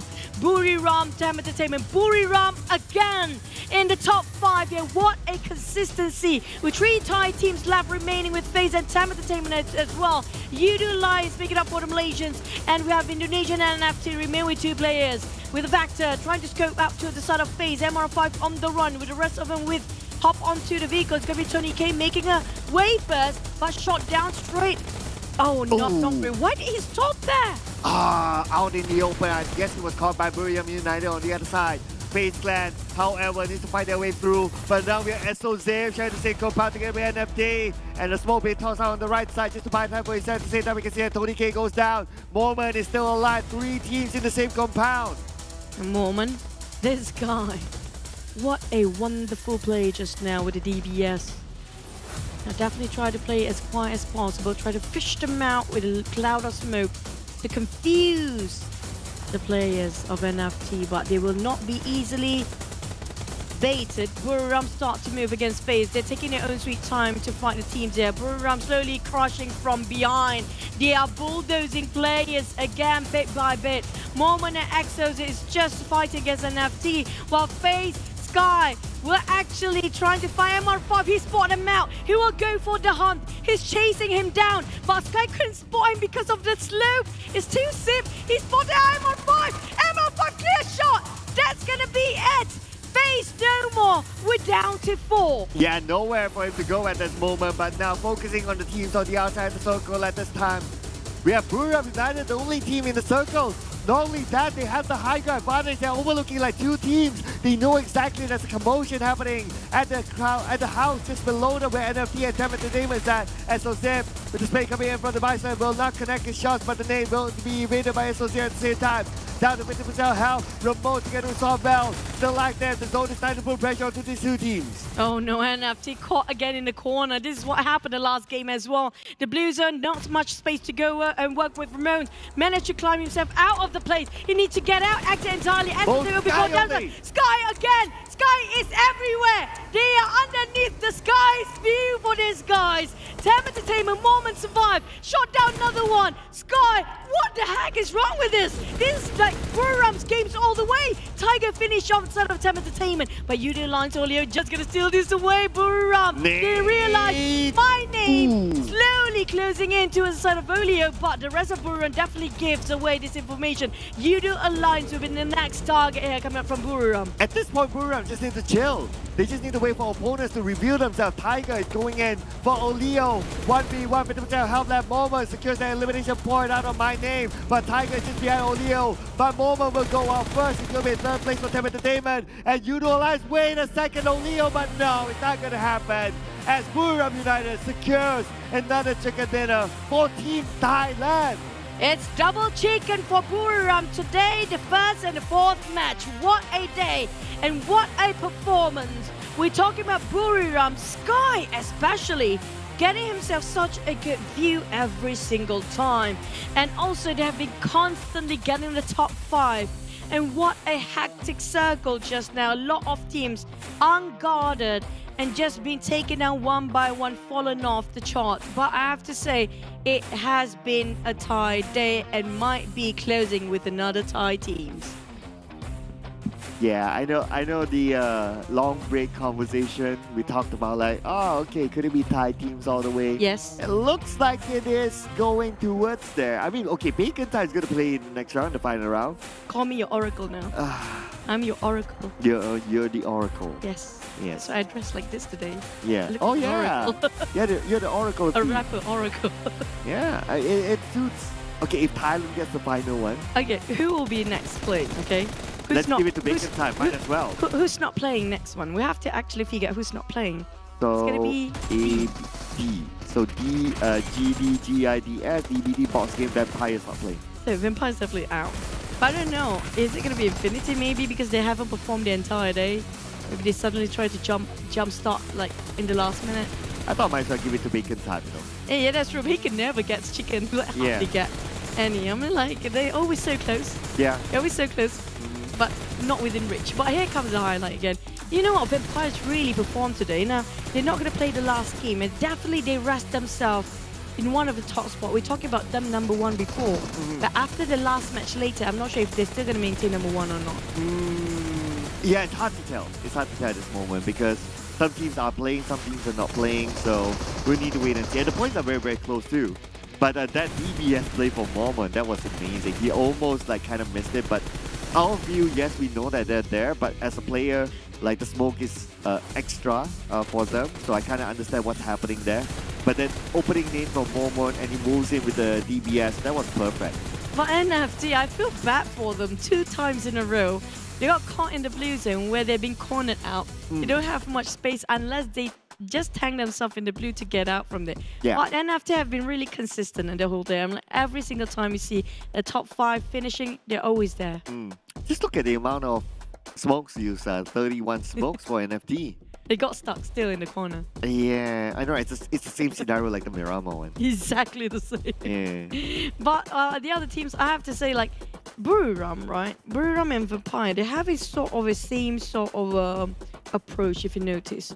Like, they've been quiet for a bit, and then suddenly in last few circles, they just keep on bulldozing people from behind, out of nowhere. Yeah, they're a team that likes to, what I noticed right now is that they're a team that likes to play a little bit later, and whoever who's in front of them, like what you say, just bulldoze across. And despite the bulldozing, right, our record is still 14 as the highest amount of eliminations. It's still not broken yet. I'm surprised. It's still the same. And for the top 3 finishing just now, we witnessed the top 3 of, again, the Thai teams. But Yoodo Alliance make it up today. We're slowly, trying to climb up the ladder. And NFT still maintaining consistency. But Infinity, on the other hand, start to be a bit slower than usual when it comes to day number 2. Ego Esport, one of the teams that we look forward when it comes to their performance, still maintain the only Vietnam team that shows a bit more promising than the others. Box Gaming is a bit of a roller coaster ride today, definitely up and down. Yeah, I know, right? But they're even more sadder team, so we'll get to that later. But this is the MVP for Sky only. So 5 elimination points, 959 damage, 5.4 MVP points, actually higher than his teammate. 31% team contribution, longest elimination distance is 241.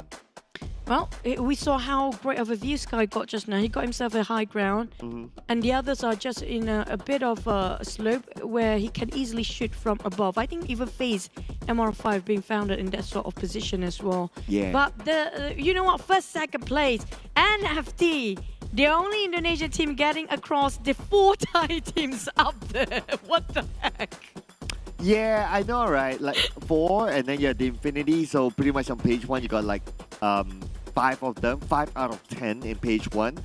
Bacon time, because they didn't play, so to be fair to them, that's why they kind of drop into page number 2. But the next round they'll be playing, so there's an opportunity for them to go out to page 1. And if that happens, that means there is a possibility we'll be seeing 6 Thai teams on page 1 itself. I have a feeling if Bacon really gets, I mean, like, if it's not a chicken, if they got performance on the top 3 in the last minute here when it comes to the last match, the chances are all Thai teams on the first page by end of day number 2. Let's go Bacon time. This is just crazy. I mean, like, I'm not surprised if the first page filled with mostly Thai Indonesian teams right now, with maybe of 4 rivals and maybe NFT. I mean, like, for Indonesia, it's going to be NFT, GDG, GIDS, right? But maybe Ego Esports. Maybe Ego Esports. Yeah, you just need like all 6 Thai teams to be in the page 1, and you got like 60%, which means it's the majority, in other words, right? So, yeah, it's just waiting for Bacon time. Bacon time. They've been chilling, so we'll see them in the next round. But let's check out the top 4 teams in this round. So their drop is fairly quite spread out between each other. But the circle, Quarry, it's not a common circle as well to like go all the way down left side of Quarry. So this is kind of like a rare one. A lot of these teams had to travel far, that's why it's more than 10,000 travel distance each. But so far it's great, especially for Buriram, for them to come out to Quarry, being the only team there, high ground advantage. To me, they came in as a perfect checkpoint for them in this kind of circle. I think yesterday is one of the match of Irangos also Quarry around the area. And when we have a juggle pool after that, right? So there's a lot of left side circle these days. But the ones that actually really having it hard, I have to say the ones that actually not playing in the compound. For FaZe, they got the compound by being flushed out. And Buriram, no. Buriram, they are the furthest away. You know, they don't have that much of a challenge. They are the one looking over whoever that's fighting across it. Infinity, on the other hand, got caught in the pit of the quarry. So, you know, the moment you step down from the elevations, it's going to be hard for them to climb out, including Yoodo Alliance, if you notice. They tried to climb up the hill and they got shot from behind. There's so many third party coming up from behind. They kind of didn't figure out that, you know, you see how Sky just put out MR5. It's just, MR5 wasn't even looking that way. Yeah. I mean, there's not much they can do, right? Like, wherever we go from there on, it's just too open for him. Buriram had that high ground, that elevation against him, so pretty much he's like, okay, just take me away. I mean, I'm done. So, gonna take an earlier break for him for MR5. But Buriram United, one of the reasons why other teams couldn't go up there is because they went out first. So when they went out first, they managed to secure the area. It's tough for other teams to come up, and that has to happen fairly early. That has to happen like maybe like second or third circle, and that's what they did. But what we needed right now is a bit of a sponsors. Yeah, there you go. It's going to be the GT Neo 3 coming out from Realme with the latest chipset of Midida Dimensity 8100 5G. your phone to grab over for you to actually be part of PMPL maybe in the future if you use this phone. And also thank you so much for TikTok, our live stream partner, which is going to be hashtag away be the one challenge. And also don't forget to follow all our pages. There's a lot of pages depending on where you are. For Malaysian, there's going to be 2 pages, the PUBG Mobile MY official, PUBG Mobile Esports.my. For Singaporeans, it's going to be PUBGMobile.sg. For Philippines, it's going to be PUBG Mobile official PH. And if you're still hungry and you are, you know, not really used to using Grab, this is your time because you can get 50% off the Grab food order with the promo code PUBGM, okay, PUBGM, and it's only for new users, okay? And that's quite a lot, 50%. If you eat a steak of $100, it's gonna be just $50. Yeah. I wonder what steak would that be. Wagyu steak. Wow, I had no experience at all. Wagyu's really good. Wow. Rich people. Anyway, we're gonna go find our Wagyu steak. I'm gonna discover it for the first time. We're gonna take a break, ladies and gentlemen. It won't be long for about 5 minutes, so we'll be seeing you after this break.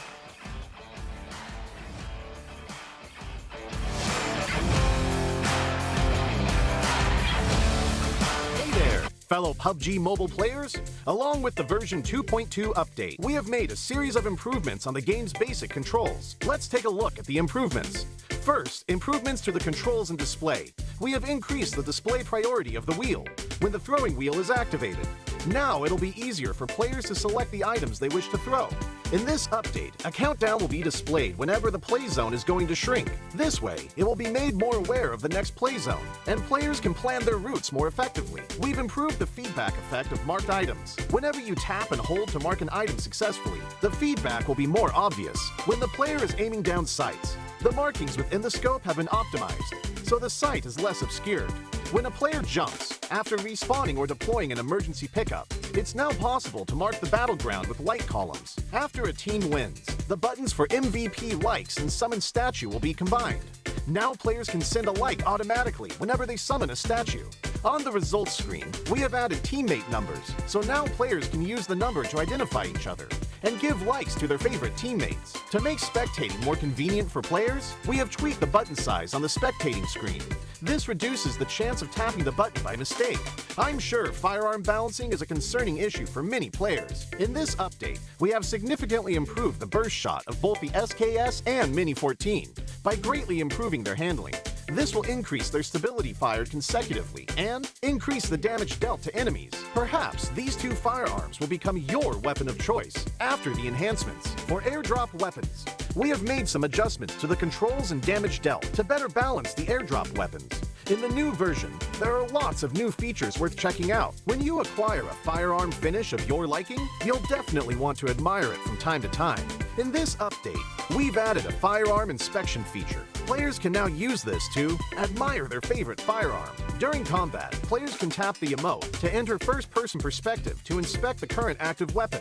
A friendly reminder, never inspect your firearm during combat, or you might overlook the enemies before you.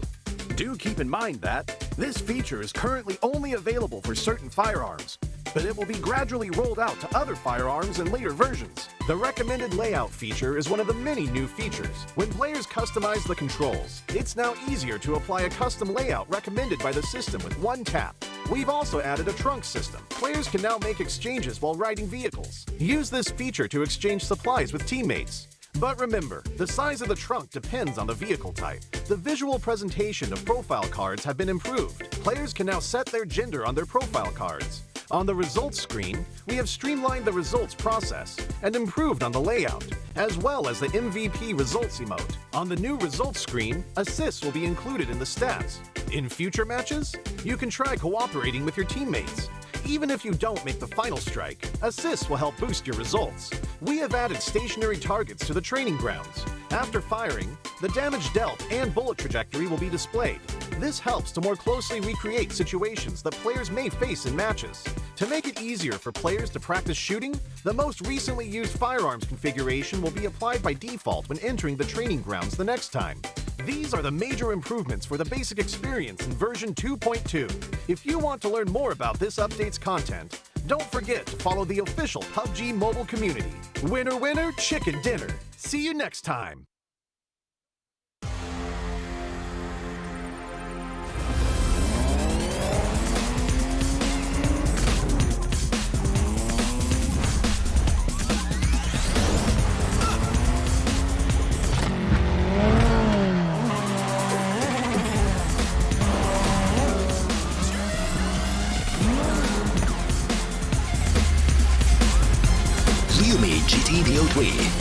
new speed awakens.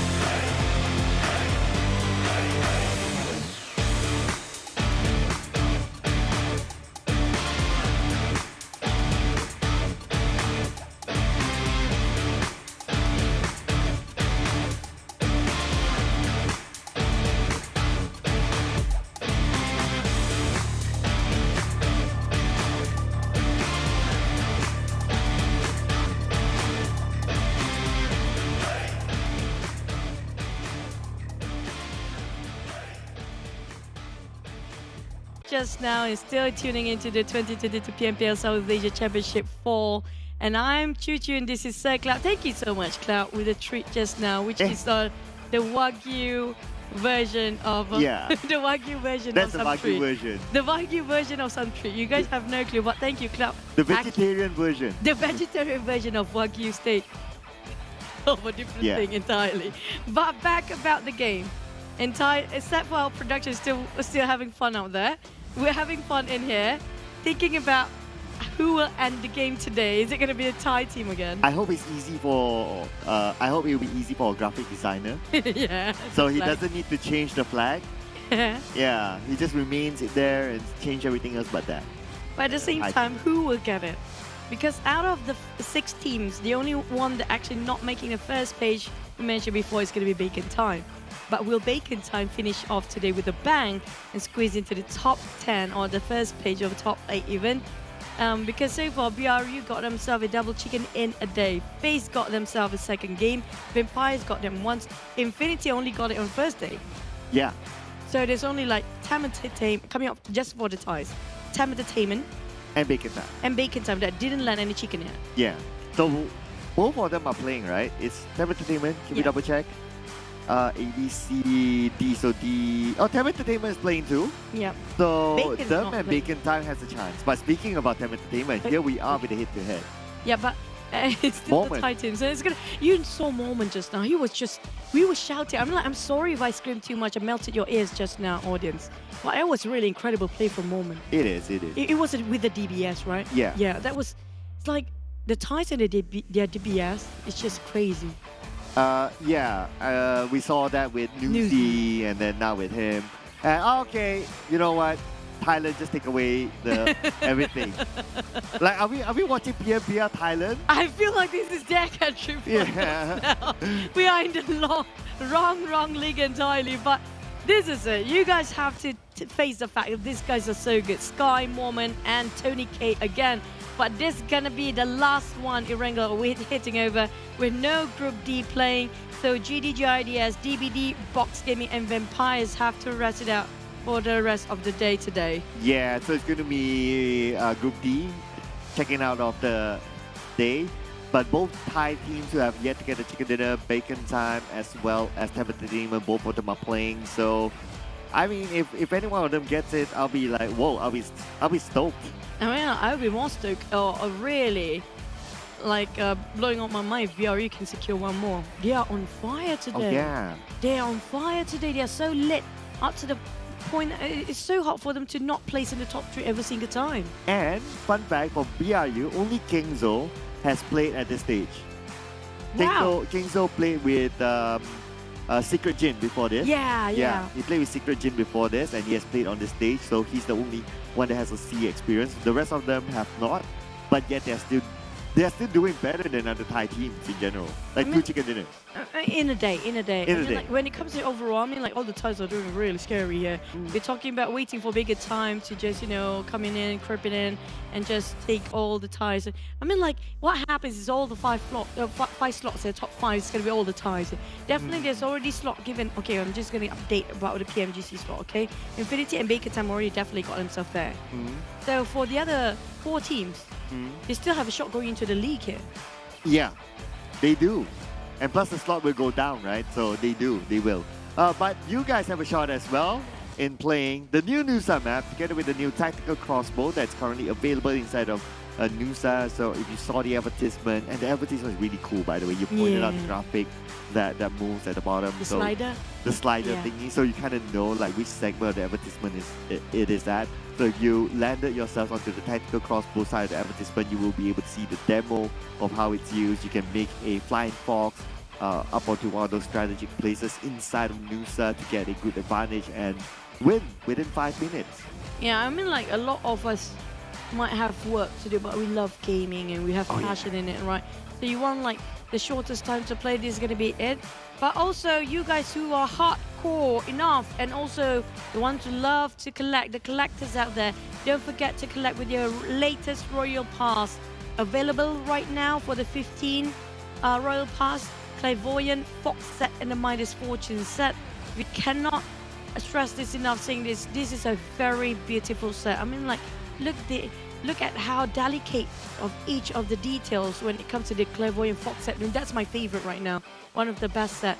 But also we have a double set here. Oh yeah, we have a double set as well. So not only the Royal Pass set, but we have the Spectral Swan set together with the Cosmic Inquisitor set. That's going to be the new Ultimate set. So 2 new Ultimate sets released at the same time. That means you have double the opportunity to get them in your spins. So do check them out. This is the season to like collect all of them. Like you have 2 from the Royal Pass, 2 from this. It's like you can get 4 new awesome sets in a short time. Yeah. I mean, like, it's pretty cool, especially the Spectral Swan set. If you use it as for your entire team. Yeah, and then you name your squad as a Spectral Swan. That's it. As easy as that. SW. SW. Spectral Swan. SSW. Yeah, SSW. I'll take the W. SSW. Yeah. And also, thinking about the championship, we can also put as PMVC. We don't have a VC before. What's a VC? Veteran Championship. Oh, yeah, that sounds cool. The SD had back then was a different title. Oh, yes. So I don't think that's applicable, but PMVC, PUBG. Okay, we are copywriting it now. Hello? We're copywriting it now. Like if it comes out, you heard it here from us first. You know, like every PMP, every season, every stage, we always come up with like new ones. Yeah, including new maps. Including new maps. Hello. New maps. We came out with a lot of new ideas, Mike. Yeah. It's like all everywhere. We gotta patent all that. Including the Blackpink thing. You know, they actually did it. Just saying. Just saying, you know. You know, we're not trying to take the credit away, but that's our credit to be given. But back towards the next one. I mean, I really want to see, because we have the PMCC Camper Championship. Yeah. But wait, before that, we're going to put in the prediction. I don't know what my manager predict for the last game. NFT, okay, not so shabby. NFT, they're close enough. But how did you manage to predict the same as my manager's mindset with the country or the region? You guys have a thing? Yeah, we have a thing going on between the both of us. I think in a different life, we will be married instead. No, please. Oh, in a different life? I don't know. That's a nightmare for me. Oh, wow. Now you make me question. Stop imagining, you know. Now you make me question if that really gonna happen. Stop imagining. It's supposed to be another life. You should be worried now. Yeah. But back to NFT and Boom. Okay, Boom is really good. We do know when it comes to GIDS is great, but it's not up there because of there's always they have a bit of problem to secure in the placement and get their eliminations. But for Boom and NFT, that's not the case entirely. NFT, they are not bad as well. Yeah. They're great. They're great. better than GIDS. Correct. They're better. So, I mean, for him to put that in, I'm not too surprised. But because that was given before the whole show started. Right? Now we want Thailand. Now we want Thailand. Like, if I get to change right now, I would pick either TEM Entertainment or Bacon Time. Yeah, both teams, they didn't have themselves a chicken yet. But I'm not surprised even Infinity tried to get one today. But they haven't got any. You know, usually Infinity won't be staying quiet too long. Maybe tomorrow if that didn't happen today. But can we finish off our last match of Wrangle with another Thai flag waving out there? Sawadika, take my energy, ha! Is that how he say? I don't know. Okay, never mind. But anyway, you know what? I just want to see something unique. I want to see a nice storyline by the end of the day. So Thailand team, let's go. Do it for all of us. FaZe, Buriram, Vampire. Vampire not playing. That's a good sign because they have been bulldozing quite a number of teams down there. But the others, on the other hand, this is the time for them to break the run of the Thai teams. Yeah. Making sure that there's a messy storyline by the end of the day. Are you guys ready? So hop into our last match, our day 2, Erangel.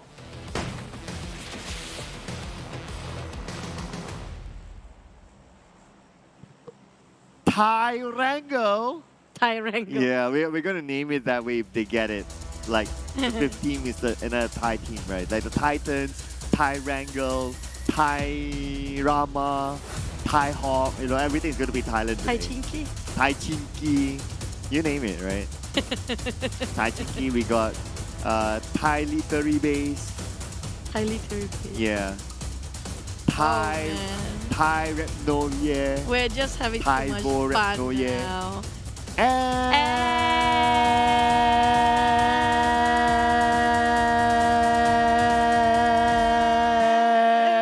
we're back.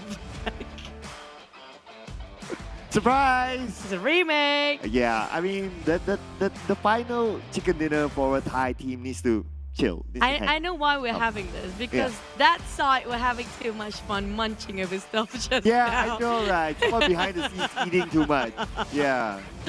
Oh, it's because your fault now. I know, right? Spoiling this guy so Yeah. much, but The this vegetarian I one. mean, like the production career is awesome. I love working here. Definitely sharing this desk with you, something that I love to do throughout my entire career. Thank you for You're being saying fun. that I'm not because gonna die Yusuf is tomorrow, but listening. what? You're saying that because Yusuf is listening. Yeah. Yeah. Just saying, just saying. Yeah. But we're gonna have a remake, so we're waiting for the players to be back in the lobby. But in the meantime, you know what? Let's recap about the entire day. Is Thai. That's it. This one word for Okay, it. yeah. Nothing else. All right. So what we're gonna call this? PMPL Championship Fall. We're gonna rename it for It's today. country finals for Thai. Yeah, this Thailand country finals. But today is, I mean, even yesterday is still a Thai team's day where they have two, I mean, like, there's only one, right? But they have quite a performance yesterday, a lot of Indonesian yesterday. But today, who will spoil the streak for the Thais? I mean, like, yes, it's different teams, but Buriram got themselves 2 chickens in a day. But I have a feeling that Indonesians might actually have a bit of a push here if they want to. Yeah, I think if any team were to disrupt the flow, the energy, the force, the nature, the course of nature of Thailand getting the 5th chicken dinner, right? It's going to be one of the Indonesian teams.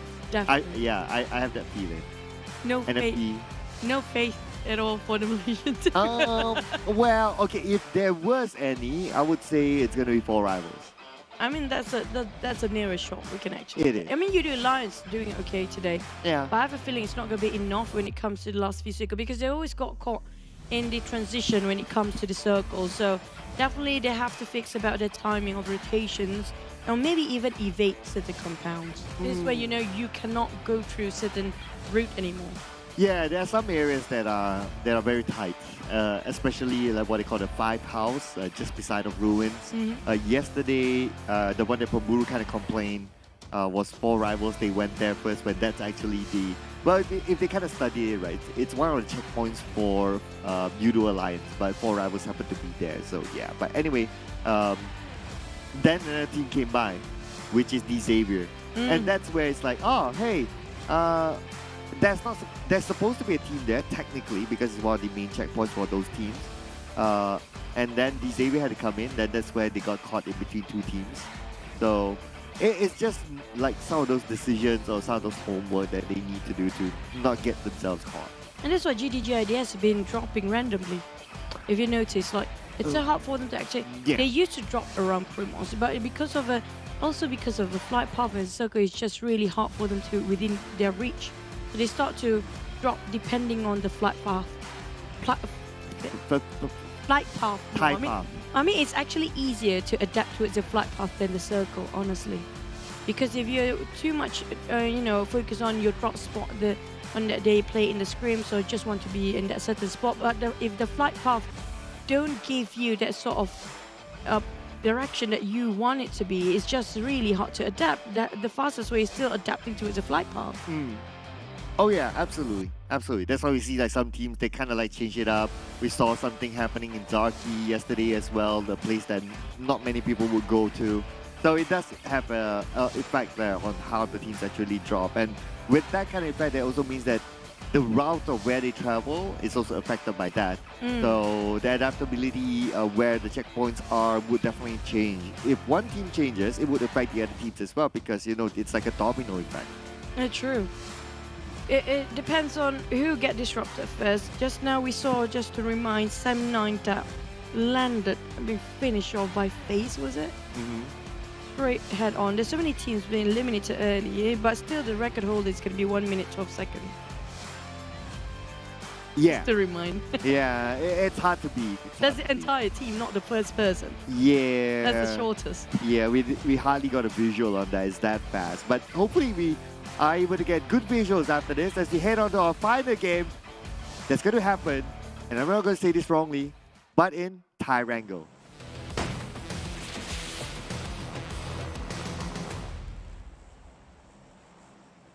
Now let's get our fingers crossed. Hopefully this is going to be a smooth sailing. Yep. For the final match of day number 2, week number 1. Back to a Tyrangle. We have, wow, what a nice flight path. This is beautiful. Coming up from Savannah down to the Sonovska military base. Equally splitting the map into left and right side, west and east side. And everybody can drop to wherever they fancy. I have a feeling this might be a generous circle, maybe? Possibly. It's so Thai-tico. Yeah. Beautiful, Thai-tiful. Yeah, Thai-tiful. Yeah. That everything's now Thai. Like, come on, I just want them to complete like the 5 Thai teams or the 5 Thai flags up today. I mean, Make it that's a perfect. possibility though. A high possibility because you saw how good they are. You gotta wait and see. It just depends on which team is it. Well, I guess at this point, right, it's a bonus if you get like Beacon Time or TEM. Or TEM. But if like the Infinity gets it again, Vampire, that's fine. It's easy work for a graphic designer. Well, to the left again. To the left, to the left. Yeah, call me an oracle, but I did that there's gonna be generous one. Is it gonna be like Gakka field then? Depends on the circle. If you look at it, it feels like it. Now SLD still have 2 men still floating around, but they definitely found themselves vehicles. What is happening to Yoodo Alliance? Why is Olio here alone? And back to the side of Geek and NFT Ramon just passing by. Should over with Micro Uzi. That's a long shot. Yuhai, I don't think that's gonna work, but it's okay, Yuhai, keep on trying. Nice try. Micro Uzi. Micro Uzi, Yeah. the iron side. Micro Uzi, iron sight, 100 meters maybe. 15 bullets left. 15 bullets left. It's okay, it's okay. I mean, too much expectation if he wishes to drop Ramon. So that's fine.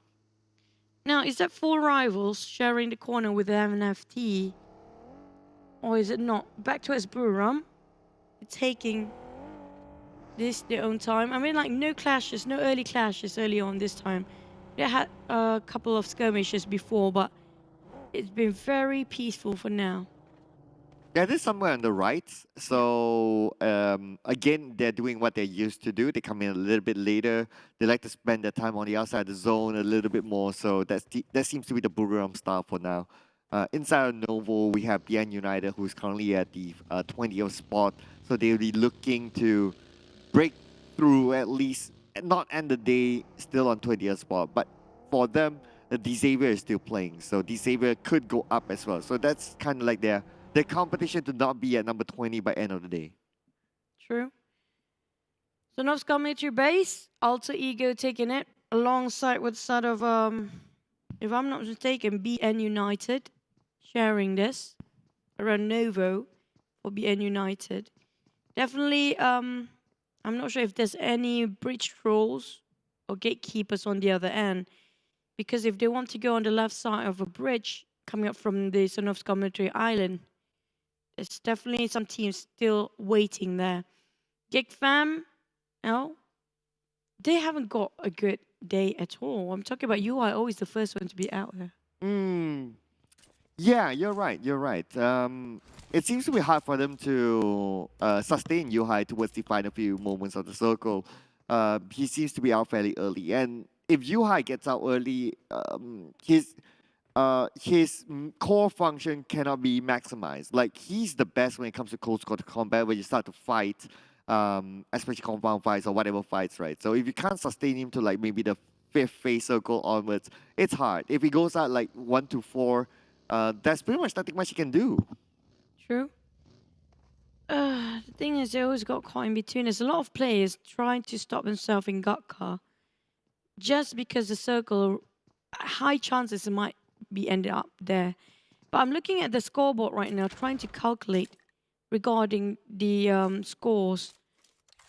I have a feeling that 13 plays 2 to 16.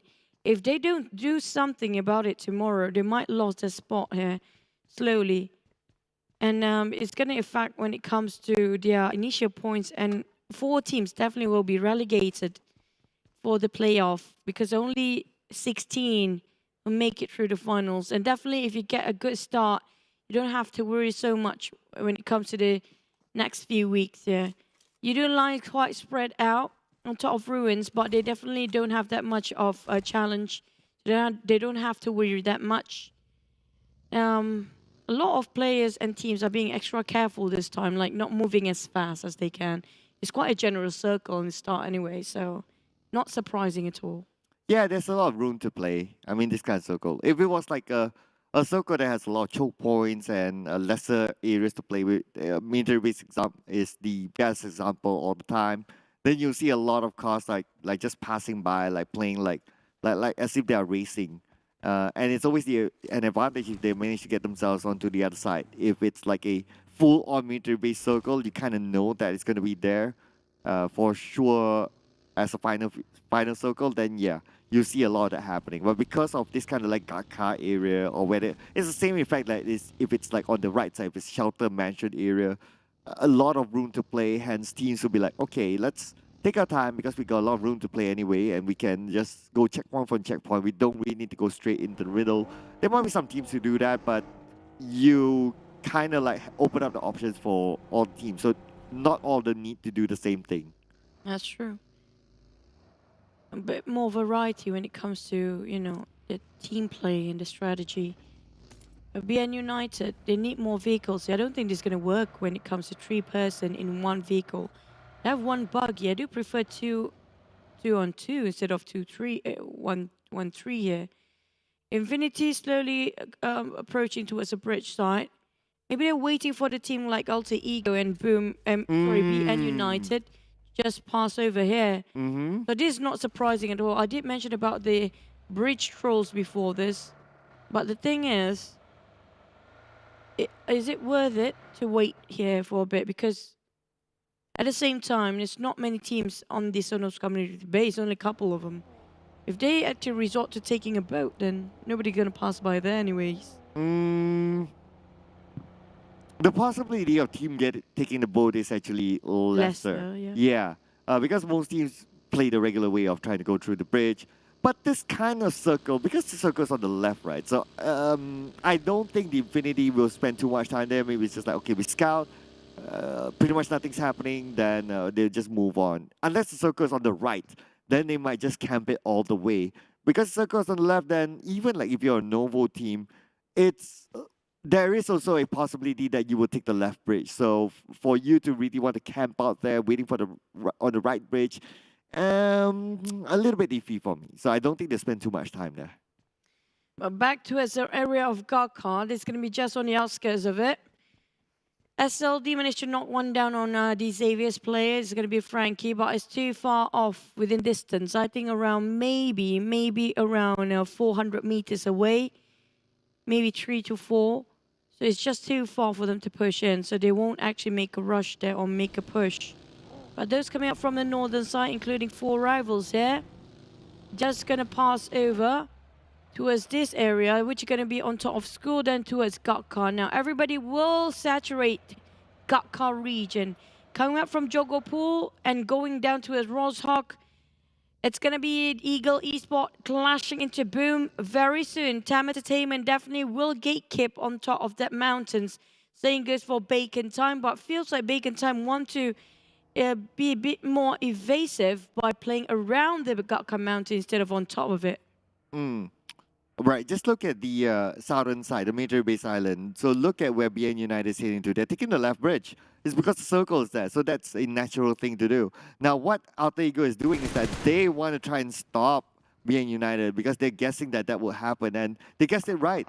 The left bridge will be the focal point. Now, BN United chooses to fight. They manage to get a knockdown onto Fnatic, and that's going to be an advantage for BN United. First blood to silence. Yep, and Fnatic try to actually shot over inside of Silence there. Quite a number of damage on the side of Silence. And Geek Fam happened to be clashed into Sam 9, but Alter Ego will not wait anymore as 4 rivals going against Buriram, who got himself a last chicken and bombing each other. It's a bit of an accident in between, and they happen to be facing up a just brawl between these two teams. Appy being finished off by My Name, and that's a feast coming up from Buriram. They won this fight, leaving 4 rivals with only 2 men left. Uvoki and Pamburu. April, unfortunately, no way for them to pick him up, so he will go out for sure. Yoodo Alliance on the other side. We have Buriram for them to deal with. Adi looks all alone. Kingzo with a long range onto the left side. Tiger will be knocked down, but April officially finish off right now. Tiger still not being picked up by these guys. Buriram taking their sweet time. Oh, never mind. It's being built over, and it's going to be, you know what? It's not worth them saving Tiger right now. It's too risky. Yoodo Alliance just going to finish off this 1 point here. Yeah. If I were their teammate, I would have put a Molotov out of there and just make sure deny the points instead of giving it away. Well, it's hard to tell, right? Sometimes maybe the position is just too far off, and you just don't want to be there anymore, or you expose yourself, you toss out the molly because as a player you'll be able to see like the fire trail when the molly's been tossed out, so you can kind of like get an idea of where the opponent is at. So maybe he doesn't want to take that risk, and it's not worth it at the end of the day. TEM Entertainment facing again FaZe Clan, BN United. Newsy is around the corner with the Scar L, spotted out Silence and Capone. Now they are quite segregated for BN United. Newsy starts the fire towards all the players coming out from BN United. Capone got hit quite a bit. Silence tried to counter fire, but I have a feeling Newsy, that's just going to be a warning shot coming out from here. He don't really want to challenge them, but there's just going to be a warning shot for BN United not to cross around there.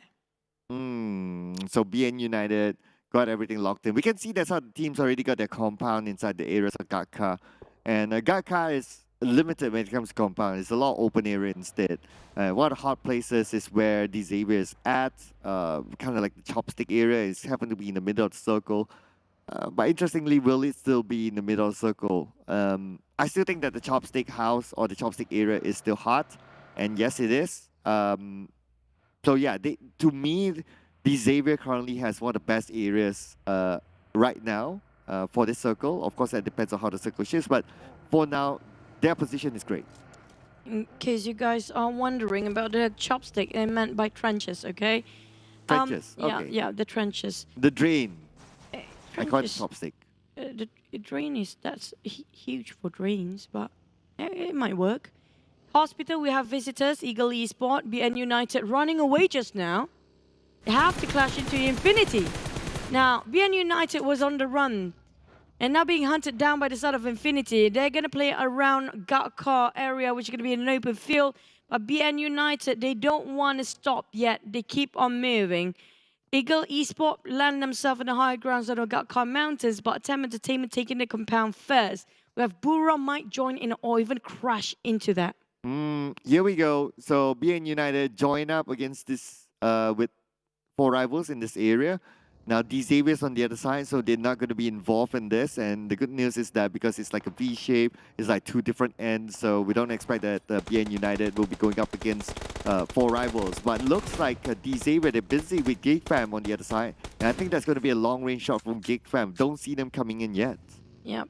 A lot of, you know, if you're not in Gatka right now, definitely you are on the high ground, so the elevations around Gatka are real. But the thing is, if you're being closed in by the blue zone and you're late into the center of a circle, it's a bit problem for you because there's not much compound. especially the trench has been taken over. Bacon time now taking the compounds as well.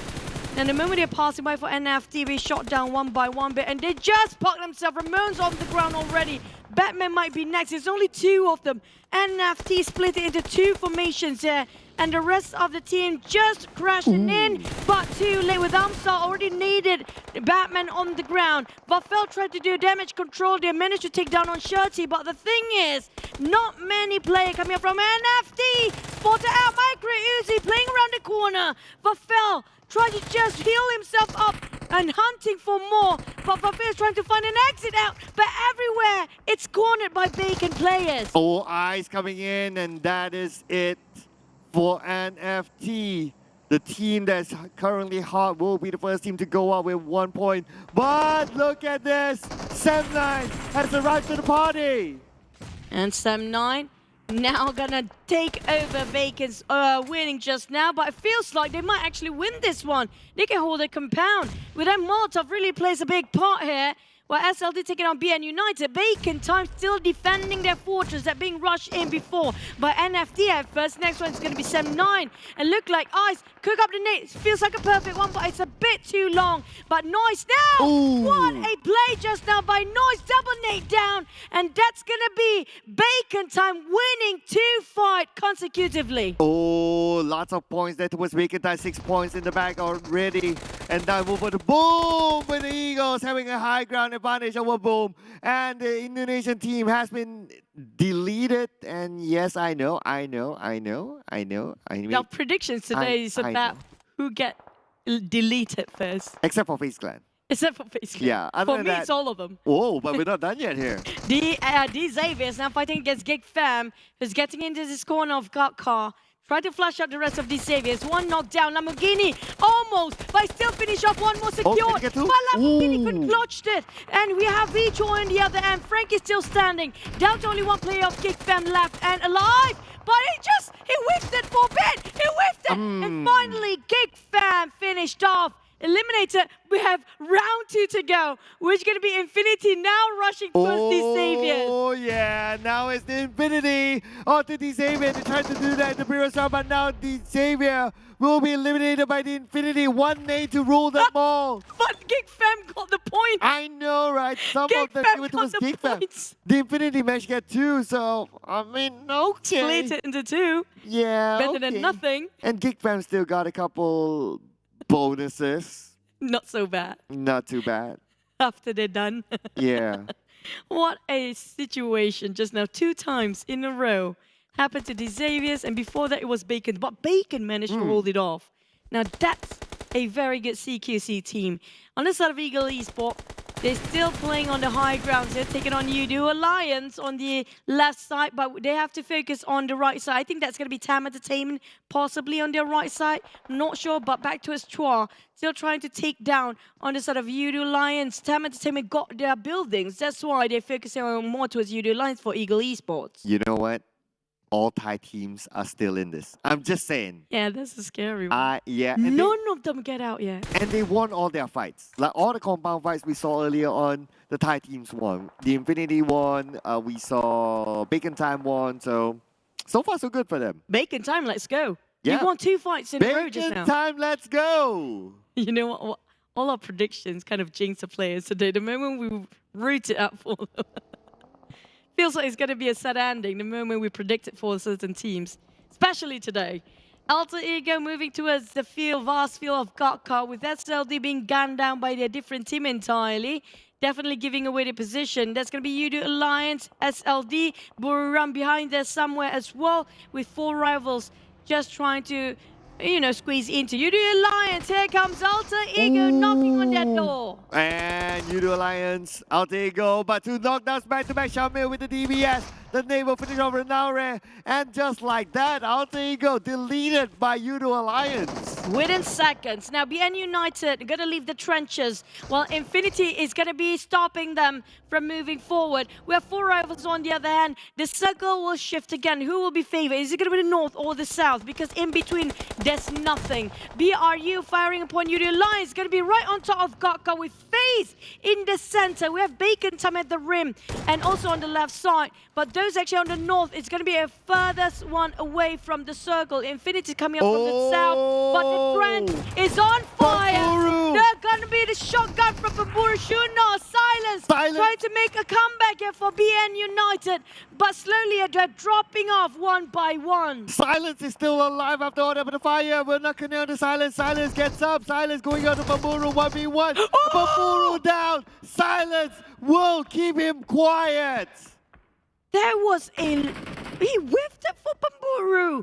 Back towards the side of Buriram versus SLD. It's going to be two-person fighting three of SLD there. There goes the rush. Nate jumps down onto his side. They're down left with Name. Name trying to do something about it, but he couldn't see it through the smoke. He needs to build this one out. He needs to heal himself. Sky is already down. There's going to be last member of Buriram. Name couldn't make it. That's it. The first Thai team to be out here. Oh, we're not done yet with the action. Newsy will be gunned down by PN United. Silence will finish him off. But the Infinity, they still have the rest of them. Now it's going to be Thailand versus Thailand. FaZe Clan against Bacon Time. Bacon Time, we have Ice that's still alive. They have about 20% health left. He needs to pick up 9 noise. But backup is here. Style. Join them together. But TEM Entertainment, we have Bevy. Casually, Ego Esport just passing by, you know, hello and goodbye.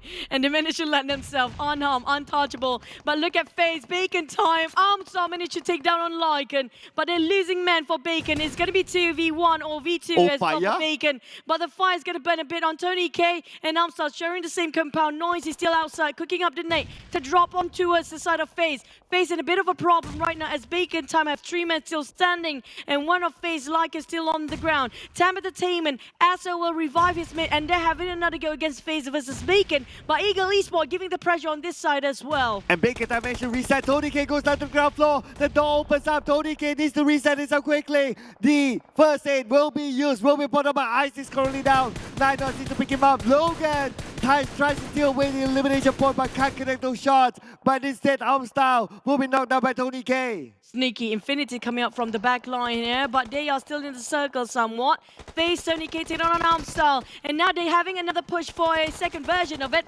FaZe now going to a side of Noise. Noise needs to actually pick up Ice, who's bleeding out at the moment. It's going to be down to only these 2 men here. Ice will be revived by Noise. In the meantime, not sure how much time they have. BN United taking a fight against SLD, stopping them from moving forward. Still in the smoke, they managed to take down a couple of them with Yoodo Alliance on the other end. SLD feels like they're being hammed between 2 here. The circle shift away from them, so they need to move 40 more seconds on the clock. At the same time, we can see that Eagles Esports dominating with 5 elimination points, but Smack will be knocked down by Adi Luke, finish off by Adi Luke's snap as well. And looks like another elimination there for the side of SLD. SLD, they're in trouble. Bacon Time is out. Oh man, but it's still a lot of Thai teams in there. Infinity got naded by Eagle Esport. F1 made it. Will this it be? Eagle Esport have a huge chance to win this chicken dinner. They are in the center, and you got a huge nade towards the key players of Infinity as well. Yoodo Alliance still taking the business against BN United, while FaZe, they're done with Bacon just now. They're having a go against Eagles and also Infinity on the northern side. Oh, let's not forget as well, another Thai team, TEM Entertainment together with FaZe Clan. They are still alive. They're fighting against each other. But SOZ will be gunned down by Ripple Boy from afar. Ripple Boy needs to butt in. Ripple Boy tries to get another one, but then again, now in the same building, it's going to be Gartoni Logan. It's 2 representatives from the Eagles. Now trying to flush each other out from their own respective levels of terrain here. Definitely going to be hard to fight within the same house for both Infinity and Eagle Esport. But at the same time, it's going to be the flush. With F1 bombarded one of the players. Finish off Infinity. That's going to be them placing at 7th. We're down to 6. Eagle Esport. Can they break the streak from the Thais today? Well, we are still 2 other Thai teams still active in this round. Eagle Esports need to go up against Yoodo Alliance. Yoodo Alliance are currently in the circle. They have a full squad. Eagle Esports trying to get them down. Can't get a shot onto Adilu. Adilu is still alive. On the left, we have Shamil. Shamil managed to evade all those shots coming from the Eagles, but can't see the same for Zunos. Cut down. Silence will be finished off by SLD. We're down to 5, but SLD, they got a minor victory. Only 1 player left, and this is going to be the one actually in the blue zone. Back towards the FaZe. They tried to bridge into the side of TEM Entertainment with 2 men left. 1 last person, actually. Bevy tossed around. That's a wrong angle to work with. Bevy playing as slow as possible, chuck himself down to 50% of HP. He will be discovered by the team. They heard his footstep with the micro Uzi already ready on his hand. Found it out. One. Victorious on the ground. MR5 tried to revive but couldn't make it. Baby! That bombardment coming from Tony K. Finish off TEM Entertainment. We're down to only 4. Bevy needed down, but now focusing on the SLD, they're trying to get their way into the circle. Goes to the last man standing. 5 elimination points for FaZe Clan. FaZe Clan play as a trio, the last Thai team to make it a Thailand day. Now, FaZe still inside the same compound, but quite separated, and widespread coming from Ego Esports. Feels like Ego Esports having a very strong circle right in the center with the most strongest compound to work with. Just gonna deny all the teams to get into or breaching into the compound here. Yoodo Alliance quite spread out, but Shamil needs to move the moment the circle shrinks, the moment the blue zone getting inside. He will get down first. He needs to work his angles right, but it's an open field out there. And only Red Bull Boy has a buggy. The rest of them, they need to be on foot. That means they'll be in open. The Eagles know exactly where Yoodo Alliance is at, and the circle favors the Eagles. Yoodo Alliance 10 more seconds before the zone closes in onto them. And the only person with a vehicle is Red Bull Boy. His teammates will be in trouble. FaZe start to breach in here. Want to flash out, but Chuan's no more. He already opened up a numb shot on MR5. The moment they move forward, they know exactly the movement of FaZe. Know exactly how the enemy think. Eagle Esports see this coming. And now they're trying to toss over whatever they have left for their utilities. Take a nade or even Molotov here. They will toss over for FaZe cannot move forward. Look at how F1 tried to guard from the backline, giving so much information to the rest of Eagle Esports. Exactly the movement and positions of FaZe here. And this distraction could open up opportunity for Yoodo Alliance to actually slip into the circle. They're crawling in slowly but surely. And now the Eagles, they're busy with FaZe Clan, while Yoodo Alliance, Olio and Adilu is actually coming in for the other side. And now we have the other side as well. F1 trying to stop Yoodo Alliance from coming in. If they stand up, he can shoot them, but they're not standing up just yet. They're crawling into the circle. The nade onto Olio as well. Shamil might be thrown anytime soon. This is the right time for Yoodo Alliance to actually butt into this business. I'm talking about being nosy about this because why? They are not being focused by these two teams who keep on throwing a lot of utilities against each other until they dry out of it. And now they don't have enough to stop Yoodo Alliance from breaching in. FaZe especially have to move as the blue zone closes in. They try to rush into an Eagle Esports. Tony K! Just around the corner! Tony K! Eagle Esports! They can win this, but FaZe slowly losing men here. And Chua still on the high ground. They're still down to MR5. Lycan is still there. And now Chua's just stepping out from the window. Oh no, Lycan! Ah, no clutch. But this is an opportunity for Yoodo Alliance to come in. Yes, they're on all 4. This could be the first to get in for Malaysia. Unless Eagles, they could reset. They need to do it quickly. They can just stop the streak here. Yoodo Alliance, Nile Animations would have got it. Malaysia gets the first chicken dinner through Yoodo Alliance. That's the end of the streak for the Times. We thought it's going to be Eagles, but Yoodo Alliance played patiently, and it was fruitful for them by getting the first chicken dinner finally for the Malaysians. Welcome back, Malaysia team. Just saying, I prayed for them today. It was a different map, but still. Too late now. Still. Oh boy, the streak of the day today. The Thai streak, yeah. Finish off the one that making sure the streak been stopped coming up from Malaysia. I know, right? That was like, okay, we remember we talked about like, oh, which team might be the one to break the streak and all that. Yoodo Alliance never came out. Yeah. Yeah. And also, speaking of which, I mean, like, it's still a scary prospect, the fact that the Thai teams, even though there's 10 teams left there, they still remain, almost all of them remain in the top 5. Yeah. I mean, that's consistency. It is. It's just so different when it comes to, like, if you think about it, how do they play in their country finals? Even if the team that didn't make it in the PMPL South Asia, how scary can they get? That's why they got all 3. That's why they got like 3 teams from Thailand in the play-in slot, from the play-in slot to this stage. Imagine if they still like book themselves for all 6 teams going Wow. PMGC. The Imagine. PMPC, right? Like they are like That's Southeast insane. Asian representatives is just Thailand. But I have to say it was a really good play, a really good game, especially from Ego Esports. I'm loving them so much right now. It's because we mentioned in the last few seasons, like they have the potential. It's always been shown in last final few weeks. Now they're showing it off quite early. If only they can keep this going, keep going up.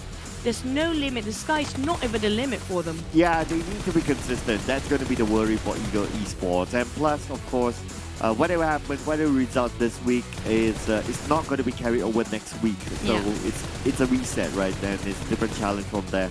But like what you said, right? I'm liking what I'm seeing out of Ego Esports as well. They are consistent, and it's a matter of time till they get their second chicken dinner and more. And I think that they will be even better than even like SLD that we thought was like super consistent. Like today SLD wasn't, but if we average out, like I would say Ego Esports is probably the most exciting Vietnamese team now. Yes, that's true. And you know what? I mean, I was let my commentary just now because things like so exciting, especially when it comes to TEM Entertainment. And the same time, like Yoodo Alliance playing, like that is so fortunate that they're too busy against each other. Ego Esport taking the fight towards the side of FaZe Clan, that they didn't spot out Yoodo Alliance coming out from an open field. It was an open area, not even inside of a compound, and they played it quietly. And there was really a lot of eliminations still coming out from Yoodo Alliance. But who got the most just now? Eliminations? Yeah. I think FaZe got one of the most. Yeah, it feels like FaZe. Yeah, it feels like FaZe. I think it was FaZe. 41. Is that the high? I don't think we got more than 40 before. Was this 41 30? smoke. Yeah, I think that's the highest. One of the highest so far. The highest we get was 64 in total. 64 total. Okay, so do a quick math here. No, it's still 59. Yeah. Yeah. That one time was what, 30-ish. But with 10 elimination points, Yoodo Alliance still plays themselves at first with 25 overall points. Eagle Esport got the most actually, 12 eliminations. Now this is going to be a huge leap if you compare with their previous season performance. Yeah, it is. It is. And 12 eliminations, well, it's still not breaking the record. So we're still at 14. I would say it's fairly doable for teams to actually like overtake that number, but I'm surprised that it took them that long. Maybe, I don't know how many more rounds will it take, but anyway, 10 rounds is still 14 points, 14 elimination points, the highest. Yoodo Alliance 25 this time, of course the first chicken dinner for them, but no doubt again, FaZe Clan has been still amazing, despite them not getting the chicken dinner, but FaZe Clan is still super good at defending that compound. Look at how Tony K just smoked away. Well, he got himself quite a number of MVP within these 2 days here. Yeah. We're talking about his Nate just now, his call of judgment call, and also his game sense is just incredible. He dished out 1,000 over damage for 4 eliminations. That's 1,000 over. With News is still squeezing in for the top 3 eliminators. Hello again. It's still all Thai. It's true. Come on.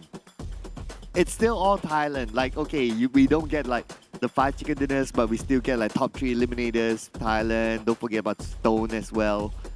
I mean, I won't be surprised if MVP by the end of this tournament is still Thailand. Whatever happens. Still too early to tell, but we'll wait for what's going to happen tomorrow. We love to wait for us, because we are not playing. But here comes our seasons of the MVP race. FaZe Tony K still scores. That's a huge gap there. 2.7 for the MVP points. If you compare with Newsy, 2.1 now. You want to compare with Chua? Like Chua is like, hey, you know what? I'm here. I'm here. Don't forget me. All like, the ties up there. All the only ties. one that we don't have right now is Bacon. And who else for the team again? Bacon. Okay, we got TEM there. There's two of them. Bacon and... all of a sudden it's like, Buriram. Buriram. Yeah. I'm surprised Buriram didn't make it up there. I think because they didn't have like a one stand-up player, they're like kind of like balanced. Guy is okay. But he needs to catch up to do all those. But you gotta give it to Chua deserves to be there as well. Triple-digit FaZe. Oh, the first team to get a triple. Yay. But look at the, because of today, we ended up with a lot of teams rising up the occasion. It's 91 points for NFT, Vampires 88, 1 point shy, Yoodo Alliance at 4th. Ego Esports climbing up to 5th place with 85, 5 points different. We're down to Buriram and TEM Entertainment back-to-back here, 80 and 78 points respectively. Alter Ego pushed down to 8, Infinity at 9, and SLD at 62 points at 10. The only tie teams not making the first page, barely making it in, is actually having a tie with the 10th place. It's also vacant time. Yeah, if not because of the chicken dinner, they would be in because they have more rank points. So True. It is what it is. But DZavian dropped down to number 20 and just saying, United, if the goal was not to be number 20 by the end of the day, they managed to get out. Not bad. The thing that we learned today, don't name your team as a D, because those that we're starting with D's placing at 15 and 19 and 20th. I'm trying to look for another D. DBD. Okay. Yeah, There's only 2 teams D right now. There you go. Both with 20 points, in fact. So it is what it is. Oh man, I mean, like, both teams actually one of the best team in their own respective region. Just not delivering it is another problem. Now, we talked about SLD example. They were in the 5th place of Vietnam, right? If you compare who else just now, coming up from the side of, the ties, I don't have anything else to say to them. I'm like, all the ties, like, even you give them the 10th place teams playing over, I mean, still, like, they're going to be incredible. Yeah. It's just so scary. Even like Bacon Time, like, they're number 11, right? But they're still, like, you saw how they play. They put up a big fight against FaZe Clan, and yeah, they were superb. They definitely pushed them to the corner. I'm looking over the charts here, right? The teams actually got quite a good number. The teams that actually didn't place themselves in the first for the country finals, including like NFT, they are 4th. SLD, they are 5th in their own respective country finals, but they've been doing really great when it comes to South Asian. They were still week 1 though. Still week 1. It is still week 1, and even within week 1, we're not even halfway. We're like just day 2. So there's still some room for them to play and also for them to improve. Who knows? Like what Paburu said yesterday, the prank might happen. They might come back, and we might see something big for them. That's true. Still too early to say who will actually get themselves a slot. We only have 5 slots later on for the PMGC League. But for the top 16, it's still going to be one step at a time. They have to make sure they got themselves in the grand final first, as 4 teams will be relegated when it comes to the top 16 out of the 20 teams. But so far, we're looking over a lot of Malaysian teams are not performing. So now this is going to be one of the under the spotlight of discussion. What happened to the almost all the entire Malaysian teams, except for 4 rivals there? Well, Yoodo Alliance got the chicken dinner, so I think that today that their reason they came out of the not performing category. In fact, besides the chicken dinner, they're actually doing okay. But maybe we'll hear from a representative from Yoodo Alliance. So let's head on to the interview.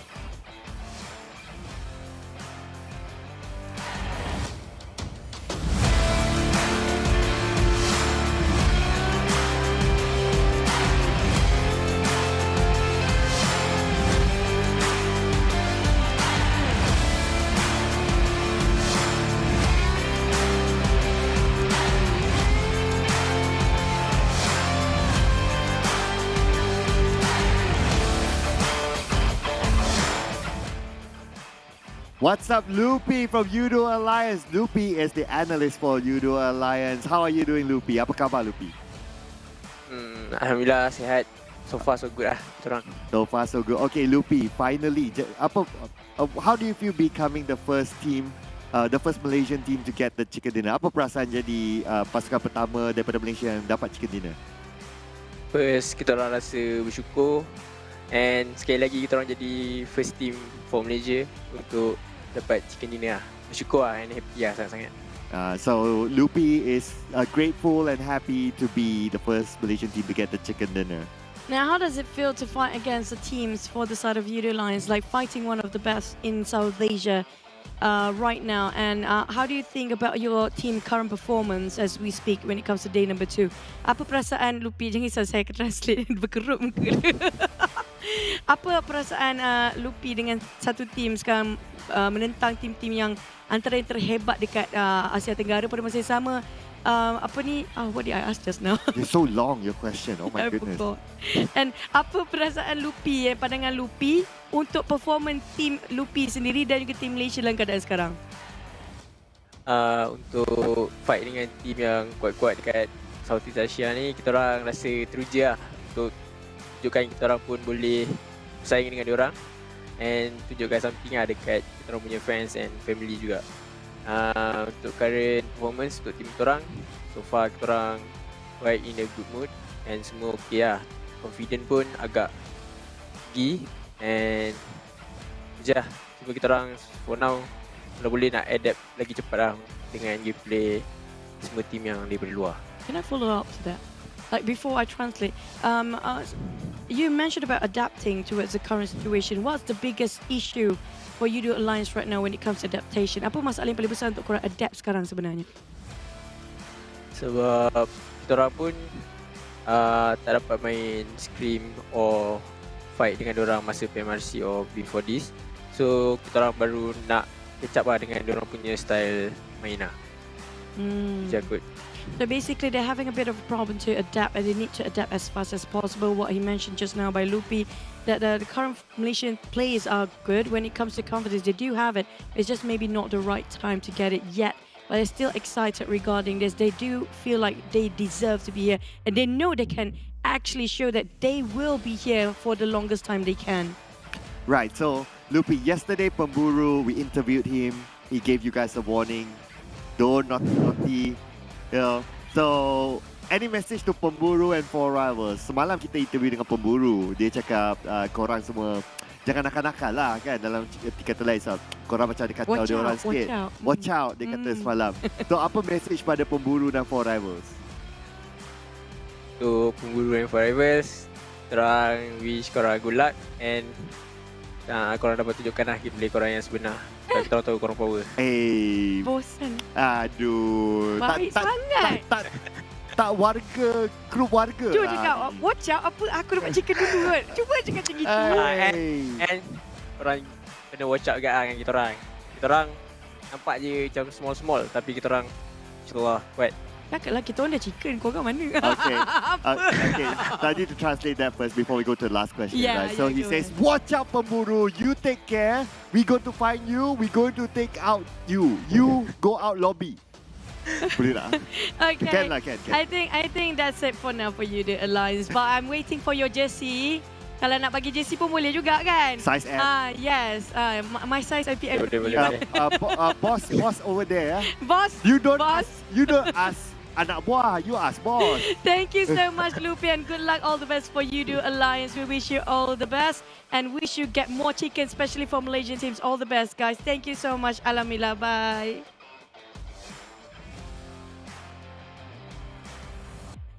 You know, Lupi, when we asked him in English, he's like, no. He's like, what? No. Oh, wait, Don't worry, we're going to translate that. But that was a very, how do I say it?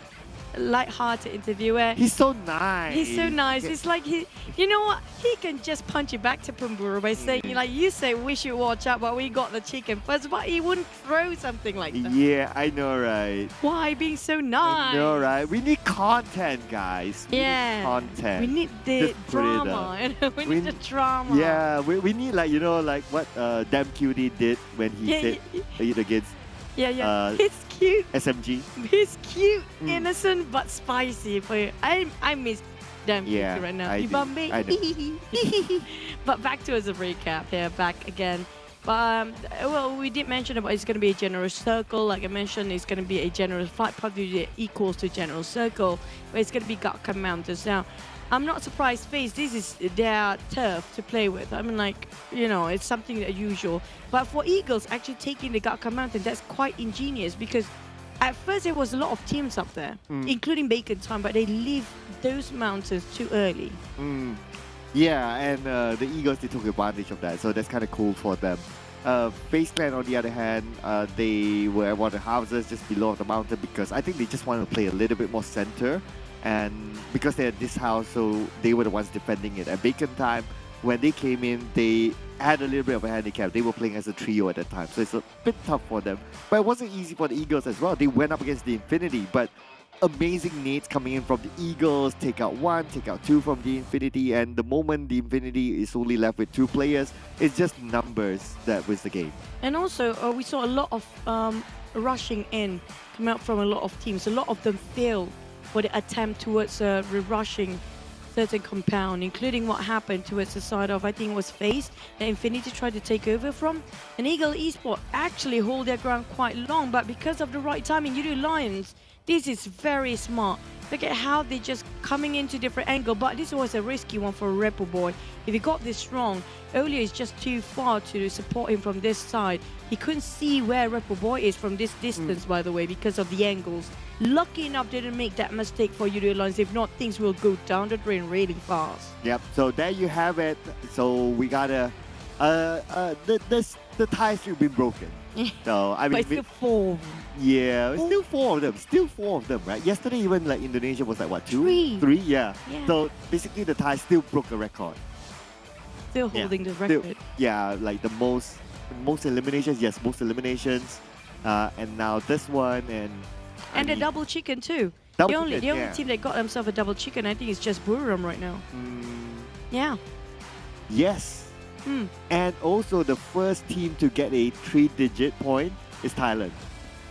Everything then. There's a lot of record to be broken for tomorrow because it's going to be our 3rd day of week number 1. But that's it. We'll wrap things up for our day 2 here. Thank you for our sponsors, none other than Realme GT Neo 3 with the latest chipset, Dimensity, MediaTek Dimensity 8100 5G. And thank you so much for our live stream partner, TikTok. Don't forget to follow our pages as well, that I mentioned before. And also don't forget to register yourself with Grab with 50% off promo code of PUBG and PUBGM. Okay, for new users only. That's it from me, Chu Clap. Thank you, everybody. We know there's shortcomings, but we're sorry. We're not really sorry, but thank you, guys. See you tomorrow.